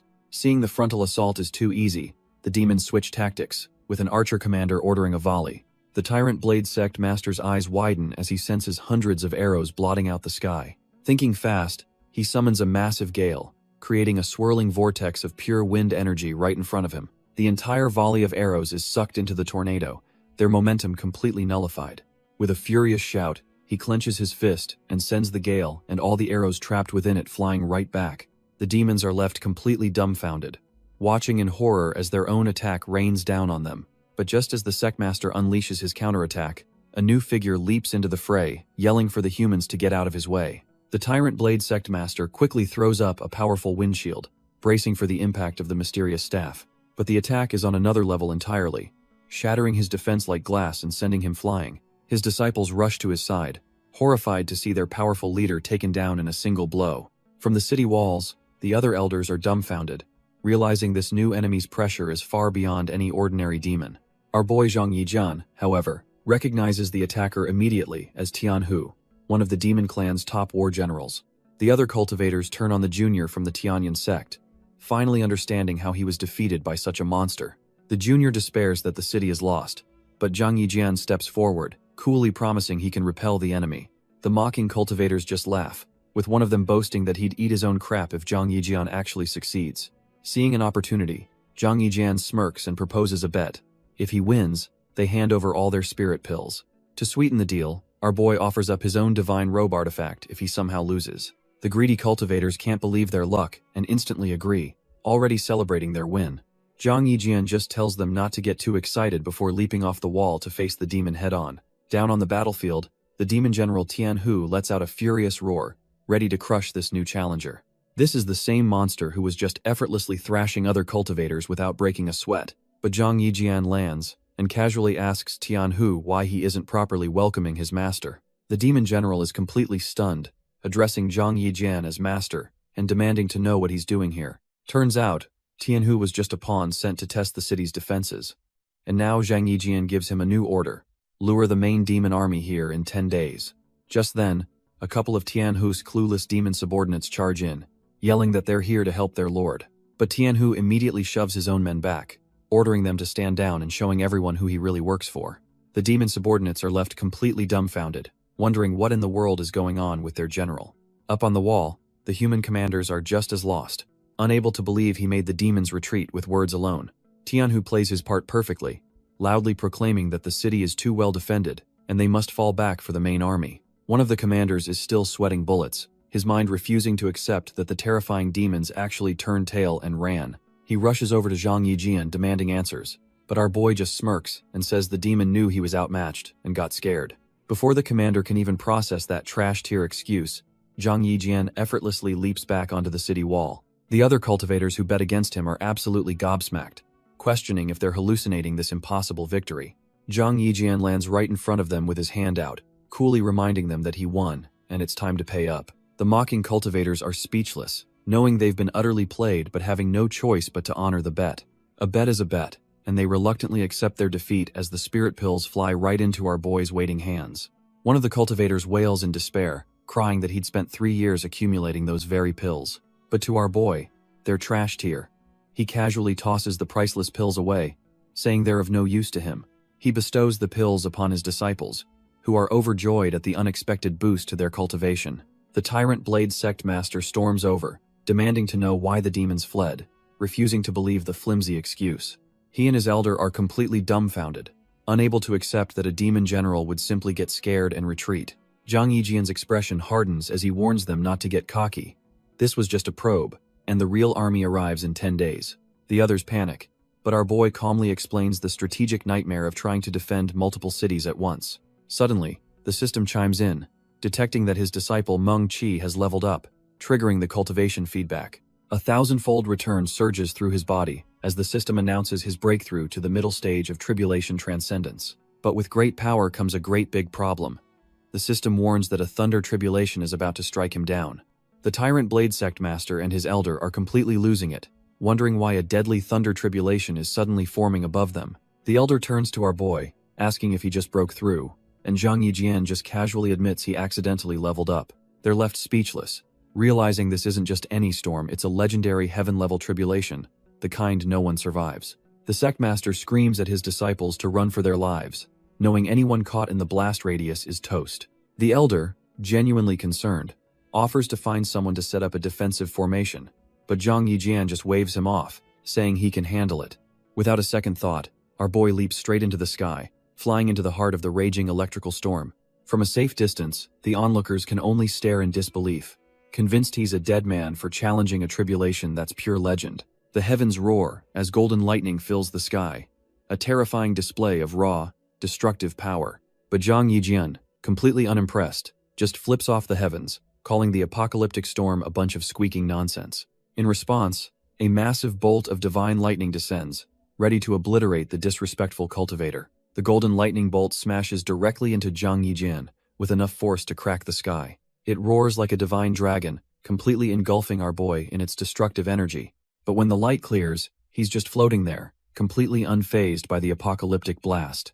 The resulting shockwave is so immense, it sends the nearby Tyrant Blade sect members flying like ragdolls. Their sect master is blown away, his face a mask of pure shock at the collateral power. He watches the storm in terror, realizing a single touch of that lightning would have killed him instantly. Convinced Zhang Yijian has been vaporized, he mutters that there won't even be ashes left to bury. While a junior from his own sect prays for his survival, Zhang Yijian scoffs, thinking this tribulation is trash tier. With a roar of his own, he commands the heavens to break their pathetic storm against his body. The onlookers are left utterly dumbfounded, unable to process how anyone could survive, let alone mock, a divine tribulation. As the lightning fades, a sinister, shadowy face materializes in the clouds, surprised that our boy actually made it through. The entity grins, musing that the human world is finally starting to get interesting. With the tribulation over, Zhang Yijian lands back on the ground without a single scratch. The Tyrant Blade sect master scrambles over, declaring that Master Zhang has brought immense honor to the Tianyan sect. He and his disciples bow deeply, apologizing for misjudging an immortal. But Zhang Yijian tells them to cut the crap. The demon clan is the real priority. The humbled sect master immediately asks what his plan is to deal with them. Zhang Yijian smirks, telling him he has a plan, but they need to wait for the right moment, which gets the sect master leaning in with full attention. He then lays out the mission. The sect master is to return to his territory and lure the main demon forces to this location in 10 days. The scene shifts to the demon general Tianhu, as Zhang Yijian explains the goal is to set up a massive trap and wipe them all out in one fell swoop. It seems Tianhu has just returned to his base, as two other demon generals, one avian and one bear-like, greet him and ask for a report on his reconnaissance. Tianhu reports that while humans are weak, their sheer numbers mean the demons must assemble their entire clan to attack Tianlu City. The other generals are skeptical, questioning if one city is really worth mobilizing everyone, a process that could take days. A wolf-like general clarifies that the region has 8 cities under the thumb of 2 powerful human sects. The bear general dismisses the other cities' forces as trash tier, spreading a map on the table. He explains Tianlu City is a strategic crossroads, but hints there's another, even more critical reason they must capture it. Back in his room, our boy Zhang Yijian is interrupted by a demonic communication talisman, delivering urgent information. He calmly catches the wooden message slip that flies toward him. With a simple touch, he activates the slip to read the intel. A wicked smirk forms on his face. He knows the lure was a complete success. Now that the demons have taken the bait, he declares it's time to give them a proper welcome. Our boy gathers his disciples and allies in the dead of night, and they're all wondering what the big emergency is. He reveals the grim news. The demon clan is set to attack Tianlu City in 10 days, so it's time to prepare a nasty surprise. The others are completely stunned, demanding he clarify what kind of trap he's planning to spring on them. The Tyrant Blade Sect Master, however, is all in, immediately pledging his sect's loyalty to Zhang Yijian's command. But Meng Qi voices a serious concern, reminding him that they're not exactly experts at setting up complex magic arrays. Zhang Yijian just laughs it off, summoning 10 divine-level magic arrays and telling them to just copy the designs. All 4 of his disciples are left speechless, barely believing their master can just whip out god-tier artifacts like it's nothing. He knows they can't unleash the full power of the arrays, but he's certain that even a fraction of it will be enough to decimate the demons. He then gives Zhang Chao her orders. After practicing with the formations, she is to return and defend Fengai City. Finally, he tells little Meng Qi that the front line is too dangerous for her, so she'll have to stay behind at the sect. Meanwhile, a massive demon army marches through the forest, their commander rallying them with promises of glory once they capture Tianlu City. The 9 demon generals agree on a strategy. They'll split into 3 groups to attack the city's east, west, and south gates simultaneously. Still, a couple of the generals can't shake the feeling that something's off, wondering why their leader is so fixated on this one city. As one of the demon squads advances, their wolf-like general suddenly halts, sensing that something is terribly wrong. In an instant, the ground erupts in a massive explosion, completely incinerating the vanguard of the demon army. The bear general roars in fury, realizing they've been led straight into a carefully prepared ambush. Another winged general screams for his troops to stop, confirming that the entire path ahead is a death trap. Up on the city walls, the allied sect masters are dumbfounded, admitting that Zhang Yijian's trap is working perfectly against the demon clan. Our boy just smirks, coolly informing his allies that this explosive welcome is just the appetizer for the main course. Furious at being played, the bear general powers up, vowing to personally smash through whatever formation they've set up. Heedless of the danger, the bear general barrels forward, trying to smash through the formation with brute force alone. But his charge is immediately met with another volley of explosions that light up the entire forest. The demon grunts are completely shaken, realizing they've walked into a terrifying, endless minefield. The general, however, isn't fazed, shouting that this is just the outer layer, and ordering his forces to split up and assault the city gates directly. Watching from the walls, our boy calmly tells the allied masters that the main event is about to begin, and they need to execute the plan. Wasting no time, the 2 masters leap into action, rallying their own sects for the impending clash. They know full well that despite Zhang Yijian's god-tier formation, the 3 city gates remain the most critical weak points. One of the masters gives a fiery speech, telling his disciples that if they hold their gates, the demon clan's annihilation is certain. And right on cue, the battle erupts at the west gate, as the first wave of demons smashes into the city's defenders. At another gate, Jiang Yayun and Zhang Chao stand ready, briefly questioning if they're enough, but then stealing their resolve as the master's disciples, they can't afford to lose. Zhang Chao unleashes a powerful defensive array, vowing not to bring shame upon her master's name. But the demons have their own plan, as a winged commander leads a volley of arrows from the sky. Meanwhile, at the south gate, our boy Zhang Yijian stands as the sole defender against a massive explosion. A hulking toad-like demon general spots him, sneering that he'll personally handle this lone ant. The general immediately launches a massive sphere of green demonic energy, aiming to obliterate him. Zhang Yijian, however, just stands there with his arms crossed, looking completely unimpressed. The blast connects, sending a body flying through the air in a fiery explosion. The Toad general scoffs, thinking the so-called defender couldn't even withstand a single attack. But it was all a feint. The real Zhang Yijian appears elsewhere, knowing his trick will draw the generals together. With the enemy commanders baited, he smirks, realizing the path is now clear to circle around to their rear. With his plan in motion, our boy moves like a phantom, aiming to capture all the generals in one go. Meanwhile, at the East Gate, another allied sectmaster rallies his troops, screaming that this is a battle they cannot afford to lose. The Tyrant Blade sectmaster joins the fray, unleashing a torrent of wind and lightning from his very being. His powerful technique rips through the demon horde, electrocuting waves of them in a brilliant flash. But over at the West Gate, the allied disciples are getting cocky, thinking the so-called demon clan is nothing but trash-tier fodder. That arrogance is immediately met by a massive spiked mace, swinging right for one of their heads. A hulking Ursine demon general crushes the disciple's skull, sneering that an ant like him could never dream of winning. The other disciples are dumbfounded, their confidence shattering as they realize they're facing a true monster. Before they can even react, another general, the Horned Demon Commander, appears in a burst of flame, taunting them for being distracted. He unleashes a devastating firestorm, ready to incinerate the terrified and broken soldiers. The allied disciples are instantly engulfed in flames, their screams echoing as they're burned to a crisp. But just then, two powerful-looking masters arrive, with one declaring the appetizer is over and it's time for the main course. The Horned Demon Commander and a new Blue Demon General spot the newcomers, identifying them as the leaders and moving in for the kill. The confident sectmaster smirks, gathering a storm of wind and lightning in his hands for his Windrunner technique. He unleashes a massive defensive barrier, telling his partner to find an opening while he holds the two generals at bay.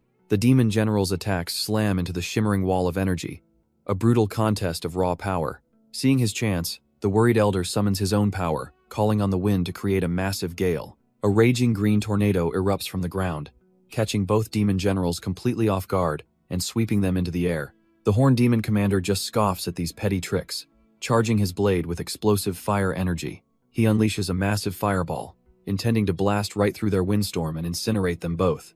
The two masters are dumbfounded, realizing the demon general's power is on another level, and their attacks are useless. Refusing to lose face, the confident sectmaster declares this is just the beginning and leaps forward to fight. The Blue Demon General just scoffs, thinking the old man is senile for daring to attack him head-on. In a desperate gamble, the sectmaster unleashes a torrent of crackling lightning, but his power is nothing, and his scent flying by a single, brutal strike from the demon's weapon. The general is almost disappointed, wondering if the old man fell so easily because he was planning some kind of trick. Seeing his partner fall, the worried elder roars, preparing to unleash his ultimate technique, the Thunder Sea. Before he can even finish his cast, the Horned Demon Commander is right behind him, telling him to worry about himself. In an instant, it's over. Both proud sect masters are left broken on the ground. With the human leadership crushed, the demon generals give the order, and their winged forces descend to finish the job. The remaining human disciples are getting absolutely shredded by the winged demons swarming from the sky. Despite the slaughter, they rally, realizing Zhang Yijian was right. Their only hope is to hold this one point until he arrives. Watching from a cliff, the Ursine Demon General just scoffs, convinced that humanity's defeat is already a done deal. But just then, our boy Zhang Yijian sprints towards the East Gate, thinking how convenient it is that they're all gathered for him to wipe out. The Toad Demon General is completely dumbfounded, wondering how that human is possibly still alive after their last encounter. He and the other generals can sense something is different about this human's aura, but they brush it off.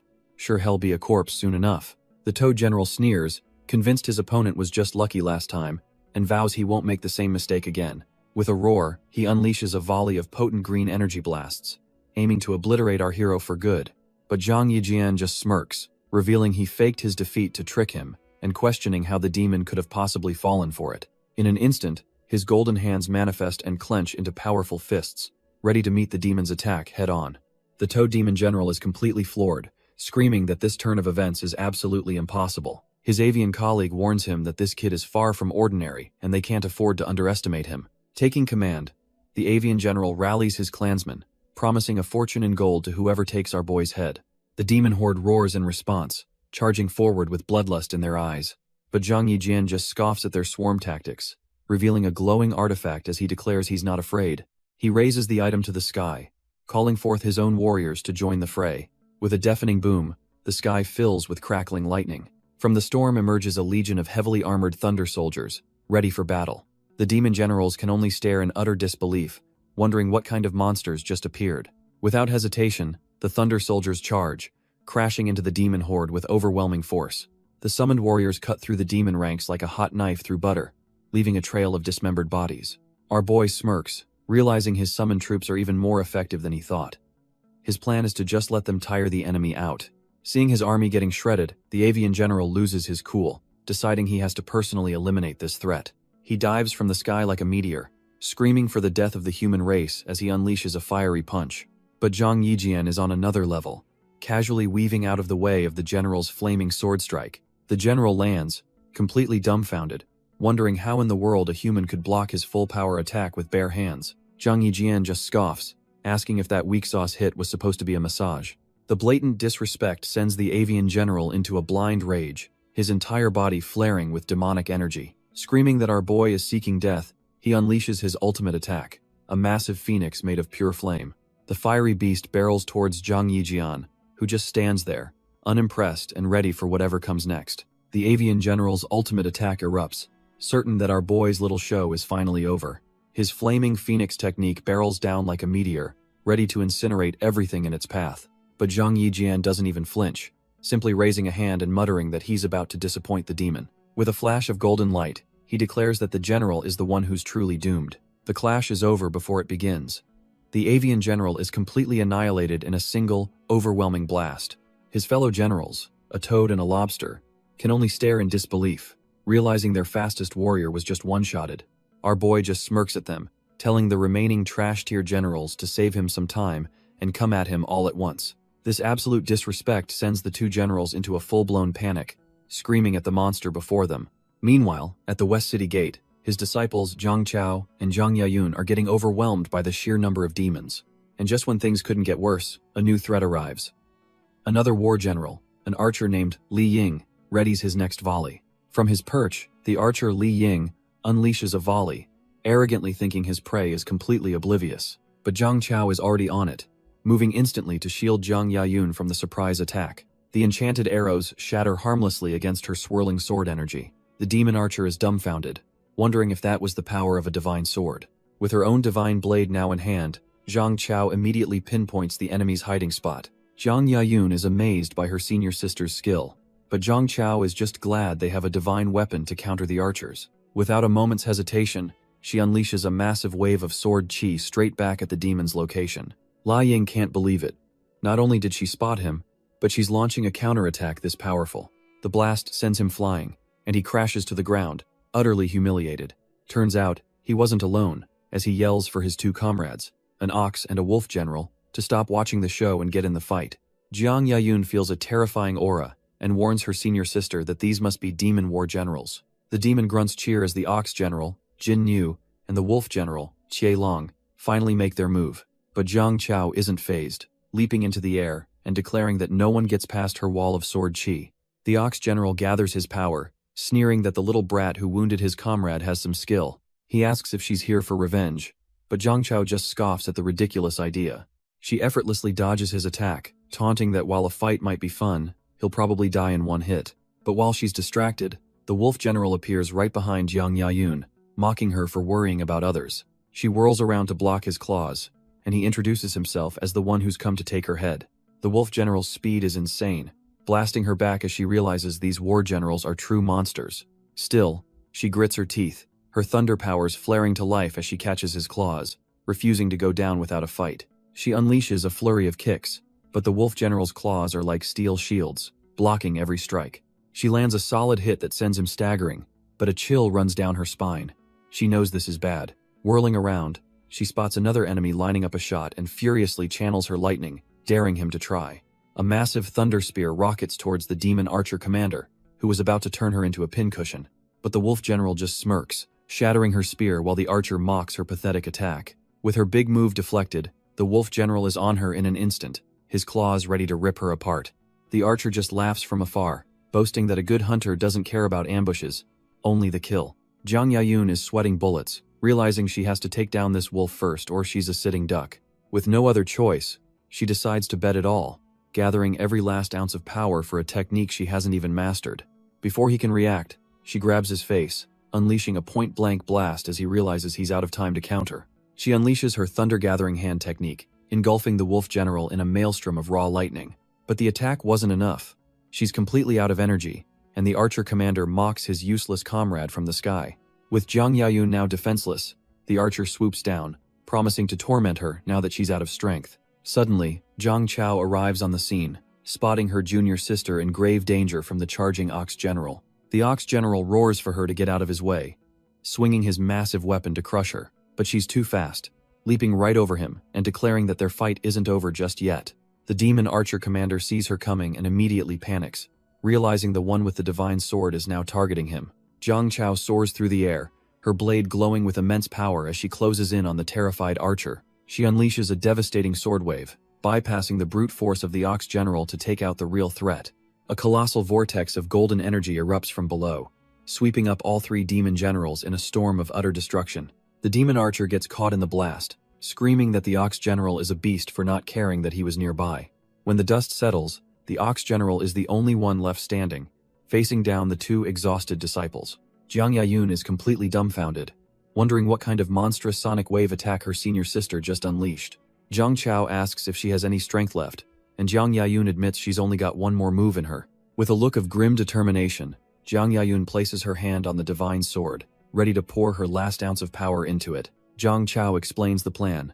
She's going all out with the divine sword and needs her junior sister's help to stay on her feet. The Ox General just scoffs, seeing them prepare for what he assumes is a desperate, final move. He roars with laughter, accepting their challenge and powering up his own golden aura to meet them head-on.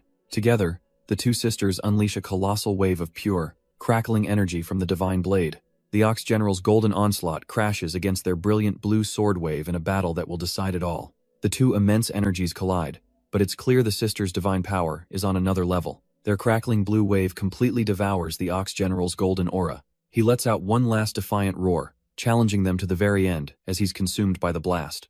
The mighty general collapses, unable to believe he was actually defeated by these two girls.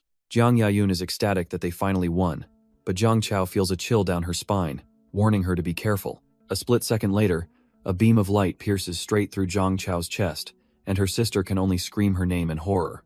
A new enemy emerges from the shadows, the demon archer commander, who smugly says that patience is the mark of an excellent hunter. Jiang Yayun struggles to support her senior sister, cursing this bird-faced freak and demanding to know how he avoided her sonic attack. He just laughs, explaining his wings offered perfect protection, and now they're nothing but exhausted prey for his top-tier attacks. Holding her dying sister, Jiang Yayun prepares for the worst, apologizing to their master in her heart for failing him in this life.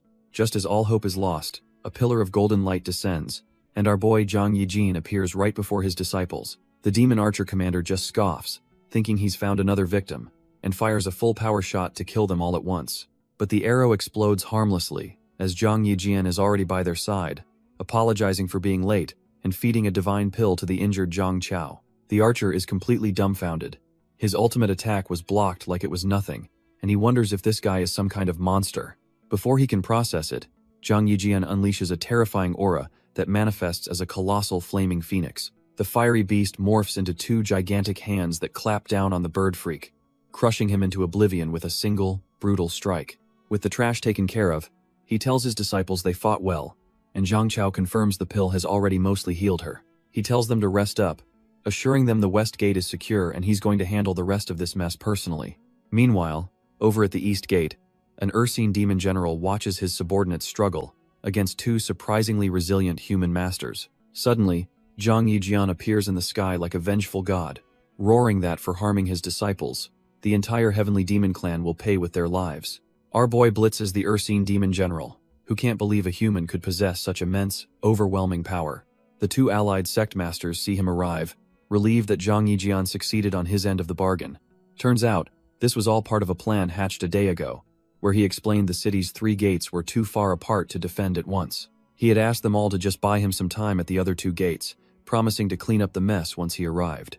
The wolf demon general is actually relieved to see him, thinking he can finally stop pretending, and might have accidentally killed the two old masters. The Ursine general, completely oblivious, demands to know who this newcomer is, boasting that his army has the entire city surrounded.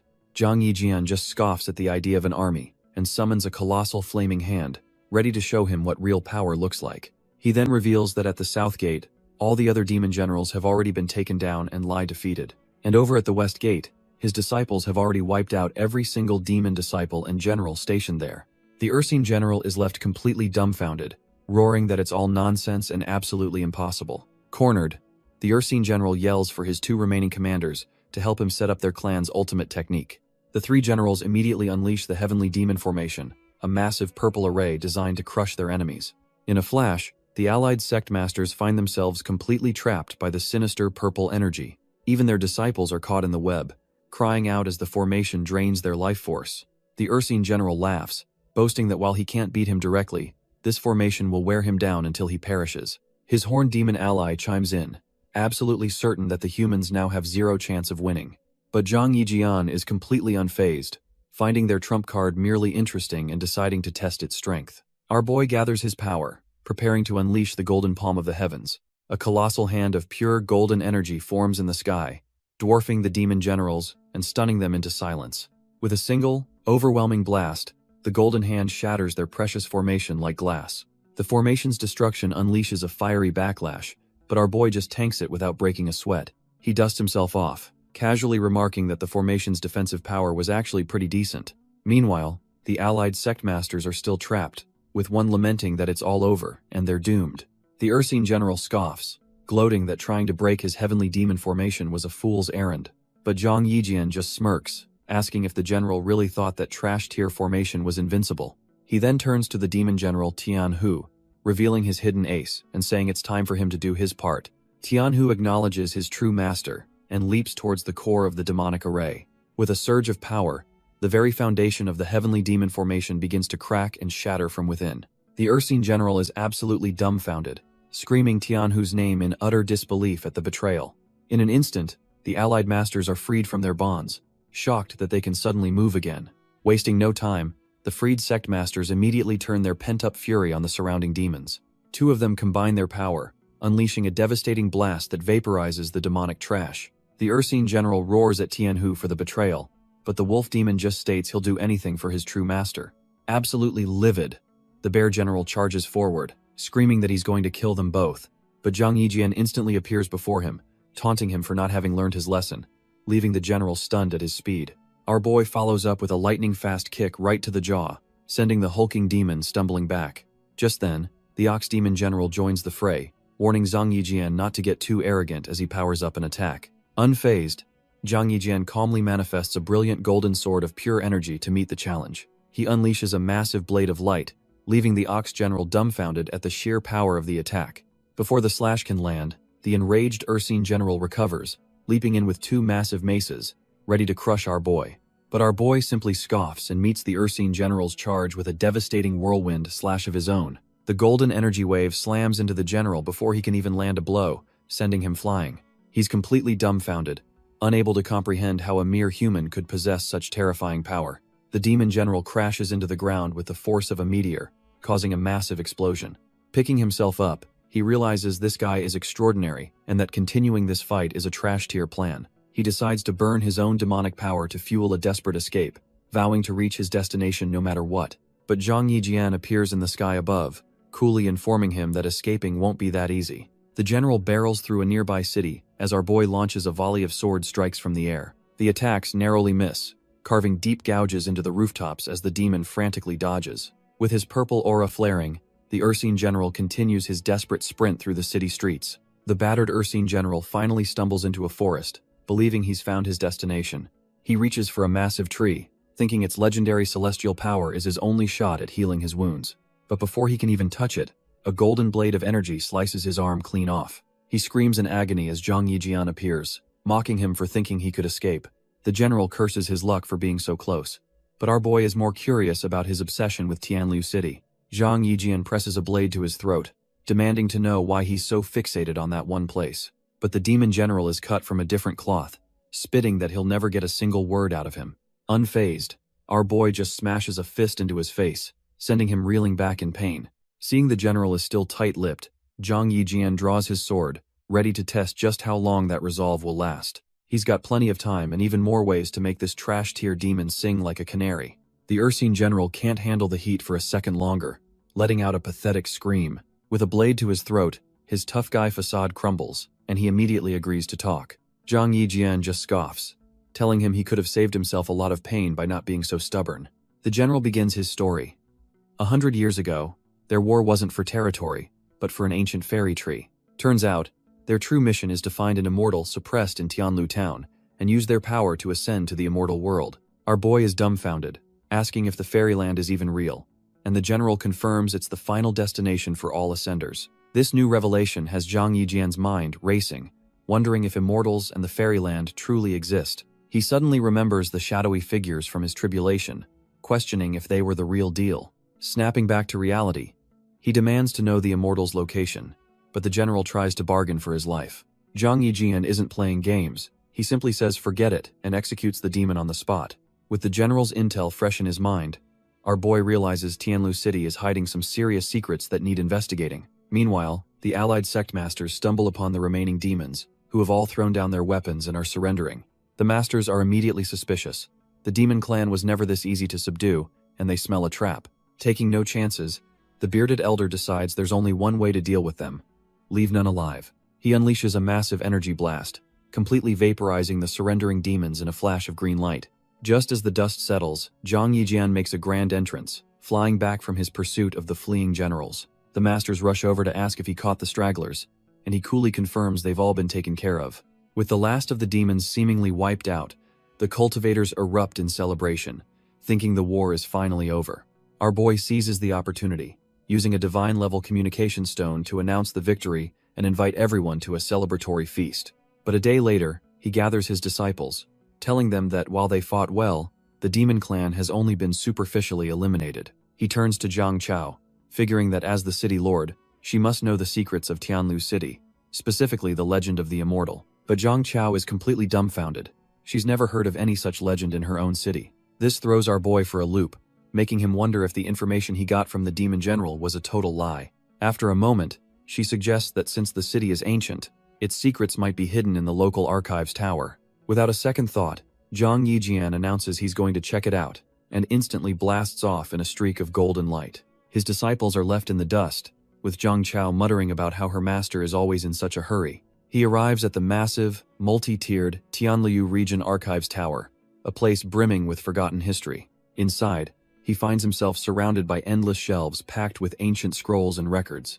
He scans the shelves, wondering if the secret to this so-called immortal is really hidden in one of these dusty tomes. Suddenly, a voice calls out to him, and he turns to find an old man who introduces himself as the guardian of the archives. Our boy gets straight to the point, telling the guardian he's here to find records on the so-called immortal of Tianlu City. The old man sighs, explaining that he's too late.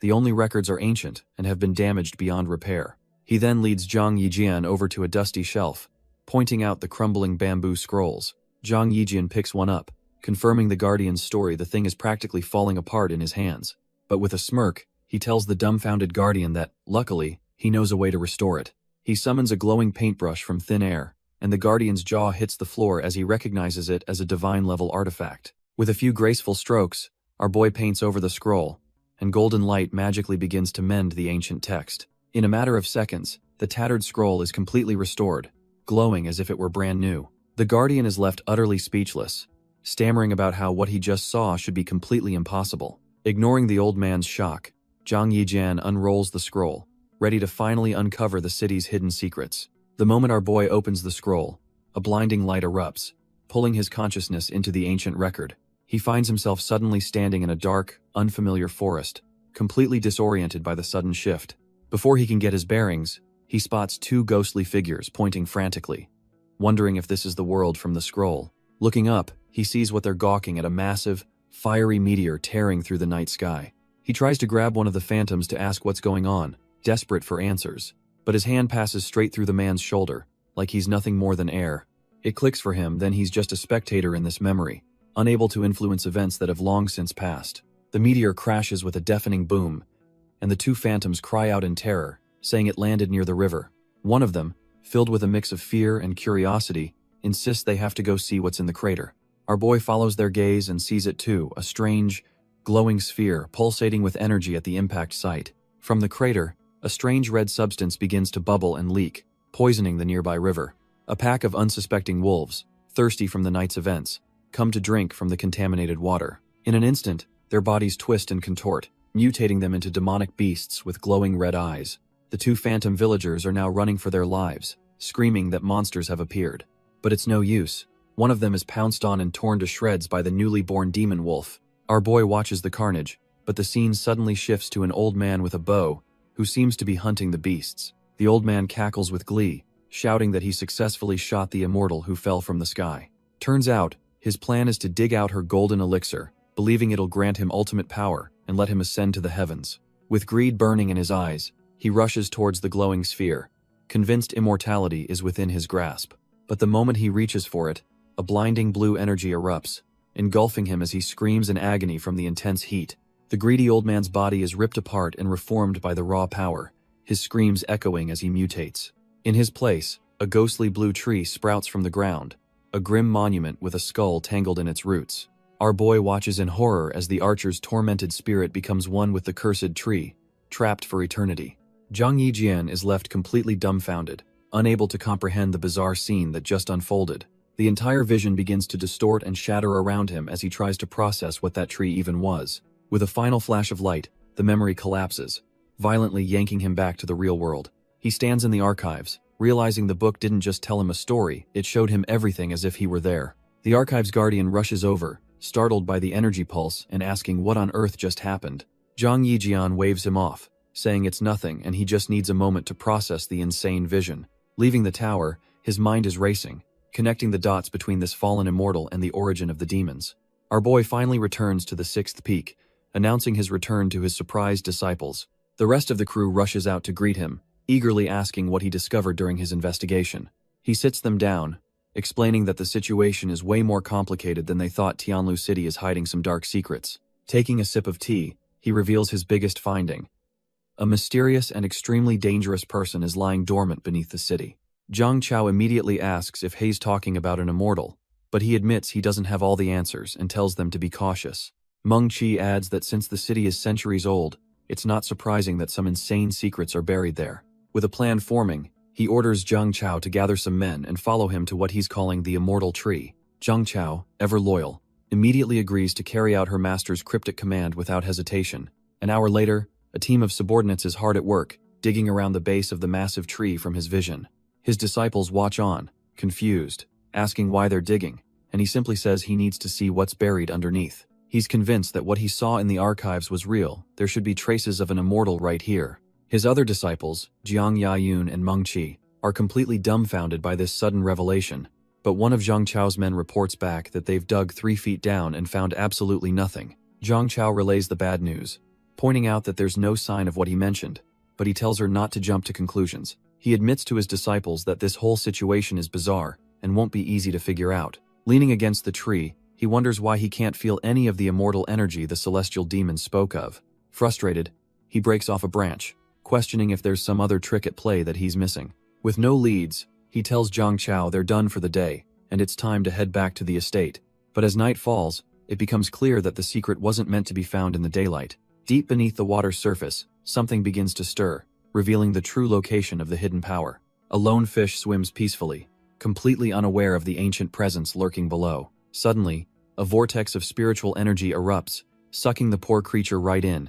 Turns out, the source is an old man who devours the fish whole, finding its life force absolutely refreshing. He cackles with glee, celebrating his escape after being trapped for hundreds of miserable years. His plan is simple and sinister.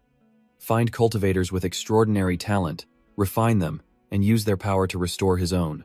The next day, the bald warrior song he is just trying to do his kitchen chores, fetching water by the river.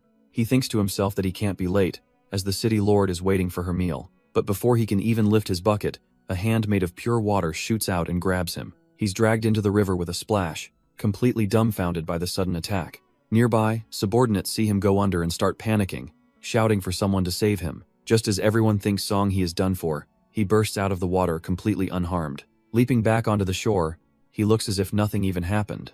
He casually tells the panicked subordinates that he just slipped by accident, and they all breathe a sigh of relief. But inside, The ancient fisherman controlling his body scoffs. This vessel is trash, but he senses stronger cultivators in the mansion. Back at the city lord's residence, the possessed song, he announces it's time to serve the meal, acting perfectly normal. Meanwhile, Zhang Yijian and his disciples are already eating, with Zhang Chao reporting her progress on the immortal tree investigation.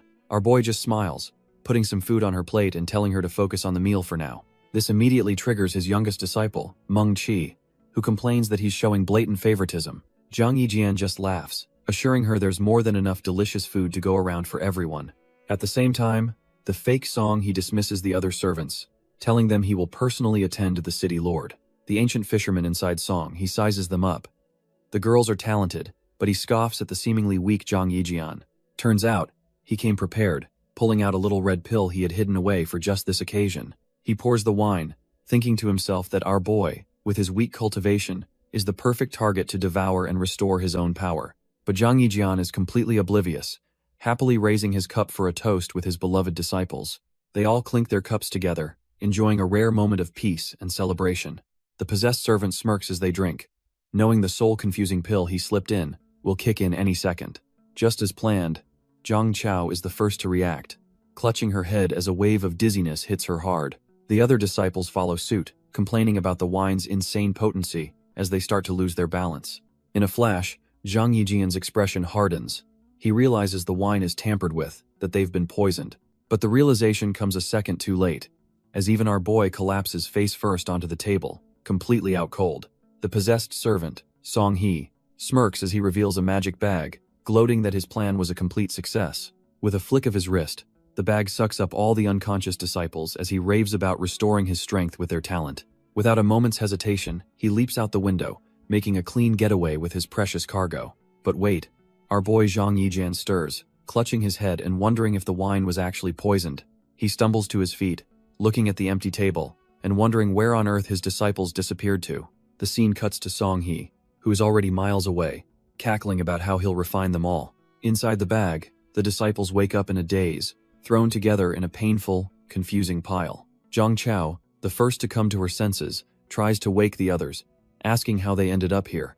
Their captor doesn't care, annoyed that one woke up so quickly as he plunges the entire bag into the water. He flashes a wicked grin, thinking this is just perfect for a live refining session. Inside the bag, Zhao Yurong has had enough, declaring she'll cut them out of this nightmare herself. The captor, Song He, feels the bag shudder violently as he holds it deep beneath the surface. He glances back, a flicker of annoyance on his face as he realizes his captives aren't staying put. With a flash of light, Zhao Yurong's sword slices clean through the supposedly unbreakable artifact. The four disciples spill out into the open water, finally free from the bag but now in a new kind of trouble. They're all completely disoriented, with Zhao Yurong realizing with a jolt of panic that they're underwater. But Zhang Chao is a step ahead, creating a protective bubble and telling everyone to get inside. Safely inside the barrier, she demands to know what their captor has done to them. The bald warrior just smirks, impressed that she was the one he had his eye on, the one who could break his bag. Zhang Chao's eyes narrow in suspicion. She points at him and declares that he is definitely not Song He. The imposter just cackles, telling her she's not worthy to know his real identity as he unleashes a devastating blast. All four disciples are sent tumbling through the water, completely overwhelmed by the raw power of the attack. But Zhao Yurong isn't going down that easy, summoning a razor-sharp crystal and preparing to strike back. With a burst of speed, she closes the distance and drives the crystal deep into the fake Song He's chest. To her utter shock, the man just smirks, grabbing her by the neck as the wound on his chest heals instantly. She's completely paralyzed, realizing the terrifying pressure radiating from him is strong enough to knock her out cold. Knowing they're doomed, she makes a split-second decision to use a forbidden technique to save the others. A massive vortex erupts, catching her fellow disciples and violently blasting them away from the fight. The spell is so powerful it launches them completely out of the water, sending them crashing onto the nearby shore. Zhang Chao scrambles to her feet, turning back to the water in horror and screaming for her senior sister Zhao. The force of the blast sends Zhang Chao tumbling across the grass, completely disoriented. She and Zhang Yayun realize the water is sealed by a divine sword array, and they're nowhere near strong enough to break it. Zhang Chao panics, asking if they're just supposed to stand by and watch their senior sister die. But Zhang Yayun grits her teeth, realizing this was a sacrifice. Their only hope is to find their master immediately. Back underwater, Zhao Yurong is completely unconscious, sinking into a glowing formation, utterly at her enemy's mercy. The imposter, Songhee, is seething with rage, furious that this girl ruined his plans when he was just one step away from success. He reaches for her, his mind screaming that she deserves to die 1,000 deaths for her interference. But just as he's about to finish her, a twisted smile spreads across his face. He realizes he can still use her for his plans. At that very moment, our boy Zhang Yijian is racing through the wilderness, sensing the scent of his disciples just ahead. He's dumbfounded to see Jiang Yayun and Zhang Chao running towards him, frantically screaming his name. His disciples cling to him, crying and begging him to save their senior sister Zhao. Zhang Yijian's face hardens as he demands to know what happened, learning she's been kidnapped. But just as he's about to unleash hell, a familiar voice calls out from the distance. It's Zhao Yirong, looking exhausted and a bit beaten up, but miraculously, she's alive. Our boy and his other disciples are completely floored, unable to believe their eyes. They rush to her side, explaining they were just about to get their master to stage a rescue. After a tearful reunion, she apologizes for the scare, revealing she activated the Divine Sword's seal array to escape. Once everyone calms down, Zhang Yijian gets straight to the point, asking who dared to kidnap his student. Zhang Chao quickly adds that it was Songhee, but his soul seemed to be possessed by some unknown mastermind. Zhao Yirong confirms it, explaining there was an old man's soul in his body. She killed the soul, but Songhee died in the process. Zhang Chao tries to console her senior sister, telling her she had no choice and offers to handle Songhee's remains. Our boy cuts in, stating that the dead can't be revived and that they should head back to the peak to sort things out. But as they prepare to leave, Zhang Yijian can't shake the feeling that something about this whole situation is deeply wrong. Suddenly, one of Zhang Chao's subordinates comes sprinting over, frantically shouting that something terrible has happened in the city. He explains that while digging under the immortal tree, they discovered a bizarre pool of red liquid. The mention of a strange red liquid immediately puts Zhang Yijian on high alert. This is no coincidence. Zhang Chao is initially unfazed, but the subordinate clarifies that the liquid is causing the city's stray dogs to mutate into monsters. Before she can even react to that bombshell, a massive explosion erupts in the distance, shaking the very ground they stand on. Wasting no time, Zhang Yijian tells his disciples to follow him as they all take to the skies to investigate the chaos. Arriving at the scene, they find a city in absolute chaos as a mutated wolf pins down a helpless civilian. The beasts are relentless, sinking their bloodied fangs into anyone they can catch. It's a full-blown massacre, with the mutated dogs tearing through the populace like they're made of paper. The city guards are dumbfounded, wondering if they're under attack by a horde of demonic beasts. One of the guards bravely intervenes, managing to block a lunge aimed at a citizen. But his relief is short-lived as the monster's jaw clamps down, cracking his blade with ease. He can only watch in horror as his sword shatters, leaving him completely defenseless. Before he can even process his mistake, 2 more wolves pounce, sealing his fate. The slaughter continues, as another guard runs for his life, only to be ambushed from above. Just as a lone survivor tries to escape the carnage, 4 streaks of light descend from the heavens. It's Zhang Yijian's disciples, and they're not happy, roaring that these beasts are courting death by attacking Tianlu City. But these monsters are tough, and one of them gets the drop on Zhang Chao, who freezes in terror. Before the beast can land a fatal bite, Meng Qi swoops in, warning her senior sister as she drives her sword into its head. Realizing they're surrounded, Zhao Yirong rallies the girls, telling them to stick together and clear out the trash. The 4 of them become a whirlwind of destruction, their coordinated attacks easily overwhelming the mutated wolves. The fleeing cultivator can only watch, completely floored that these young girls are somehow stronger than his own sex elders. Suddenly, a voice cuts through the chaos. It's Zhang Yijian, calmly stating that of course his disciples can handle this. But the cultivator isn't impressed, pointing out that our boy has 0 spiritual energy and is just trying to look cool. Just as the cultivator finishes his sentence, a mutated wolf lunges straight for our boy, Zhang Yijian. But before it can even get close, his disciples leap in front of him, swords drawn and ready to protect their master. The fleeing cultivator is absolutely gobsmacked, realizing this powerless-looking dude is actually their leader. With the immediate threat gone, Jiang Yayun takes command, organizing the girls into a defensive formation. Zhang Chao and Meng Qi immediately get to work, fighting back-to-back to thin the monstrous herd. But lurking in the shadows, the ancient fisherman sees his chance, deciding to let the disciples get overwhelmed. Disguised as Zhao Yirong, he lets a wolf get a clean bite on his shoulder, pretending to be injured. He collapses dramatically, luring the beasts in, as Zhang Yayun cries out in shock for her senior sister. The trap is sprung as a whole pack of the mutated wolves descends upon the fallen disciple. The disciple's formation is crumbling, and Meng Qi screams as a massive wolf finally breaks through her defense. It's a total rout. The monstrous wolves tear through their lines, sending the girls flying in every direction. All the while, the disguised fisherman watches with a smug grin, thinking his plan to have them all injured is working perfectly. But before the wolves can land a final blow, a blur of golden light erupts from nowhere, slicing the beasts to ribbons. It's our boy Zhang Yijian, who has finally decided to step in, unleashing an absolute storm of sword strikes. He moves like a phantom through the chaos, effortlessly sending the mutated monsters flying with every single swing. The fisherman is left completely dumbfounded, unable to process how this guy just wiped out the entire horde in a few seconds. Even the fleeing cultivator who witnessed the whole thing is stunned, realizing this dude is a total freak of nature. Completely unaware of the deception, Zhang Yijian rushes to his disciple's side, and the fisherman just plays along, thanking his master. The ancient fisherman sizes up our boy, thinking that if he can just absorb him, he'll not only recover his full strength, but might even achieve a breakthrough.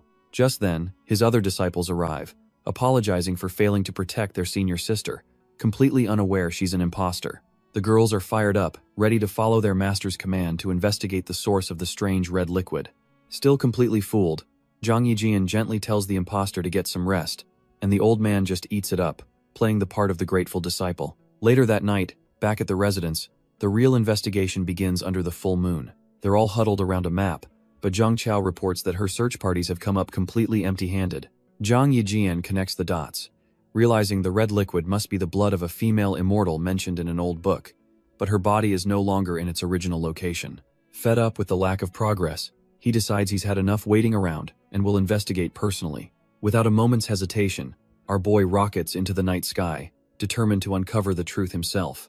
But as he's searching, he's suddenly stopped by a familiar face. It's Yirong, asking what she's doing out here. The imposter puts on a masterclass performance, claiming her wound got infected and she desperately needs his help. Completely fooled and worried for his disciple, Zhang Yijian moves in to take a look, falling right into the trap.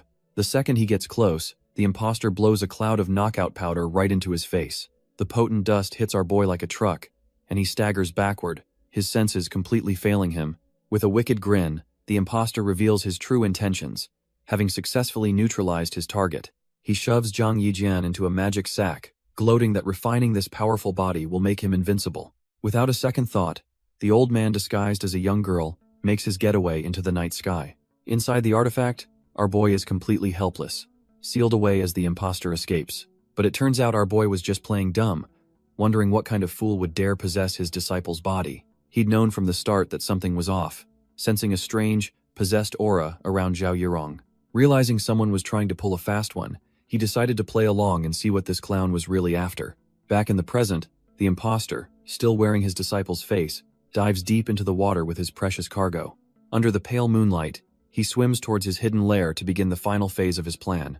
He finally drops the disguise, revealing his true form, a creepy old man who's been puppeteering the young girl's body. The ancient fisherman's spirit rips itself free from the host, ready to complete his sinister ritual. With his disciple's body lying unconscious before him, he prepares for the final step of his absorption technique. The old man grins like a maniac, absolutely convinced he is about to achieve the power he has craved for centuries. The old man cackles, kicking off his refinement ritual, absolutely certain of his victory. But just as he starts, our boy Zhang Yijian crashes the party, kicking the precious treasure right out of his grasp. The ancient fisherman is completely dumbfounded, while Zhang Yijian just calmly identifies the old monster. He demands to know how Zhang Yijian is still conscious, but our boy just scoffs that his pathetic mist was a complete joke. Enraged at being played for a fool, the fisherman summons a powerful spirit archer to end this. The spiritual warrior lets loose a massive arrow of pure energy, intending to obliterate him on the spot. The attack screams through the water, a glowing blue harbinger of death aimed right at our hero. It connects with a massive explosion, shaking the very foundations of the underwater lair. The silhouette shows the arrow piercing clean through Zhang Yijian's chest. It looks like a fatal blow. The fisherman gloats that the arrogant fool couldn't even handle one of his moves, but turns out our boy is standing there without a scratch. Suddenly, he's bound by strange roots as Zhang Yijian appears behind him, sarcastically complimenting his impressive strength. The fisherman is dumbfounded, realizing the fatal blow only destroyed a paper decoy as Zhang Yijian tells him he's not strong enough to kill him. With the tables turned, our boy lunges forward with his sword, declaring that the old man is the one who's about to die.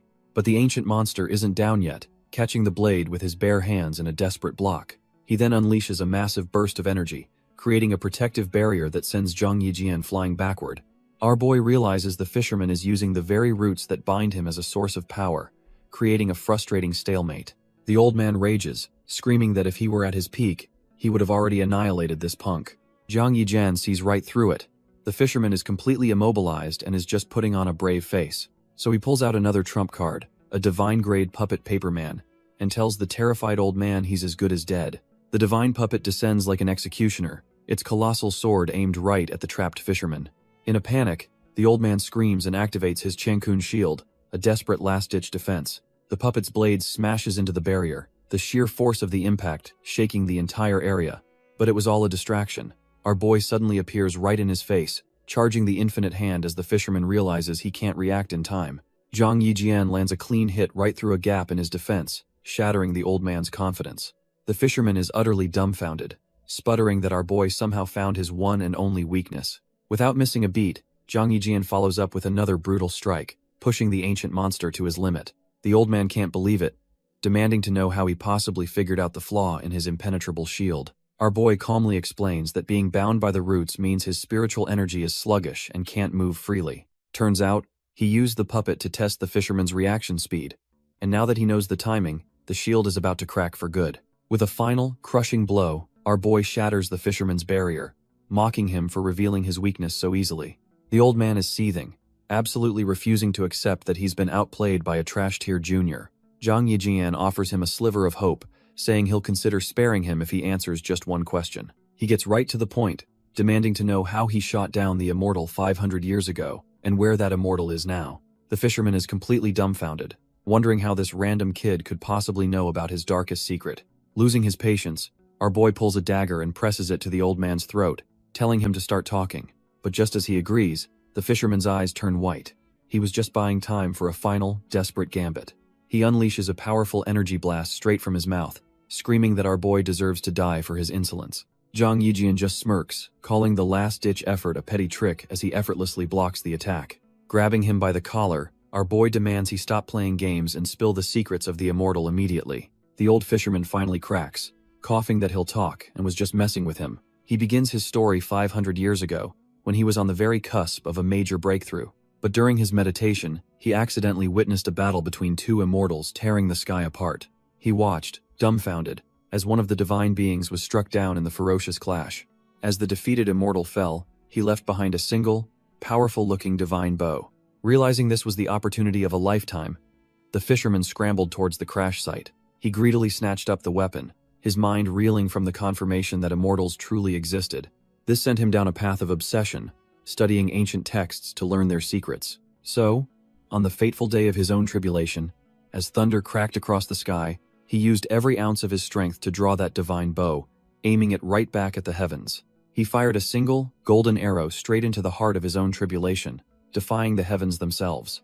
But his defiance came at a cost, as it seems his ritual required the sacrifice of an innocent woman to fuel his ambition. Back in the present, our boy holds a dagger to the old man's throat, demanding to know if this twisted tale is true. The cornered fisherman, with nothing left to lose, makes a desperate lunge with a hidden dagger. But Zhang Yijian saw it coming a mile away, effortlessly ending the pathetic old schemer's life. He scoffs at the corpse, realizing this man's obsession with immortality had long since turned him into a monster. As the old man's body drifts, Zhang Yijian spots a glimmer of gold on his finger. He plucks off the storage ring, knowing a centuries-old monster like him must have a hoard of treasures. But as he inspects his loot, the legendary divine bow itself materializes before him, just as a familiar voice calls out. It's Ouyang Wen, the cultivator from the inn, who has been inexplicably teleported here and is completely dumbfounded. Our boy calmly tells the bewildered Ouyang Wen that it's a long story and they need to get to the surface first. A moment later, the water bubbles violently as he pulls her along, bursting out and back into the open air. But the relief is short-lived as Zhang Yijian's face twists in alarm. Turns out the entire area is now crawling with grotesque, mutated wolf-like monsters. Ouyang Wen is freaking out, and our boy can only guess the anomaly in Tianlu City has gone completely out of control. Suddenly, she spots something even worse, pointing frantically towards a distant building. The entire mansion is engulfed in flames, a clear sign of total chaos. Realizing they're out of time, Zhang Yijian tells her to follow him as they race towards the disaster. In the city, the mutated beasts are already on a rampage, roaring amidst the destruction. Turns out, his disciples are already in the thick of it, with Zhang Yayun screaming for the city lord to run as the guards get torn apart. The city lord, Zhang Chao, desperately pulls her fellow disciples, Jiang Yayun and little Meng Qi, trying to escape the carnage.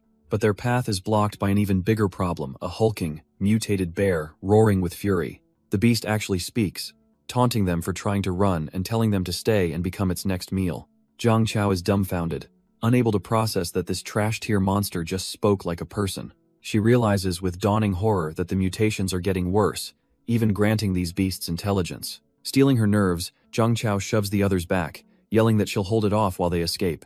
The bear just scoffs at her pathetic attempt at heroism, roaring that she's looking for death as it charges. She's no match for its brute strength and gets swatted away like a fly, sent tumbling through the air.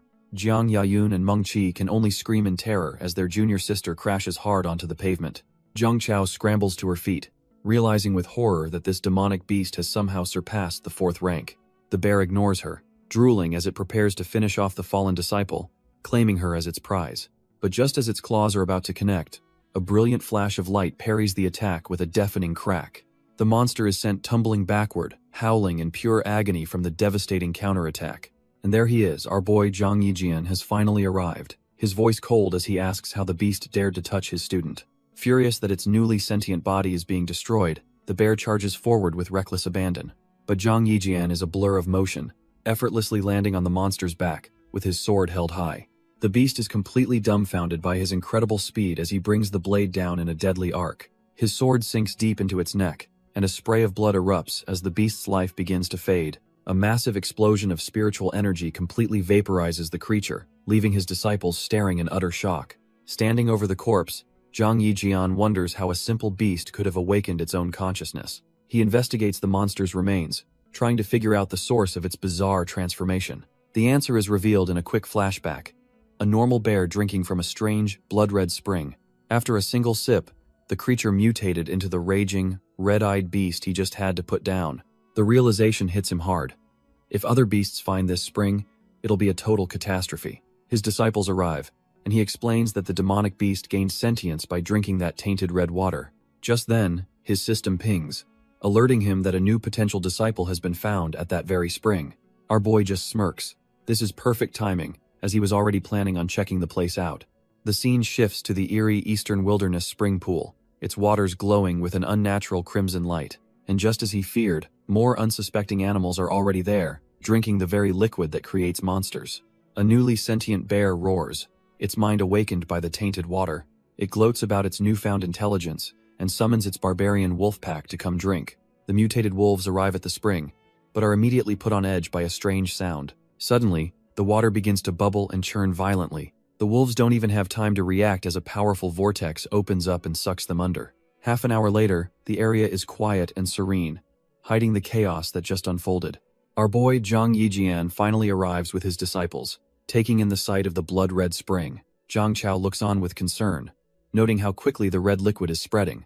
Just as she speaks, ripples spread across the water's surface. The lifeless bodies of the mutated wolves float up, confirming someone has already cleaned house. Zhang Yijian senses a terrifying aura lingering in the water, while Meng Qi is just freaked out by the whole scene. Deciding he has to see for himself, he dives straight in as his disciples shout for him to be careful. At that exact moment, a group of cultivators from another sect flies overhead on their swords. One of them, Han Sheng of the Haixing sect, complains that his master forced him out here to train against demonic beasts. He lets out a massive yawn, completely bored with this so-called training. But his companion spots something, and Han Sheng's eyes go wide when he sees a group of beautiful women by the spring.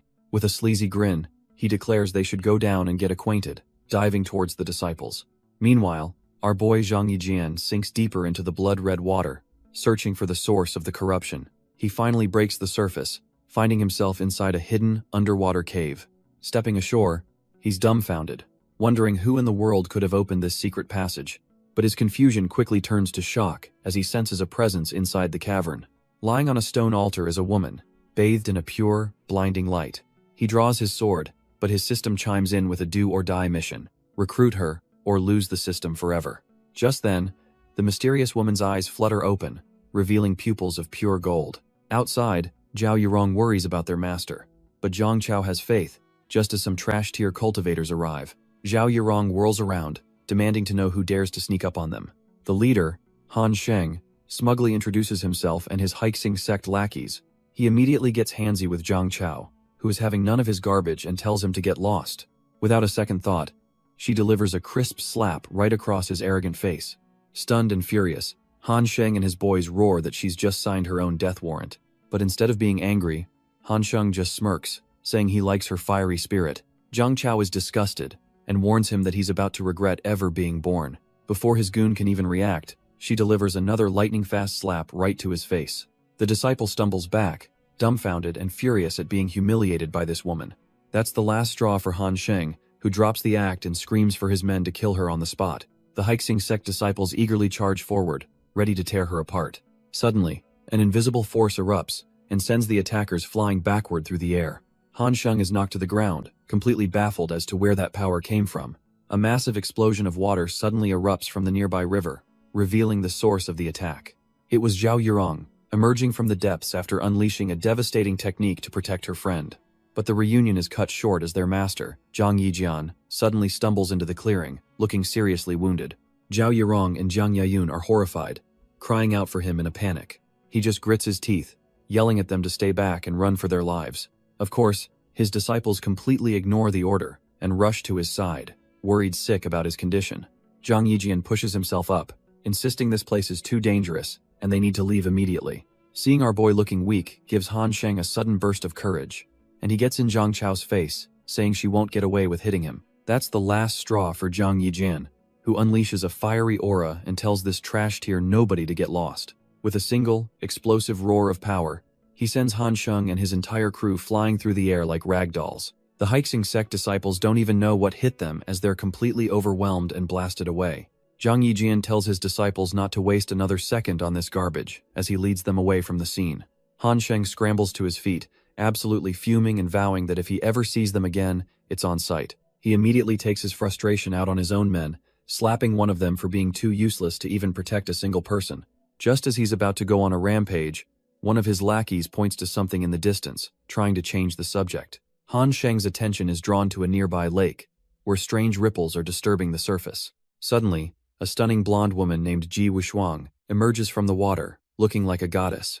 But she's clearly in a bad mood, angrily demanding to know where her target has run off to. Han Sheng's rage instantly melts away, replaced by hard-eyed infatuation as he drools over the newcomer. He's completely smitten, declaring that this beauty is exactly his type as he stumbles towards her. Trying to play it cool, he asks the powerful woman if she'd like to be friends with him. Her response is a fiery slap right across the face that sends the poor fool flying once again. The impact sends him crashing through a tree, leaving him utterly wrecked. Seeing their leader humiliated, his sycophantic followers draw their swords, screaming that she's asking for death. Ji Wushuang just scoffs, calling them ant-like mortals as she effortlessly summons a torrent of flame. With a single, devastating blast, she sends the entire trash-tier posse flying without even breaking a sweat. Han Sheng lies on the ground, completely defeated and terrified as she approaches him. She floats down like an avenging angel and coldly demands to know his name. Now on his hands and knees, he meekly introduces himself, and she gives him a simple choice. Does he want to live? The terrified fool practically screams that he dreams of living, willing to do anything to survive. With a smirk, she places a fiery shackle around his neck, branding him as her property. Miles away, our boy Zhang Yijian's eyes snap open as a fiery dragon aura erupts around him. He can feel her immense power. The fiery slave mark burns in Han Sheng's eyes. He's no longer his own man. Ji Wushuang gives her new dog his first mission.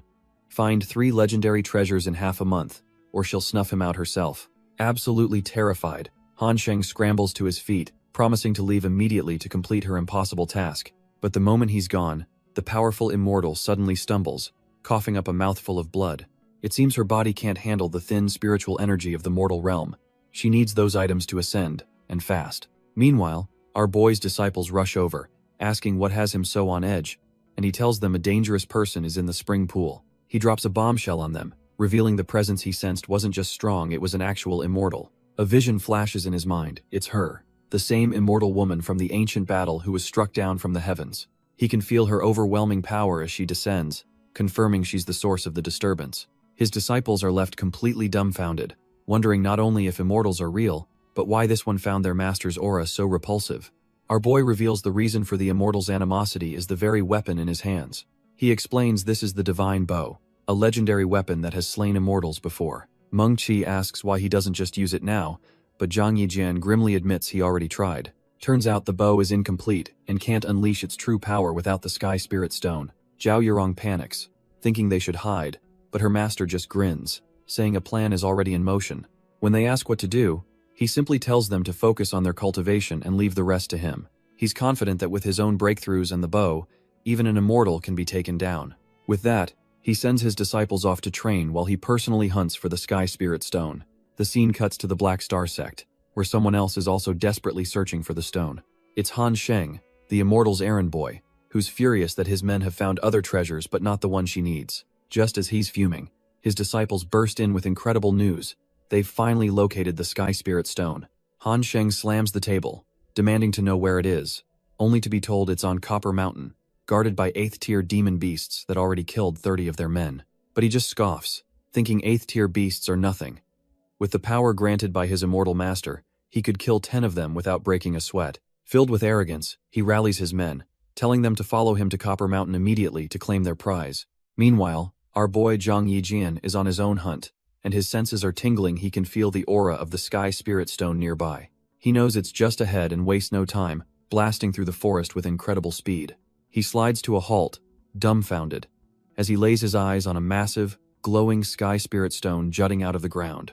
A massive grin spreads across his face. He's actually found the key to unlocking his divine bow, but his victory is cut short when a hulking horned guardian beast appears from nowhere, raising its axe and calling him fresh prey. As if on cue, Han Sheng and his goons arrive on the scene, pointing straight at the stone, ready to start a war for it. But before they can even take a step, a sudden rustle in the trees signals an ambush.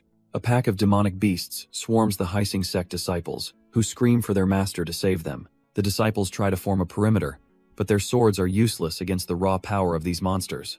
In an instant, one of the beasts snaps a disciple's neck like a twig, showing just how outclassed they are. The survivors are terrified, realizing these are tier 4 beasts and they're all about to be slaughtered. Han Sheng finally loses his patience, calling his men a bunch of useless fools for struggling. He leaps into the fight himself, his blade glowing as he effortlessly carves through the demonic flesh. With a single, fiery slash, he unleashes an explosion that incinerates the entire pack of monsters. His remaining disciples are left dumbfounded, whispering about how their young master's power has become truly unfathomable. Han Sheng just smirks, thinking that with the power of his immortal servant, these trash-tier beasts were never a threat to begin with. Just as Han Sheng is basking in his glory, a strange noise from deeper in the woods catches his attention. His face twists in fury as he realizes someone beat him to the real prize, and he bolts towards the sound. He arrives to find our boy, Zhang Yijian, standing over the corpse of the guardian beast, calling the fight a waste of his time. Without a word, Han Sheng launches a volley of glowing sword projectiles straight at this new intruder. The blades scream through the air, homing in on Zhang Yijian, who seems completely unfazed. But the attack is effortlessly deflected, and Han Sheng growls, accusing him of trying to steal his Sky Spirit Stone. His 2 lackeys catch up, and Han Sheng smirks, seeing it's just some lone brat who got lucky. Zhang Yijian just scoffs, telling the fool that he saw the stone first, so it belongs to him. With a flick of his wrist, he summons his own blades, coolly asking if Han Sheng really wants to try and steal what's his. Han Sheng is dumbfounded that his attack was useless, begrudgingly admitting this kid has some real skill. Done with talking, Han Sheng lunges for the stone, vowing to take it first and kill our boy later. But Zhang Yijian just smirks, calmly stating that his things aren't so easy to steal. Suddenly, a massive flaming hand materializes in the sky, dwarfing the arrogant disciple. The hand crashes down in a fiery explosion, sending Han Sheng flying across the clearing. He lands on his feet, sword drawn, finally realizing this kid is anything but ordinary. With a crazed grin, he decides he'll just have to kill Zhang Yijian before taking the prize. But as he powers up, a terrifying shadowy dragon with a single red eye erupts from his own body. The monstrous aura fills the entire forest, a truly demonic presence. Even our boy is taken aback, wondering what kind of dark sorcery this is. The shadow dragon lets out a deafening roar and lunges, forcing Zhang Yijian to face it head-on. But the dragon's power is immense, and our boy gets slammed by a flurry of shadowy claws. He's sent reeling, coughing up blood as his body screams in protest. Han Sheng is dumbfounded. He can feel his own power being suppressed, yet he just blew this guy away like nothing. Zhang Yijian grits his teeth, realizing his usual tricks aren't working, and he needs a new strategy, fast. As he dodges another attack, the shadow dragon suddenly dissipates into thin air. In its place stands Han Sheng, But he's changed, sprouting horns and claws with a wicked grin. The transformed disciple sneers, finally acknowledging that Zhang Yijian is a worthy opponent. Our boy realizes this freak is no pushover, and he has to find a way to end this quickly. He quickly checks his system, which confirms his disciples are mid-breakthrough, locking his power. All he has to do is stall. Once his disciples succeed, his cultivation will return and he'll have the power to crush this fool. The transformed Han Sheng lunges forward, roaring that it's time for our boy to die. Thinking fast, Zhang Yijian throws up a hand and desperately tells him to wait a moment. Han Sheng just scoffs, mocking him for suddenly getting cold feet now that death is at his door. Our boy lays the bait, offering to give up the Spirit Stone if Han Sheng just gives him a moment to prepare for an honorable final battle. When the demon scoffs at the idea, Zhang Yijian ups the ante, promising to hand over all 4 of his disciples if he's defeated. That gets Han Sheng's attention. His eyes gleam with a twisted interest at the thought of such a prize. Zhang Yijian seals the deal, swearing on his honor that a gentleman never goes back on his word.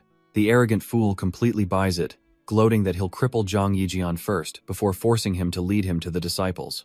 With the trap set, our boy kneels and focuses, thinking he's successfully bought the precious time he needs. But Han Sheng notices his aura hasn't changed one bit, and sneers that this is just a pathetic attempt to stall for time. Han Sheng is already lost in a twisted fantasy, imagining how he'll enjoy the disciples he's about to claim. But he quickly snaps out of it, deciding to forget the daydream for now. He can't wait any longer and explodes forward, ready to end this farce. Our boy curses the scoundrel, realizing his only option is to hold on and pray his disciple succeeds in her breakthrough. He unleashes a desperate slash, throwing everything he has into the attack.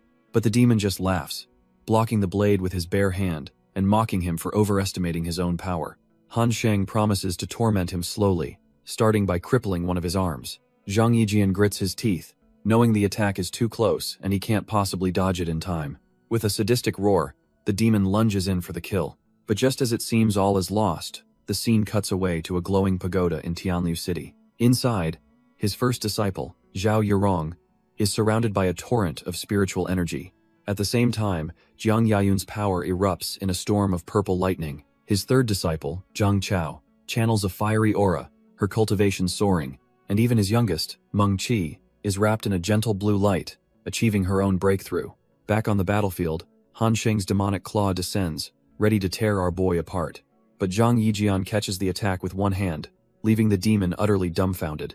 A golden aura explodes from our boy as he effortlessly sends Han Sheng flying. The demon is seething, unable to process how this trash-tier weakling suddenly got so strong. He's blasted backwards, completely overwhelmed by a power that just appeared out of nowhere. His lackeys can only stare in horror, convinced Zhang Yijian was hiding his true strength all along. The remaining Heixing sect disciples don't stick around to find out what happens next, they just book it. Our boy stands over the defeated Han Sheng, coldly stating that harassing his disciples meant his death was a mercy. As the demon's soul dissipates, a strange crystal drops, and Zhang Yijian realizes he needs to reward his own disciples when he gets back. He picks up the glowing stone, completely clueless as to what it is. Sensing an aura similar to a female immortal's, he decides to use a soul-searching technique on the body to get some answers. A vision of a powerful woman appears in his mind, and suddenly, everything clicks into place.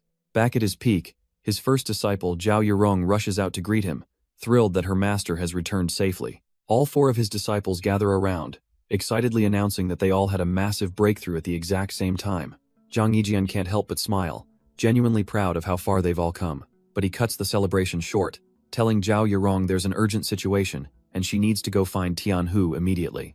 Our boy gathers his disciples, explaining that a great enemy is on the horizon, and they need to be fully prepared for what's coming. Meng Qi's eyes go wide as she recognizes the Heavenly Spirit Stone, and he confirms he found the legendary material. He then announces his plan to fuse the stone with her bow, channeling his power to begin the process. In a brilliant flash of light, the stone and bow merge into one, reforging the weapon into a divine-grade crystal artifact. Zhang Yijian looks on with a proud smirk, the upgrade a complete success. Just then, Zhao Yurong returns, announcing she's brought the demon general Tianhu as requested. He tells the general there's an urgent task, and Tianhu immediately pledges his undying loyalty, ready for any order. Zhang Yijian explains the mission is extremely dangerous and hands over a magical treasure to aid him. Tianhu examines the golden mask for a moment before placing it on his face, causing it to erupt with a blinding light. The light transforms him, creating the perfect disguise of a radiant female immortal for his undercover mission. Tianhu, now perfectly disguised as the cultivator Han Sheng, looks on with grim determination. His disciples are dumbfounded, recognizing the aura of the man their master just defeated. To sell the illusion, Zhang Yijian infuses the disguised Tian Hu with a trace of the female immortal's aura. Our boy then lays out the mission, a reenactment of a legendary assassination, using the Heavenly Spirit Stone as bait. Tian Hu is completely lost, having no idea about the historical figures Zhang Yijian is referencing.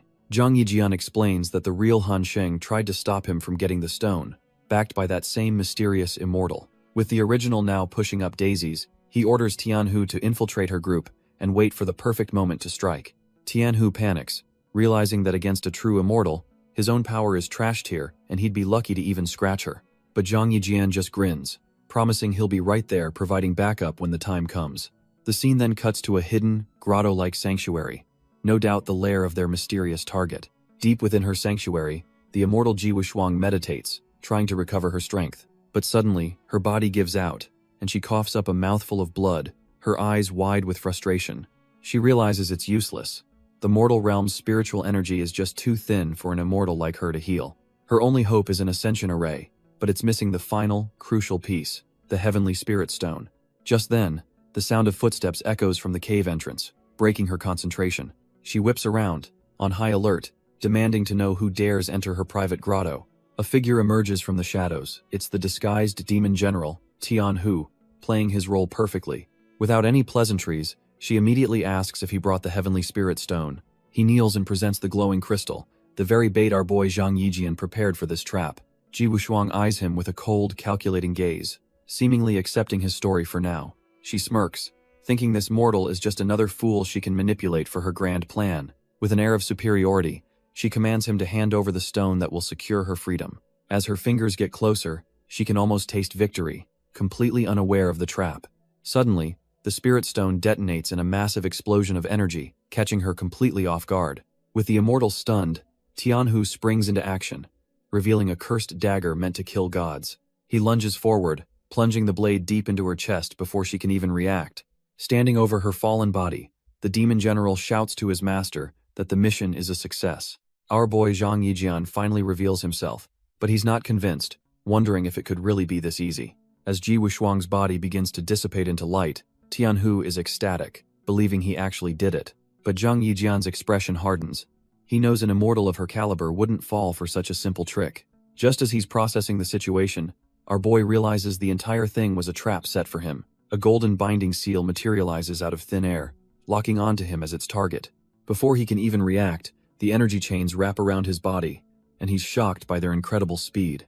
Ji Wushuang reappears from the dissipating light, recognizing him as she dives in for the final blow.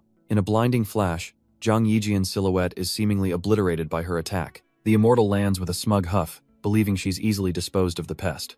But something feels wrong, and she pauses for a moment, sensing that it was too easy. She turns around, completely dumbfounded, to find Zhang Yijian standing behind her without a single scratch. Her confident expression twists into pure annoyance, realizing he's not the trash-tier cultivator she thought he was. Turns out, all she destroyed was a paper talisman decoy floating in the water. Our boy played her like a fiddle. Our boy just smirks, revealing the paper decoy, and telling her to quit playing dirty since he knows all her tricks.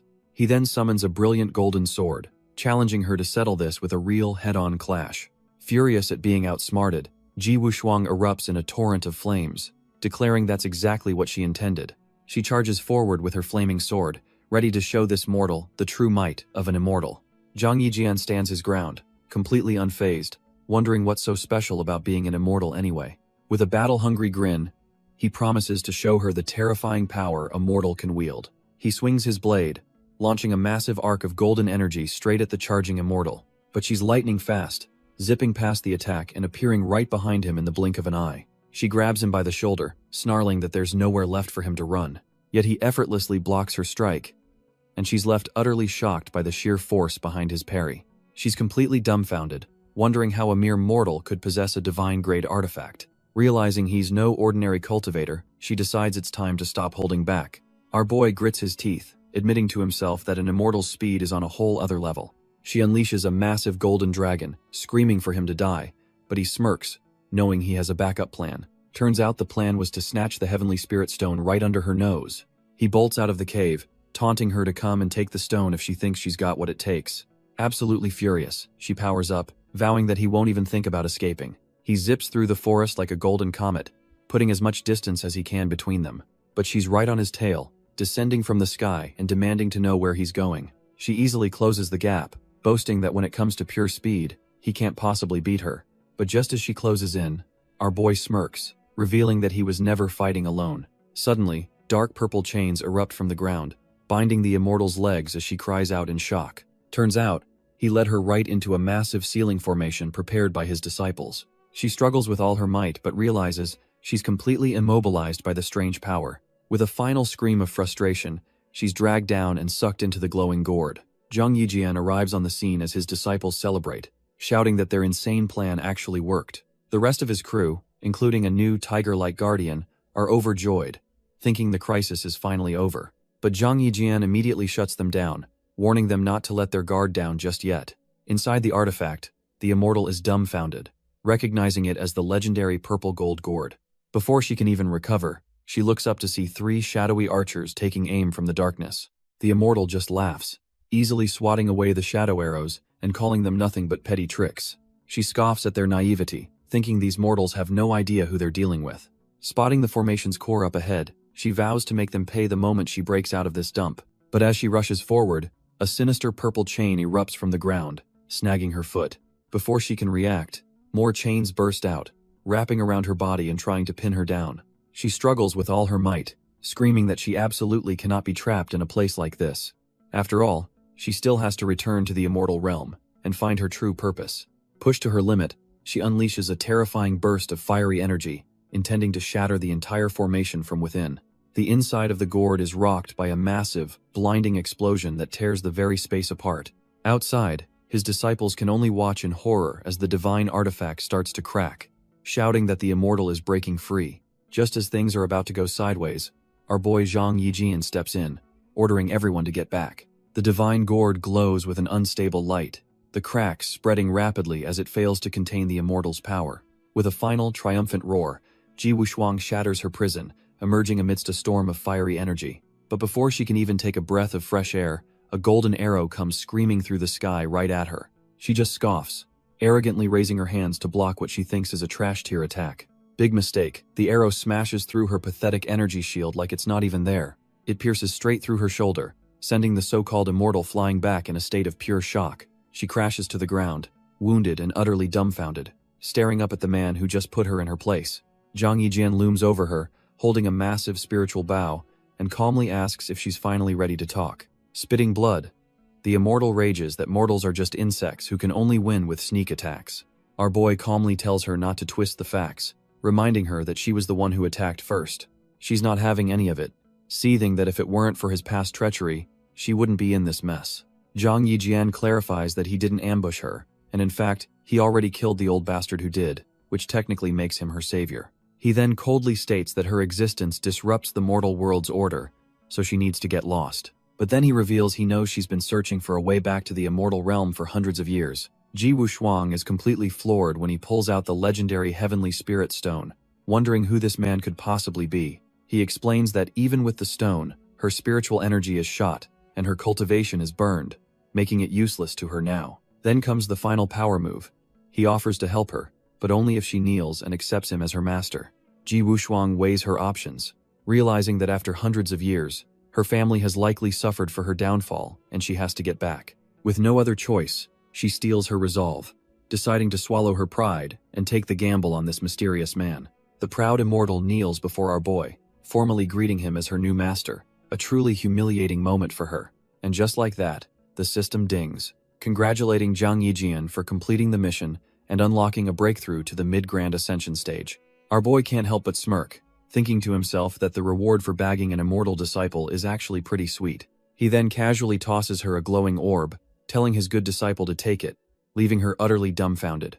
It's a divine-grade pill. Without hesitation, she consumes it and is immediately engulfed in a wave of healing energy, realizing its effects are the real deal. Her mind reels as she recalls that even in the immortal realm, divine pills are treasures only the most prestigious families possess.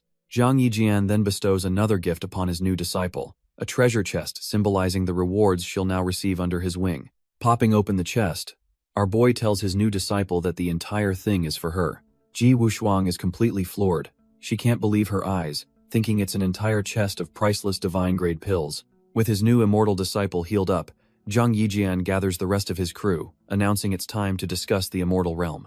Ji Wushuang, now fully committed, scrambles to her feet, calling out for her new master to wait up.